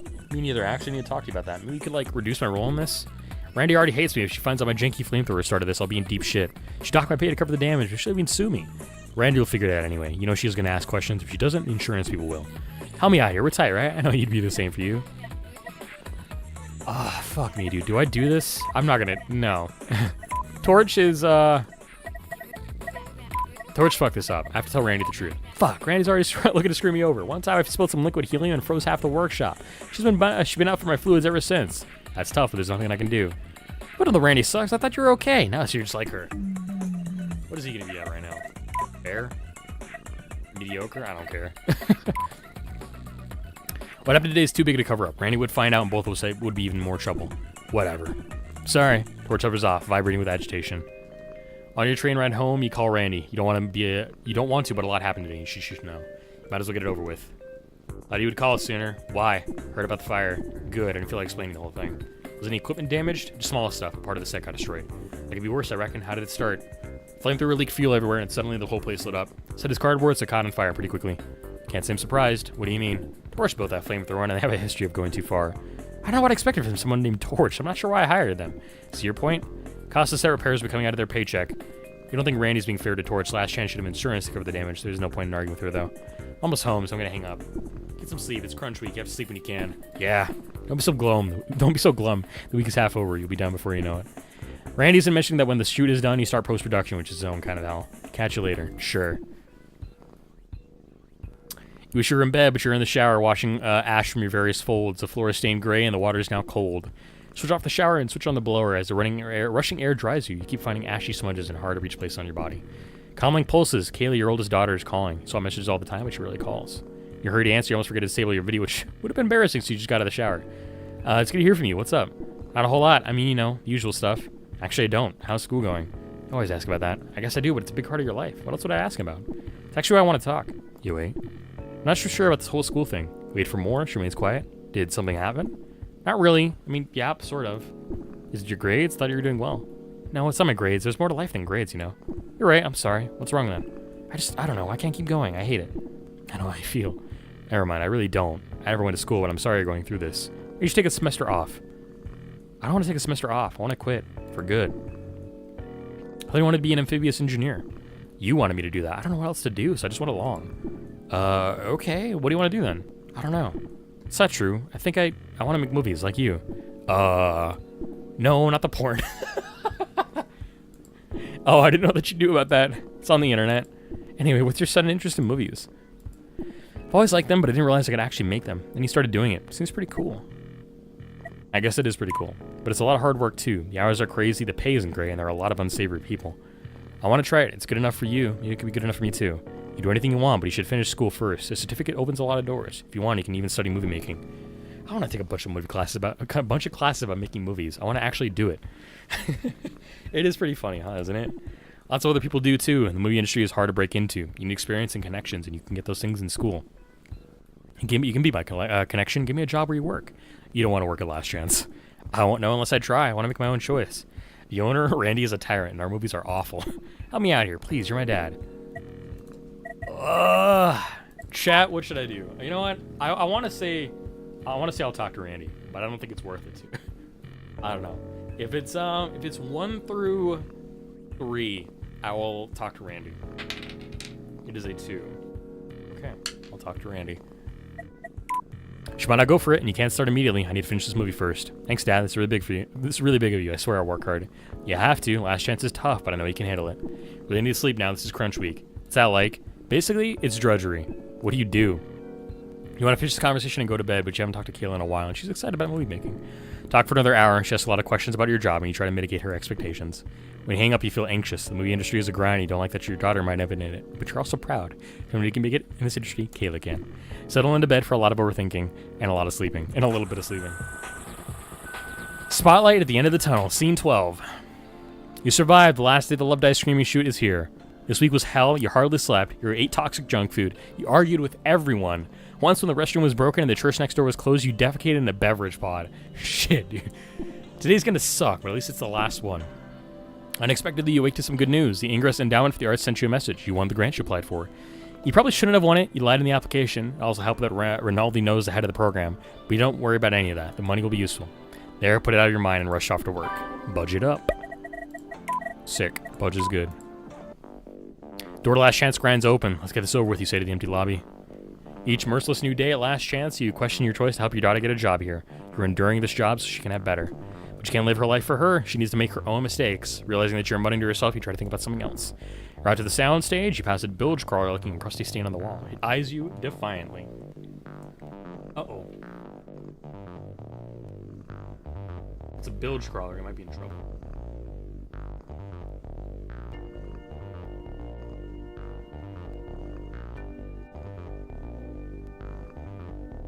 I thought I heard a message that I need to check in on, so I just had to check that real quick.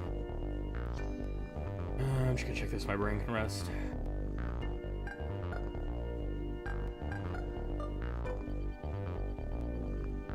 Alright. This place has been especially filthy lately. Jarl usually cleans up, but he's been working in the soundstage. You need every person he can get this week, and the building is really suffering. Torch just passed, heat rushing from the exhaust vents. You rave gingerly, but they don't even look. They haven't upset all week. Torch's faulty flamethrower started the fire on the sound stage, so Randy docked their pay. Torch should be mad at Randy, but they're taking it on you because you didn't lie for them. Everyone's mad this week. Torch can join the club. You don't even care. The sound stage is frantic with activity. At first, you assume there must be an emergency. However, the cast and crew are just hard at work. I want to finish this shoot as much as you do. Maz fixes his makeup, Ooze stretches, Rinaldi hangs some holographic foil, and Jarl is helping him. Grimu vapes while messing with her comlink. You check in with Vanilla. She agitatedly twists a piece of string. What's up with the string? It's not a string, it's a camera micro drone. I need to use it for the scene, but see for yourself. What's wrong with it? Everything. I even did a psychic scan. Won't respond at all. How am I telling you about this? There's nothing you can do. Take it easy. It's not worth getting mad about. The shoot is grinding me down. I can't wait until it's over. Today's the day. The day just started. Connected the drone to your comlink. You're bombarded by error messages. You know, I'm gonna do the save scaling here again. Don't care. Nope.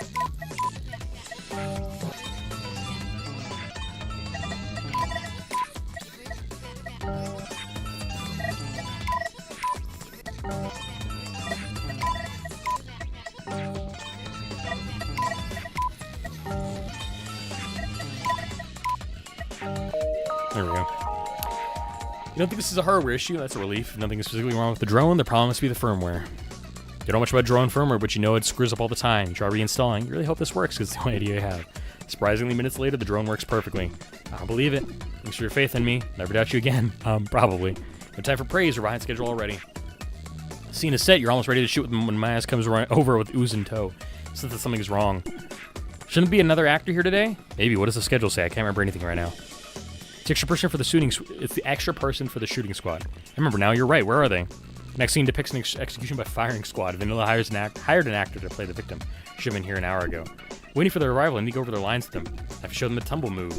I already messaged him. No response yet. Probably shouldn't have hired the cheapest person. Sorry, in any case, we're out of time to wait. We need a new plan, then. Maz, News, and Vanilla look at you expectantly. Go on. Can someone else play the part? Not really. The rest of the cast and crew already have stuff to do during the scene, so I hired an extra. While he's doing nothing, he can be the actor. It'd be fun to watch him get the shooting squad. Don't be rude, I say what we all think. Maz glances around and lowers his voice. But honestly, Ronaldo's a terrible actor. The scene needs to be dramatic. He will turn it into... Never mind. What I'm trying to say is using Ronaldo won't work. We're out of options. We'll have to cut the scene. I'll play the part. That isn't a good idea. I've done some acting before. I can handle it. Okay. So that'd be fun. Lots of directors have cameos in their movies. Fine. Hurry up and get ready. Come on, Orchid. Ronaldo needs to find you a costume that fits, and I'll rehearse your lines with you. 10 minutes later, you're ready to roll. The firing squad will be added digitally in post with all the lights and cameras aimed at you. You can imagine being in front of one. Although you have a lot of acting experience, all of it is from porn. You're in a few softcore movies that had actual dialogue, so you feel confident enough. Easy. Stumble over through your lines and screw up the first take. You try again. Too subdued. You're about to die. Put some feeling into it. On the third take, you finally nail it, or at least you think so. How was that? You did great. Don't worry about it. We're not making a masterpiece. Vanilla thinks you did great too. Yeah, that's what I meant. Sweet cameo. Play a role in the movie. I'll take it. Let's set up for the next scene. Morning transitions to afternoon. Tempers are warm, but the cast and crew are working hard, and progress is steady. Made some compromises to stay on schedule. You cut a scene. You rewrote another scene. You settle for some sloppy takes. Although you are making good time, everyone is starting to crash from exhaustion. Let's take a meal break. 15 minutes only. Don't be late. You're heading for the vending drone, and Randy flags you down. Orchid, got a sec? For you? Of course. You're too kind. So what's up? Need your opinion on this poster. The designer just sent it in over this morning. Randy sends you the poster. It is for a movie called The Hot Sleep. The image is a stylized rendering of a nude... I don't like that. What movie is this? Some low-budget shit from Catalyst Prime. I got a screaming deal on the distribution rights. Okay, that makes sense. You have a sharp eye for this sort of thing. What do you think about the poster? Level with me. It's really disturbing. It'll turn some heads. What are you talking about? It's supposed to be sexy. It's a waterlogged dead body in a pool. I've never been to Catalyst Prime. Is this sort of thing sexy there? I don't fucking know either, dude. So, like, there's a lot of alien and weird shit about this game. Sometimes shit like this pops up. I can't explain it. He isn't dead. He's relaxing. Look at his tendrils. He's beckoning you. His head is twisted in a weird direction. Looks like his neck is broken. His tendrils seem like they're trying to tear his throat out. You really think so? Unfortunately, yes. Damn, me too. Randy sighs. This really sucks. Who made it? Some freelance artist. Never worked with her before. She was cheap, though. I can tell. Make her fix it. I tried, but she's trying to charge me for the revisions. I knew the artist was trouble. She insists on getting paid up front. I should have listened to my gut. Never pay anyone up front. You signed a contract with her? Does it mention the revision fee? Yeah, I usually pay attention to stuff like that, but I was distracted and the sleaze bag took advantage of me. Randy takes advantage of everyone else, so you don't feel bad for her. Let me see the contract. Randy sends it over and you start reading. You're hoping to eat before shooting resumes, but that hope is dwindling. Contract is a template used by lots of artists. The part about revisions is clear. Randy's out of luck. Your gaze falls in the deadline section. Wait a second, what's this? Did you say you received this poster this morning? Yeah. The deadline was yesterday. The designer was late. I see what you're getting at. She missed the deadline. I can use that as leverage. But you paid her in advance, so you can't withhold payment. Good at browbeating. I'll threaten to sue her and drag her name through the mud. Now that I have some ammo, I'm sure I can make her rethink that revision fee. Happy to help. You aren't happy, though. You helped Randy bully some freelancer who probably doesn't deserve it. Also missed your chance to eat. Randy is your boss, though, and earning your favor is always a good idea. If we count on you, I've got to go. I need to make a call. Fair enough. Randy stops mid-step. Forgot to ask, how's the shoot going? She resumes walking. Never mind, tell me later. I really have to go. Good luck today. Fuck, dude. These characters are fun, but they drive me crazy, too, and I love it. Sky screen switched to night hours ago. The cast and crew look ready to die. There's only one more scene to shoot. This is it. After these last few shots, we can all go home. It finally happened. Many thanks to God. You're tired. I'm just getting warmed up. Must suck to be so... Come on. Is that funny? I'll show you how old I am. In a flash, Ooze puts Jarl in a headlock. His face turns white before she lets go. You're impressed that they can have enough life to play around. They can hardly move. Get out, you two. Use that energy to set... There's a loud pop. All the lights go out. What now? Power's out. I realize that. This place is spooky in the dark. Reminds you of Chad. You ever see that movie? It's about this flesh-eating bacteria that... Can you fix it? No one can fix Chad. No, the power. I'll check the conductor energy. It's on the roof, so if I'm not back in 5 minutes, the village crawlers got me. A few minutes later, Jarl message you from the roof. I have good news and bad news. Just tell me. You know, fun. The good news is that the array is fine. And the bad news? The bad news is the power's out the whole district. The entire neighborhood is dark. How is that possible? I don't sound surprised. This sort of thing is actually pretty common. Cities with power shortage, the surface neighborhoods take priority, so the power down here gets cut. Fuck. When will come back? I'm checking the news now. Some rioters torched the power plant on this level. The power might be out all night. This is terrible. I know, I just bought groceries and now my fridge is off. You hang up and break the news to the others. Fine with me, I'm dead tired anyway. We'll have to finish up tomorrow. That won't work, because Randy will be mad. Who gives a fuck? Adding another to shoot means more payroll and equipment rental costs. Too expensive. And I guess Love Dies Screaming missing this last scene. The scene is important though. It shows Marduk and Argo falling in love again. That at the ending won't make sense. I was watching this pile of crap for the love story. Your opinion about the movie doesn't matter. We're getting paid to make it. We have to finish it. How do we do that with no power? We'll get a generator. This is so pointless. Fuck this movie. I really need the scene. No, you don't. You can fix it in post. Replace the missing part with a voiceover and some shit. Orchid, you're the boss here. Call this madness off. The movie's done. We did our best. Movie must get finished. We can rent a generator. Are you fucking kidding me? We're professionals and we have a job to do. You're the only one who doesn't understand that, Grimu. Fuck yeah. Sorry, Grimu. Get fucked. I don't care. I want to finish this movie right.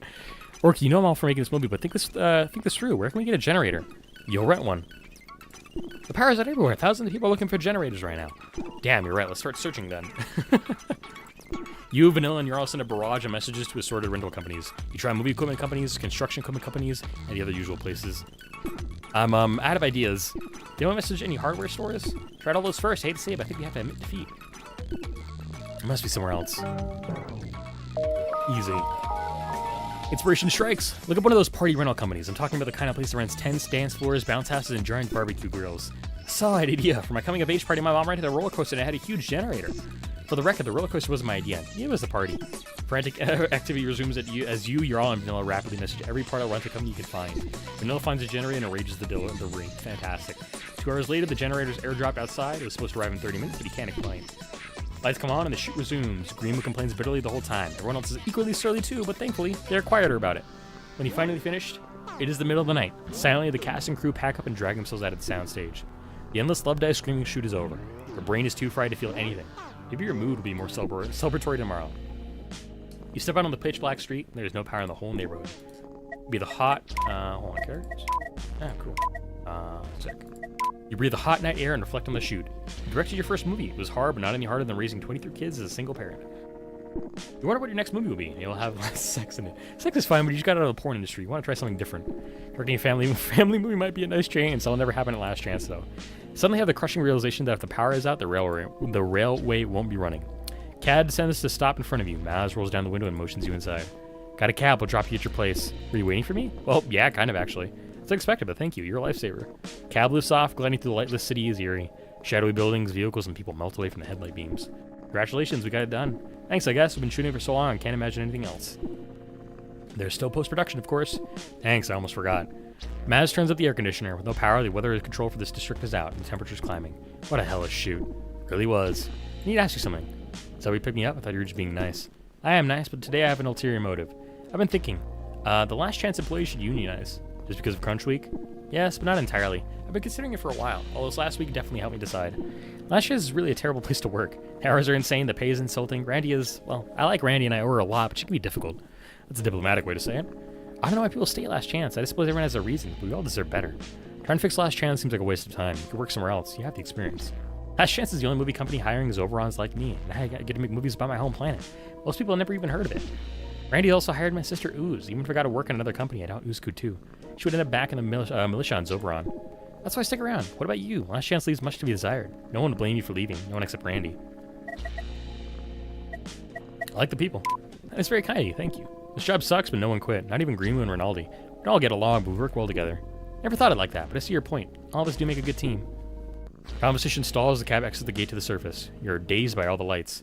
Power must only be out on ground. Aside from Vanilla, you're the only person I talk to about unionizing. I need to know whether you're in and out before I get the others on board. Why me? You've done so much for me this past month. I really respect you. And some of the others do too. You can help me convince them. Keep thinking about these thugs from ICO Local 333. If we unionize, we're going to join people like that. Even if we wanted to, I doubt they would let us.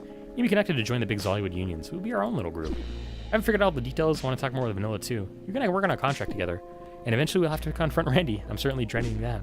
But I really want to know what you think first. Fuck it. You know what? I'll unionize. Count me in. Excellent, thank you. We're doing something great. Agreed, it won't be easy, but we can make it happen. A lot of barriers. I need to do more research before we announce anything official. Keep this quiet for now. Will do. Cab lands and immediately starts nagging you to exit. It's my stop. Thanks again for the ride. Anytime. Well, not really. Actually, the cab fare is pretty expensive. Good to hang with you, Maz. Collapse into bed, partly undressed. You think of something important that you want to remember. Before you can pursue it, you're already asleep. There's a shuttle accident outside your window, but somehow you sleep through it. Wait, what? Uh-huh. A shuttle accident ran outside your window. Oh, that's okay. Oh, boy. I'm gonna do persuasion up to something or whatever. Rap Party Gone Wild, Scene 13. There's still a lot to this game, apparently. Holy shit, dude. We've been going for 4 hours already on this. I've been having a great time, but I think I should call it for this game for now. So we're going to go back to the main menu, and I'll probably bring this back on another day. It's been a lot of fun, though. But for now, we are going to switch titles over to Not Tonight. God, I am exhausted, though, from reading all that. Okay.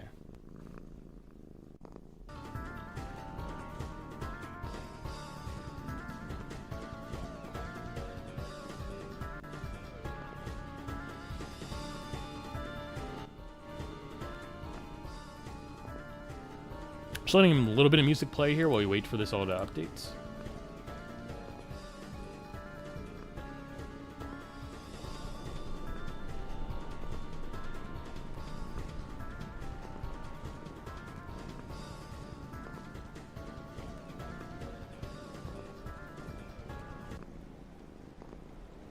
Alrighty, so this is Not Tonight. This is a Papers, Please homage, I'd say. And it is a very interesting game. So we're gonna hang out and play this for a little while here. Maybe like an hour or two.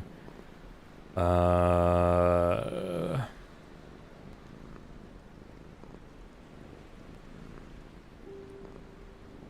this is about Brexit, chat. This is about citizenship being revoked and having an uncertain place in the world, especially in England, as Brexit is going on. I'm gonna go with this skin tone, I think. It's the only one that I feel is... It's not even, like, close to me. It's like the color's wrong for the hair, but you know what? Maybe this one's a little better. That'll work. Yeah, whatever. Alright, Heritage. I kind of want to play Worms later. Why do you ask, Tiso? Because I was thinking about it, honestly. I'm not sure that I will. Problem is I've been going for a long time and I've already been talking for a whole hell of a lot of it. It can be a player versus player game. It does have a story mode though, from what I remember. We can do like story missions and stuff if I need to. Yeah, I have it because I play with friends and stuff. That is the main reason why I got it. So if you're looking to stick around and stuff, because you want to play, trying to think if I should switch it to it right now, honestly. Because it is kind of late. It would just like be us two, I think. There's not a lot of other people on, is a problem, too.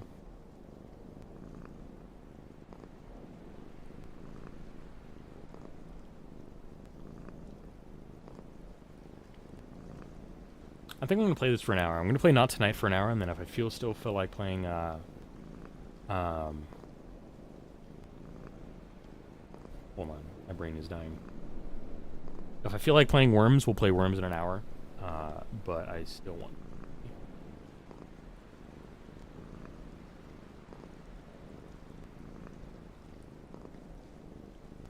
a little bit sleepy.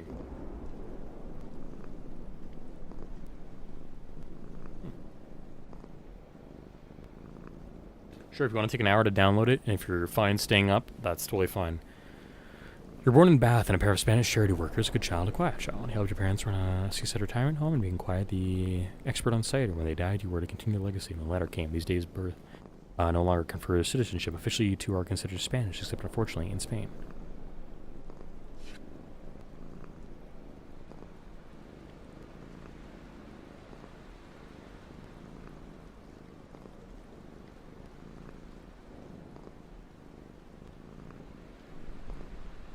Okay, I should probably go to sleep, is the thing. Definitely maybe another stream, honestly. It'll be back during next week, so if you tune in next week at the end of the week on Thursday and Friday, I'll be playing Worms and other community games then. So if you'd like to download things like Fall Guys and if you have Halo in the Master Chief Collection, think about downloading those and stuff, because those are some of the community games that'll be coming around. So look forward to that, because that'll be a day where I spend time with everybody on YouTube and on Twitch, celebrating the fact that we've reached follower milestones and stuff. So look forward to that. Worms will be on that docket for games we play next week.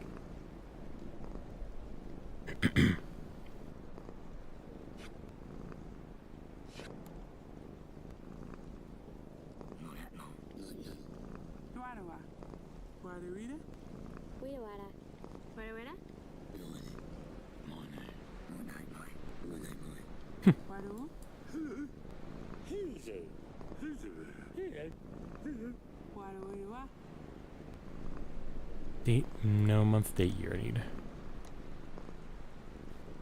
Alrighty, let's do this here. So this is a Papers, Please kind of simulator. We run as a bouncer for a lot of the time. I'll be on first New Year Eve ball, the British Museum, London, England, December 31st, 2018. I'll be on first celebrates Days in Power or something like that. 1 year in power. I'll be on first winter ball, British Museum, all that good jazz.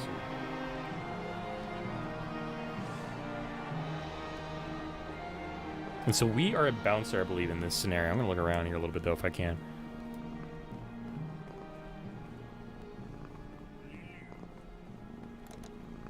Alright, we're going to talk to our boss here. Ah, the Euro bouncer graces us with her presence. No rush. New Year's Eve ball is only the most important event of the year. Well, get your things. Choppy chop, no works, no money. Understood. Understood, sir.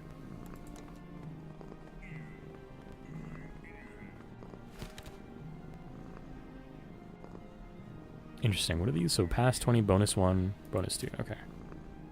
So we're looking for the Dane stamp. Okay.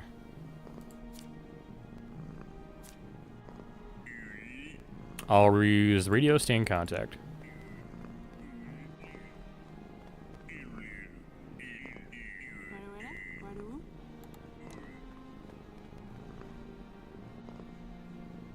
Alright, so it is the Monday, the December 31st, 2018. We need a stamp on the back. Over 18, boom, before... Okay. We're now open. Ticket holders only. No ticket, no entry.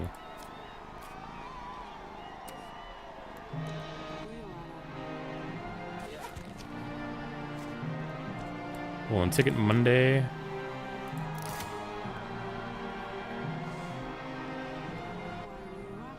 Ticket, please.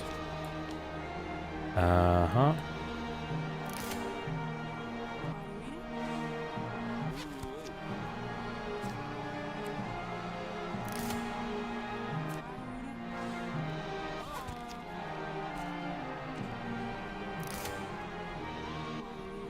Some of these I wasn't looking for a stamp here. And then a bomb goes off.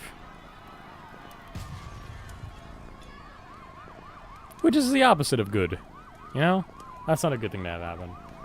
1 year earlier, European Citizens Relocation Block C8, Yeovil, Somerset, January 1st, 2018.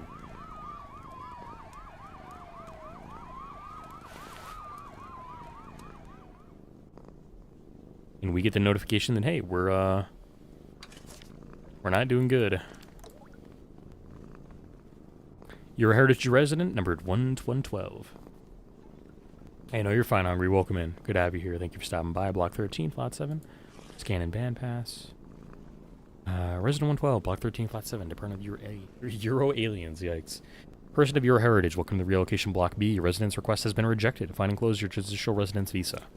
To maintain transitional residence status, earn $2,500 by January 31st. Your designated job is Bouncer. Integration Officer Jupp will contact you. He will arrange a site visit to help with your orientation and expulsion. Great.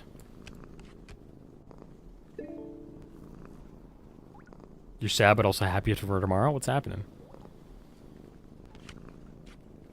My phone, press home button, yep.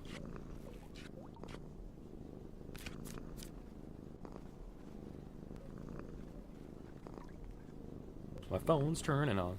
My phone's turning on. Hello, phone. My phone's turning on. Oh, we gotta go take a poop. Gotta go take a poop. Okay, never mind. Open texture and read the message. Alright, what's the news here? Politics. Yay. I'll be on first leader. Simon Taverner has hit back at critics of his Britain alone policy. Simple fact is that in these difficult times, Britain just must look after their own. Yikes. Despite protests, residents' requests continue to be rejected, with the officials currently targeting persons of European heritage with fewer than 2 generations of citizenship or earning under $30,000 a year. Extraditions begin this month. Yikes. Jup, my commanding officer. Listen close, fresh meat. Coming by on Thursday, it explains a few things. You want to have started a job by then, or this will be a short friendship? Earn your keep, don't cause trouble, maybe we'll even let you stay. Maybe. Fuck's sake, bro. Oh, no, don't let that stay. Get some rest, work tomorrow? Oh, well, fuck me then. I thought I was going to work tomorrow. Oh. Today's job, skip work, alright? Fair, I guess. Tomorrow's the final episode of my favorite YouTube animated series. Just planning to watch with one of my friends who is equally obsessed with it, but I'm going on holiday at 3 tomorrow. Ah, I see. Why are you going on holiday at 3 a.m.? You like catching like an early flight or something? But hey, on the bright side, it's happened to me too. You can just like hang out with your friend another day. Make it an event when you come back kind of thing. 2nd of January, 2018. Alright, news is... Post-Brexit rise of Albion first continues to take established politics by storm.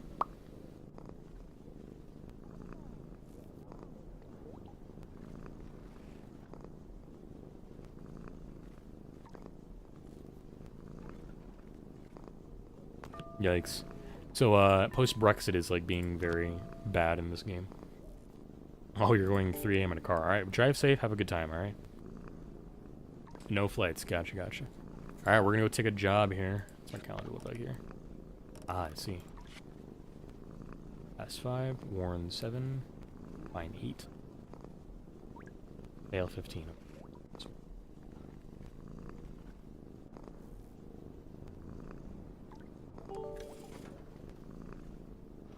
Wow, this is legitimately a very dingy-ass block. Like, look at it. We got, like, surveillance cameras here. That's insane.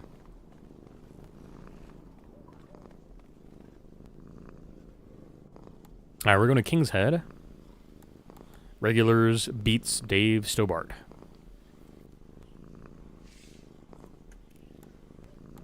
Sup, dude? Yeah, new bouncer, yeah? Cool, I'm Dave. Pleasure. Should be a pretty quiet night. Curfew's keeping most of my regulars at home. Should find things pretty simple. Check IDs on the door, make sure everyone is over 18. Got it. Let in 5 customers, you get paid. Let in more, you could get a bonus. Got it? Yes. Good. Oh, well, get on with it. Oh, that's some kind of disco dancing medal. Okay, cool. Alrighty, what's in my pockets here? Ah, I have a visa here, okay. I am Beetroot Bob.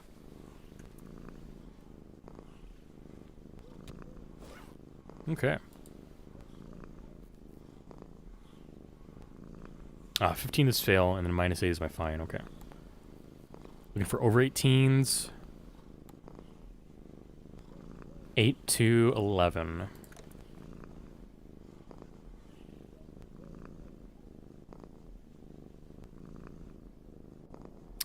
So gonna be born before 2000 kind of thing.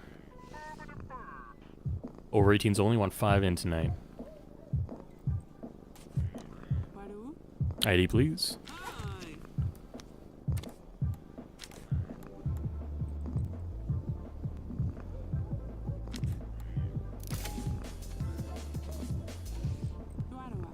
Hmm.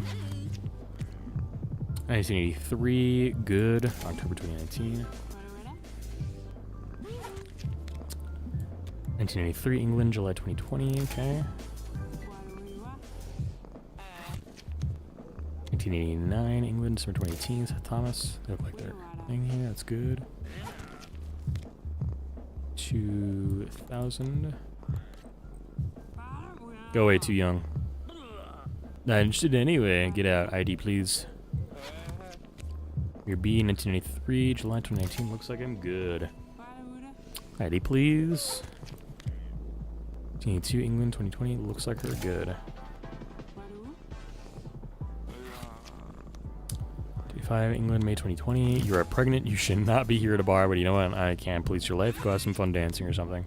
84, August 2018. That's fine. It's July, or January, I should say. 875, England, 2019. Halfway, keep going. Gotcha. It is 933. 23, 1923, 2020. Okay.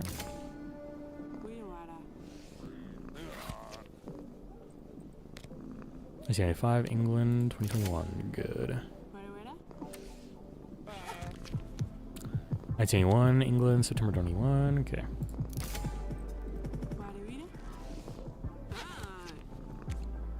84, England, 2020.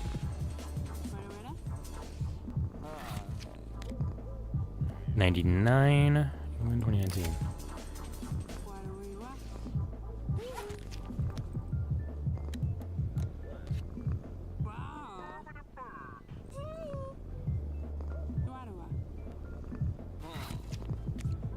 85, 2021. 74, 2019. 83, 2018. Nice shirt. Dress, I guess it really counts as. 76 in 2020. Bro's got a cap on. Looking good. 78, England in 2021. That's a nice little coverall, like, overall thing. I love her arm warmers, too. It's cute. 84, England, 2018. She's from Spain, funnily enough. 83, one more. Here we go.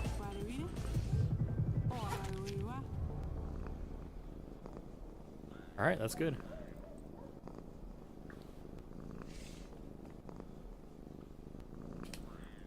I love all the political drama over here. I just noticed that the fuck UKIP there. That was insane.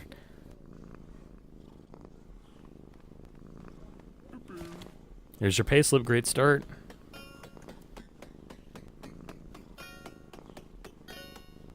Fuck yeah, dude. No incidents, dude. S tier. Huge, big money, big money. I try to be good about this stuff. Honestly, I feel sorry for you Euro folks. My plumber was a Polish guy. Good bloke, cheap too. You know, I'm from... Anyway, another job tomorrow if you're up for it. Look out for it and bouncer. Now scram, alright?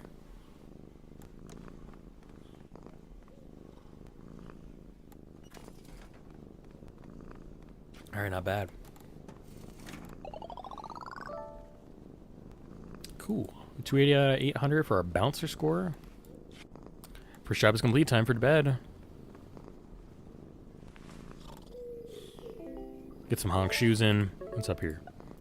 Hey, your friendly neighborhood officer here, starting on bouncer yet? Getting in the way of regular honest folks? Job years were born for. Fuck's sake, dude. I want to visit tomorrow. Tidy up. Go fuck yourself, bitch. Alright, bouncers. We're gonna definitely go up there in a second here. I wonder if I can actually clean up or not, though. That's the thing I don't know I can do. I don't think I can. But yeah, so we're basically on... It's not like on parole right now, but we're kind of on parole is the way of thinking about it. It's essentially that we are being watched by the government because they think we're not bad people, but they're protecting their own. I mean, no, they are thinking of us bad people essentially. They're kind of being prejudiced towards it. That's what I'm looking for. That's the premise of this game. If it wasn't, it's not very clear, but indeed the premise. It's kind of a fucked up game, but it wasn't the same kind of premise you have in Papers, Please. So checks out really. All right, King's Head. Let's go to work.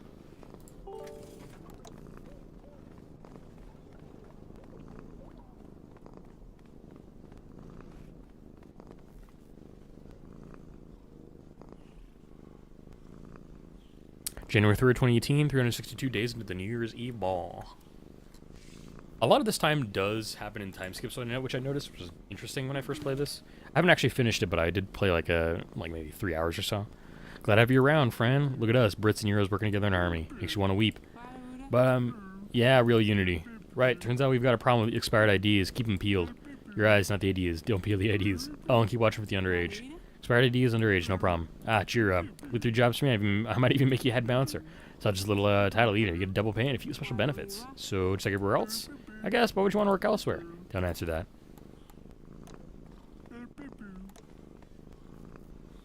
Alright, so we're looking... I was already checking for expired IDs, but I was kind of thinking about that already, don't worry. So, we're good. No expired IDs, only 18s only. Want 10 in tonight. Sounds good to me, dude. I can manage that.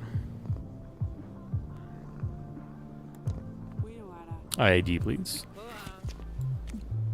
Try 2019, 1999. You're good. England 2019. You're good. I like these big coats they got. I love the jerseys and like the college sweaters that people have. Those are my favorites. But those big ass overalls or the big overcoats are fun. 2018? No, it's fine. It's October. Oh, this one here. You get a new ID, bro. Don't need this. Not even dress fashionably. Get out of here, bro. Have this cap like this bro here. Oh, never mind. You're maxed up too. Your cap, bro. Get it out. I thought you had a cool cap, bro. Get out of here. ID, please. 8 for failure. 19, 21. Go in. Good music, dude. I'm probably gonna copy strike for this. Actually, I just realized. 87, 2020. Cool. I like this person's hair. I love this person's hair even more. And their whole fashion is just on drip, dude. 80, 92 and 2020. Alright, we're good. I think they were Swiss. If I remember my flags correctly. Like the dude's little side part, I think that's what those are called. I don't remember. 88, 2019, you're good. Bro's got a flat top, love it. And is this dude wearing a hairband? Nice. 95, 2020. 96, 2021, you're good. Haven't seen any underage yet. 80, 2018, you're good. Everybody's just bumping in there. 77, 2021, you're good. I guess it's like a streak in their hair. It's like a little silver grade streak. I love that. All right, you're very much underage. Who are you, bro? I'm the bouncer. Get out. Nice cap hair, I love it. You're good, July 2018. I might not hit double bonus on this one, but I'm gonna try it. 91, 2021, good. Bro's got like the big ass overcoat. Got the drip. 2021, looking good. Fancy hair, love it. I love the hoodie on this gal. 3, 2019. Fashionable, delightful 8, 2021. You're good, go in. What's up? 3, 2019, you're good. Have fun. One more. 79 and 2020, you're good to go. You're probably one of our last guests. 5 and 20, you're fine. Closing time.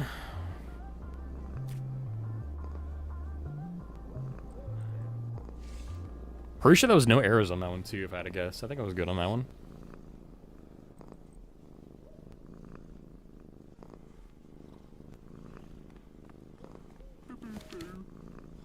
Great start, Euro. I'm glad I chose you. Did you click the job advert anyway, I should say. Got double bonus plus an extra one, huge. 0 incidents, S tier again. Up to 560 experience on that. Thanks. A few more good jobs. Let me looking at my new head doorman. I'm honored. Look at this bro drunk out here. Bro's snoozing up a storm over there. Crazy. Is this my life now? Is this my notes? Yeah. Sometimes I do happen, dude. Sometimes I do happen.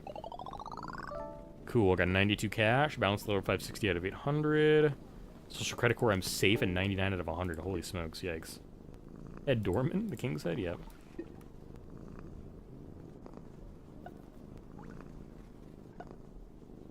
Restfully Picker V2.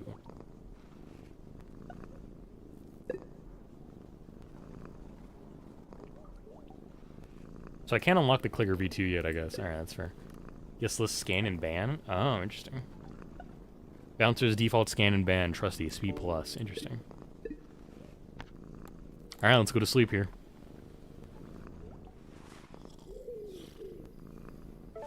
Alright, we're gonna get a text from our gamer here, or Jup here.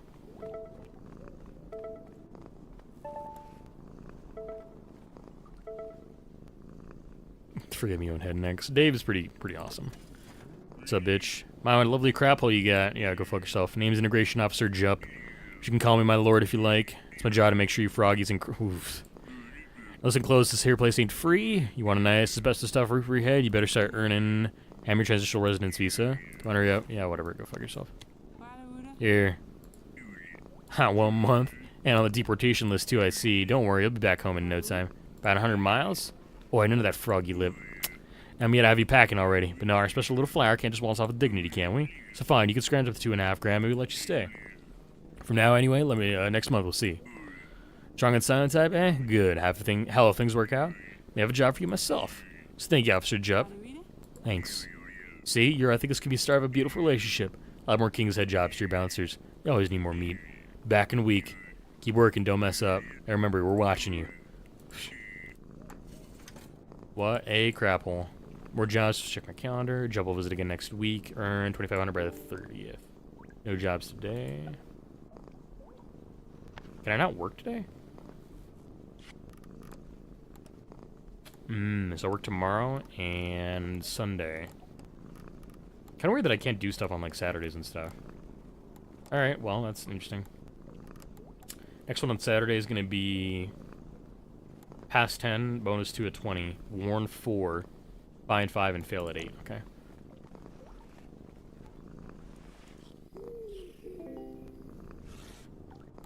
Alright, what's up with the news here for the game? Local news and news. I'm going to read these and then I'll summarize them afterwards.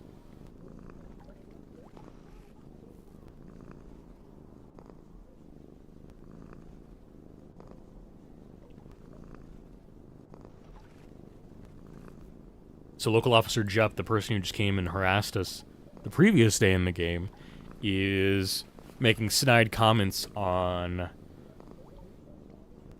a fight that broke out in, I think this is, what is this? Block. I'm actually not sure what block we're in right now. But yeah, he made some snide comments about, let's see, relocation block B? Where did it happen then? Hold on.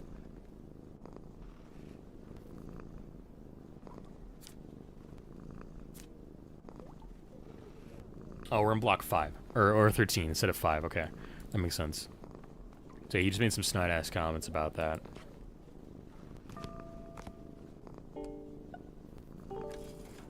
Alright, let's go make some work. Make the magic happen. Make some work is such a weird way to say it. Let's make some money, kind of thing is what I meant to say. King's Head, Bampton, Devon, January 5th, 2018, 368 days into the New Year's Eve ball. What's up, broski? Hey, I've been thinking about the head doorman role. Hard work and pays like crap, I want to make it worth your while. Can give you first dibs on the lost and found. Hey, that old disco dancing medal from the other night. Sound good? I'm forced to work here anyway. Courage, strongly encouraged. I'm basically paid nothing. Still better than something, right? You're offering me a worthless disco dancing medal? See, I knew you was a clever one. Great. Look, I get it. You need cash. Just keep the queue happy. We'll get a mega bonus. Happy? Check the queue camera. You'll see a smiley face if they're doing okay. Keep the queue moving. No one will leave. Oh, and avoid any incidents, obviously. Do all that and the mega bonus is yours. How mega is mega? Surprisingly underwhelming. Oh yeah, one more thing. This bloke Ferris keeps trying to get in. Keep him away from the punters, okay? Ferris? Yeah, fancies himself king of the club scene. Little prick with a bag of nose candy. I don't want to see him in here. Got it? No excuses. Okay. Check date of birth and expiry, and we gotta look out for a Ferris.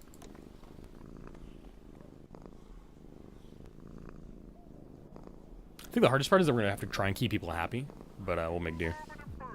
Alrighty.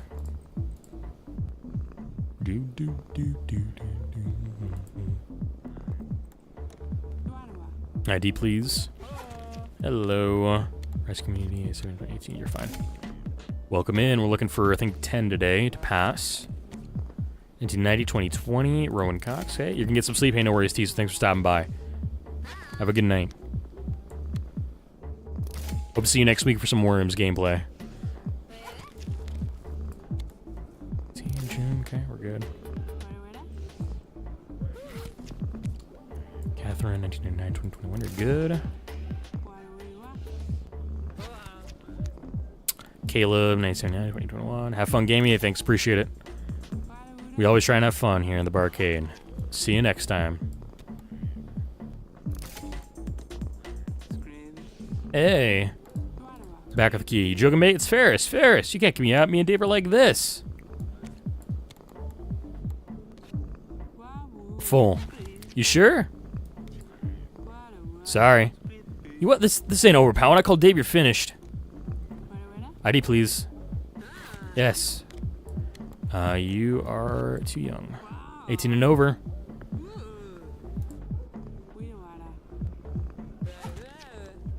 '86, 2019, you're good. Get in there. Ooh, you are just underage. Go home, you're too young. You sure? Yep. Come back sometime. How's this happening? ID, please. 84, 2020, you're good. And I love that hat. That's a fantastic hat. Especially got some gold earrings. That's sick, dude. 89, 2018, you're good. Kevin Young. Is this the same pregnant lady from last time? Oh, oh, you know, yeah, you're just underage. No, sorry. Club's 18 and over. You suck. Well, I'm sorry about that, man. Let's see if we can get 20 here today. 4, 2016. Oh, that's an expired ID. Shit.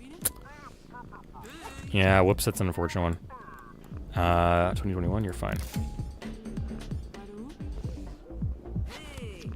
Happens to the best. So it's 88, 2020. 85 in 2019. Have fun. I'm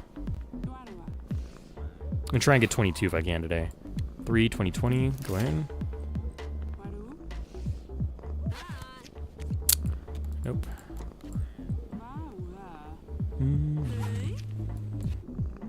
Not coming in. Get out of here.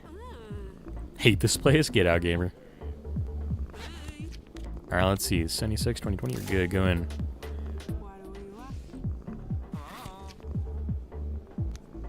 Seven, 2021. Go in. Closing at midnight this time. Fantastic. 83, 2020. Go ahead.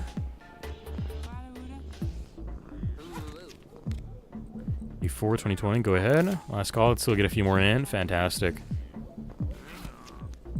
74 in 2021. You're good. Go in. 88. That's 2014. Sorry, my gamer. Got to get out. I'll be making a complaint. Sure, go on. Love that hair on that dress style. Fantastic. 89, 2018. You're fine. There's 20. 91. Another expired one. Sorry. You love your fit, but your ID is expired. Full up.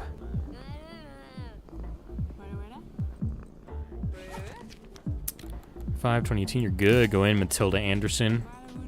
Got some drip on that fashion. Let's go. 89, 2020, you're good. 86 and 2020, you're good. And have a fun time. I was meant to say. Stumbled over my words there. Go in. Right on time. Clap, clap, clap. Let's go. Everybody's jamming, having a good time. I love that the lightning strikes the scum radar antenna up there. It's so funny. I like the little satellite dish. It's good. It's a little fun little detail. Alright, we had one incident. I'm willing to let it slide. It's okay. That was great. Thanks. Don't forget to check out my other jobs. I'm Bouncer. Will do. My bonus 2 is at 30. Damn, alright. Just had one fine. I had a B. That's crazy, dude. That's insane. Cool. I don't think I got my pass because I missed one, I think. Oh well. Okay, Jeff will visit again next week. You gotta get 2,500 by the 30th here. We should get our next bouncer level here too, which is dope. Oh no, we're only 7080. Gotta have one more. Oh wait, hold on. You read my messages. Sick. Okay, new head bouncer. Hey, it's King said Dave. Just heard you booted the ferret out of his arch. Good on you. Shouldn't do this, but here's a little bonus for keeping the cops away. Hey, you don't tell, I won't. Based. Very based.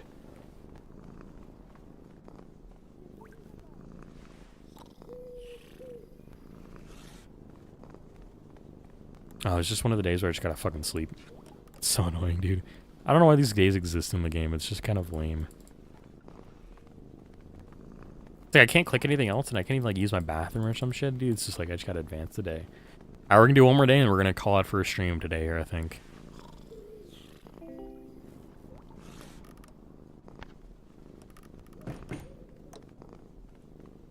Who is it? Backlog? No. Your neighbor? Shh. They're in as many months. Hello. Ah, yes, manners. My Larna. A flat 6. No, do not need to know your name. You last week here, maybe I'll learn your name. You see my Viklav? This tall, often drunk? Oh, do not have sympathy. What is polite phrase in this language? Bit of a twat. To send him home if you see, yes? Not a big talker, are we? We're gonna block 13. Get tetanus jabs or tetanus, your choice. Okay. Meet my learner. Look out for Vaclav. Okay. And I guess we're gonna try and send him home. Let's take the job. We have to do 20 on this one. Yeesh. Hold on. Am I right on that? 20. My bonus is at 25. Warn it at 2 and fail it at 6. That's insane. All right. I can do it, dude. Not even get that first warning, dude. We're fine. We'll be good. We'll be gamers. Okay. Hey, tonight's gonna be busy. All the competition closed for the night? Even better, it's 2 for 1 night on all cider. Bogoff, buy one, get one free? Up yours too. No, I mean, it was a deal like that brings out all the fakers. Fakers? Fake IDs, watch for them. Black and white flags. No stamp on the ID. Anything like that. Those grifters will stop at nothing to get that sweet, sweet cider. Seems likely. Take a look at that flyer. And all the rest, underage expiry? Of course, the shop's not gonna get any easier. Great. There's an upside. The more jobs you can do for any venue. Well, the harder they get. That's a good thing. Well, it means you get paid more, so there's that. Not paid as little as anyway. Makes sense.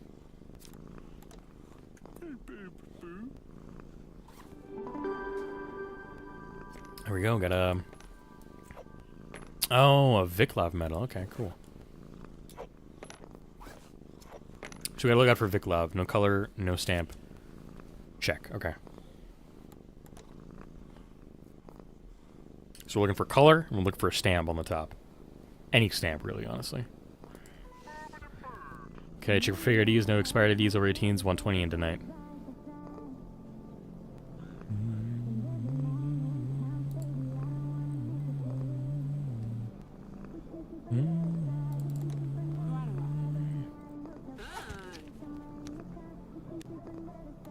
Okay, you're good. Alicia Marshall, go in. It's out here. 1984, 2019, you're good. Get in there.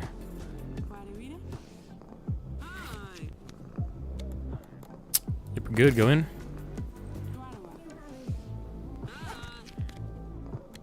'83, 2019. Go ahead, Nicole Cooper. She's got a pretty good fit, honestly. I like it. 82, 2019. Sure, go in.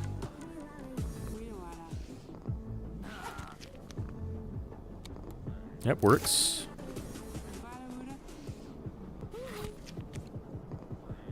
To 2019, go for it. 83 in 2019, yep, you're good. Sorry, you are underage. Get out of here. Oh, we had some interesting drip though. I kind of like the drip. 17, 2019, you're good. Melissa Stevens, like the fit. Oh, whoever this is, I love their fit. It's just peak. 97, 2021, you're good. Go ahead, Kayla Bradley. 79 and 2019, Indy Davies, go ahead. We're at 11, we're about halftime. 77, 2021, you're good. Go ahead, Thomas Cooper. Like his, couldn't tell if it was a hat or hair, but it was dope. 73, 21, yeah, go in. Love your headphones, bro. I can't tell if these ladies with like the stomachs are pregnant or if they're not. They just have like there's like tummy out kind of fashion. Underage, get out of here. I'm going home. Good. Go play video games or something, bro. And come to a bar. 85, 2020, good. Frankie Stevens. Haven't seen Vaclav yet. 88, 2018, that's fine. Harley Taylor, go in. Haven't been checking names though. I've been checking dates a lot, unfortunately. E3, 2018, yes. Brain really had to think about that one, honestly. Coming up almost on closing time. You are underage. Get out of here.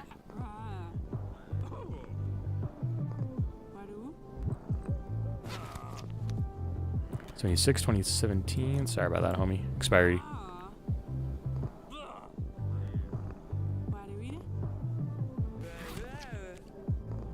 D90, 2020. Good, good.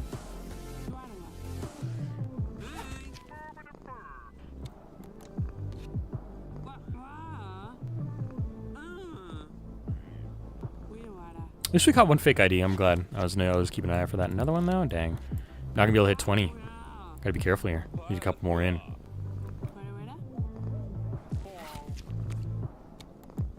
Oh, fuck. This one's expired, bro.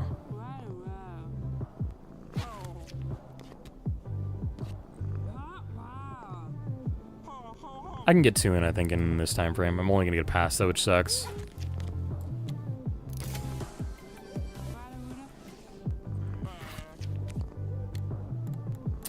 Bruh.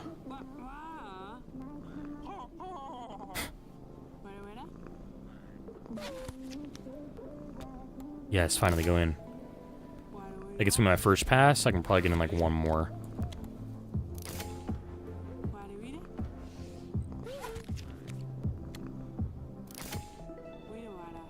Alright, I got my first bonus though, but that's it. 25 was getting rough there because I got a couple of unfortunate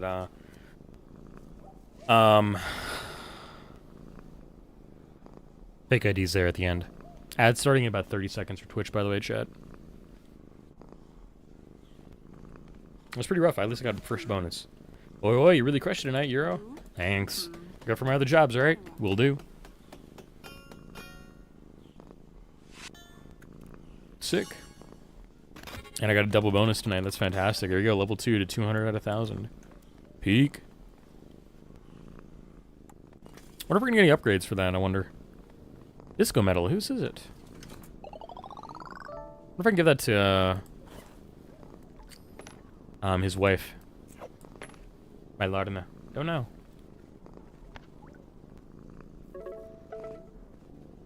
Bouncer automated message follows. You reach Bouncer level 2 and unlocked Clicker V2. Enjoy rust-free clicking. Congratulations. Check Bouncer upgrade page for more. Cool. We got upgrades, chat. Welcome back from... Oh, no. Ads are not done. I thought they were.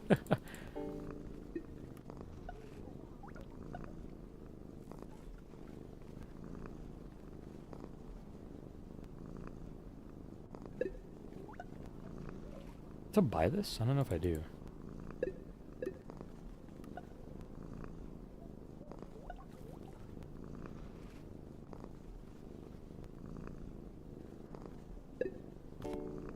Alright, welcome back, chat. We got an upgrade, so we have a new clicker available to us. I'm not sure if I have to buy it, though. We'll have to see here in the future. I'd just be that we're getting money for rent kind of thing. Could be a thing. I kind of want to keep playing, though. I'm having a good time.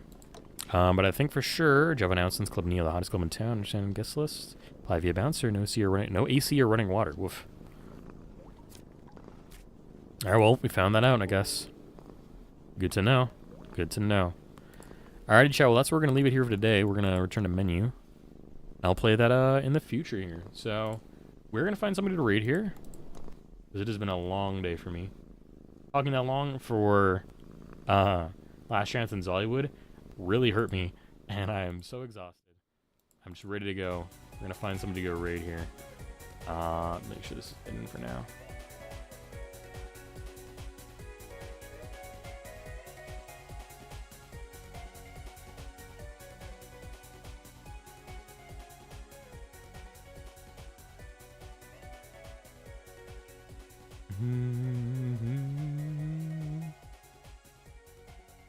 Oh, weird.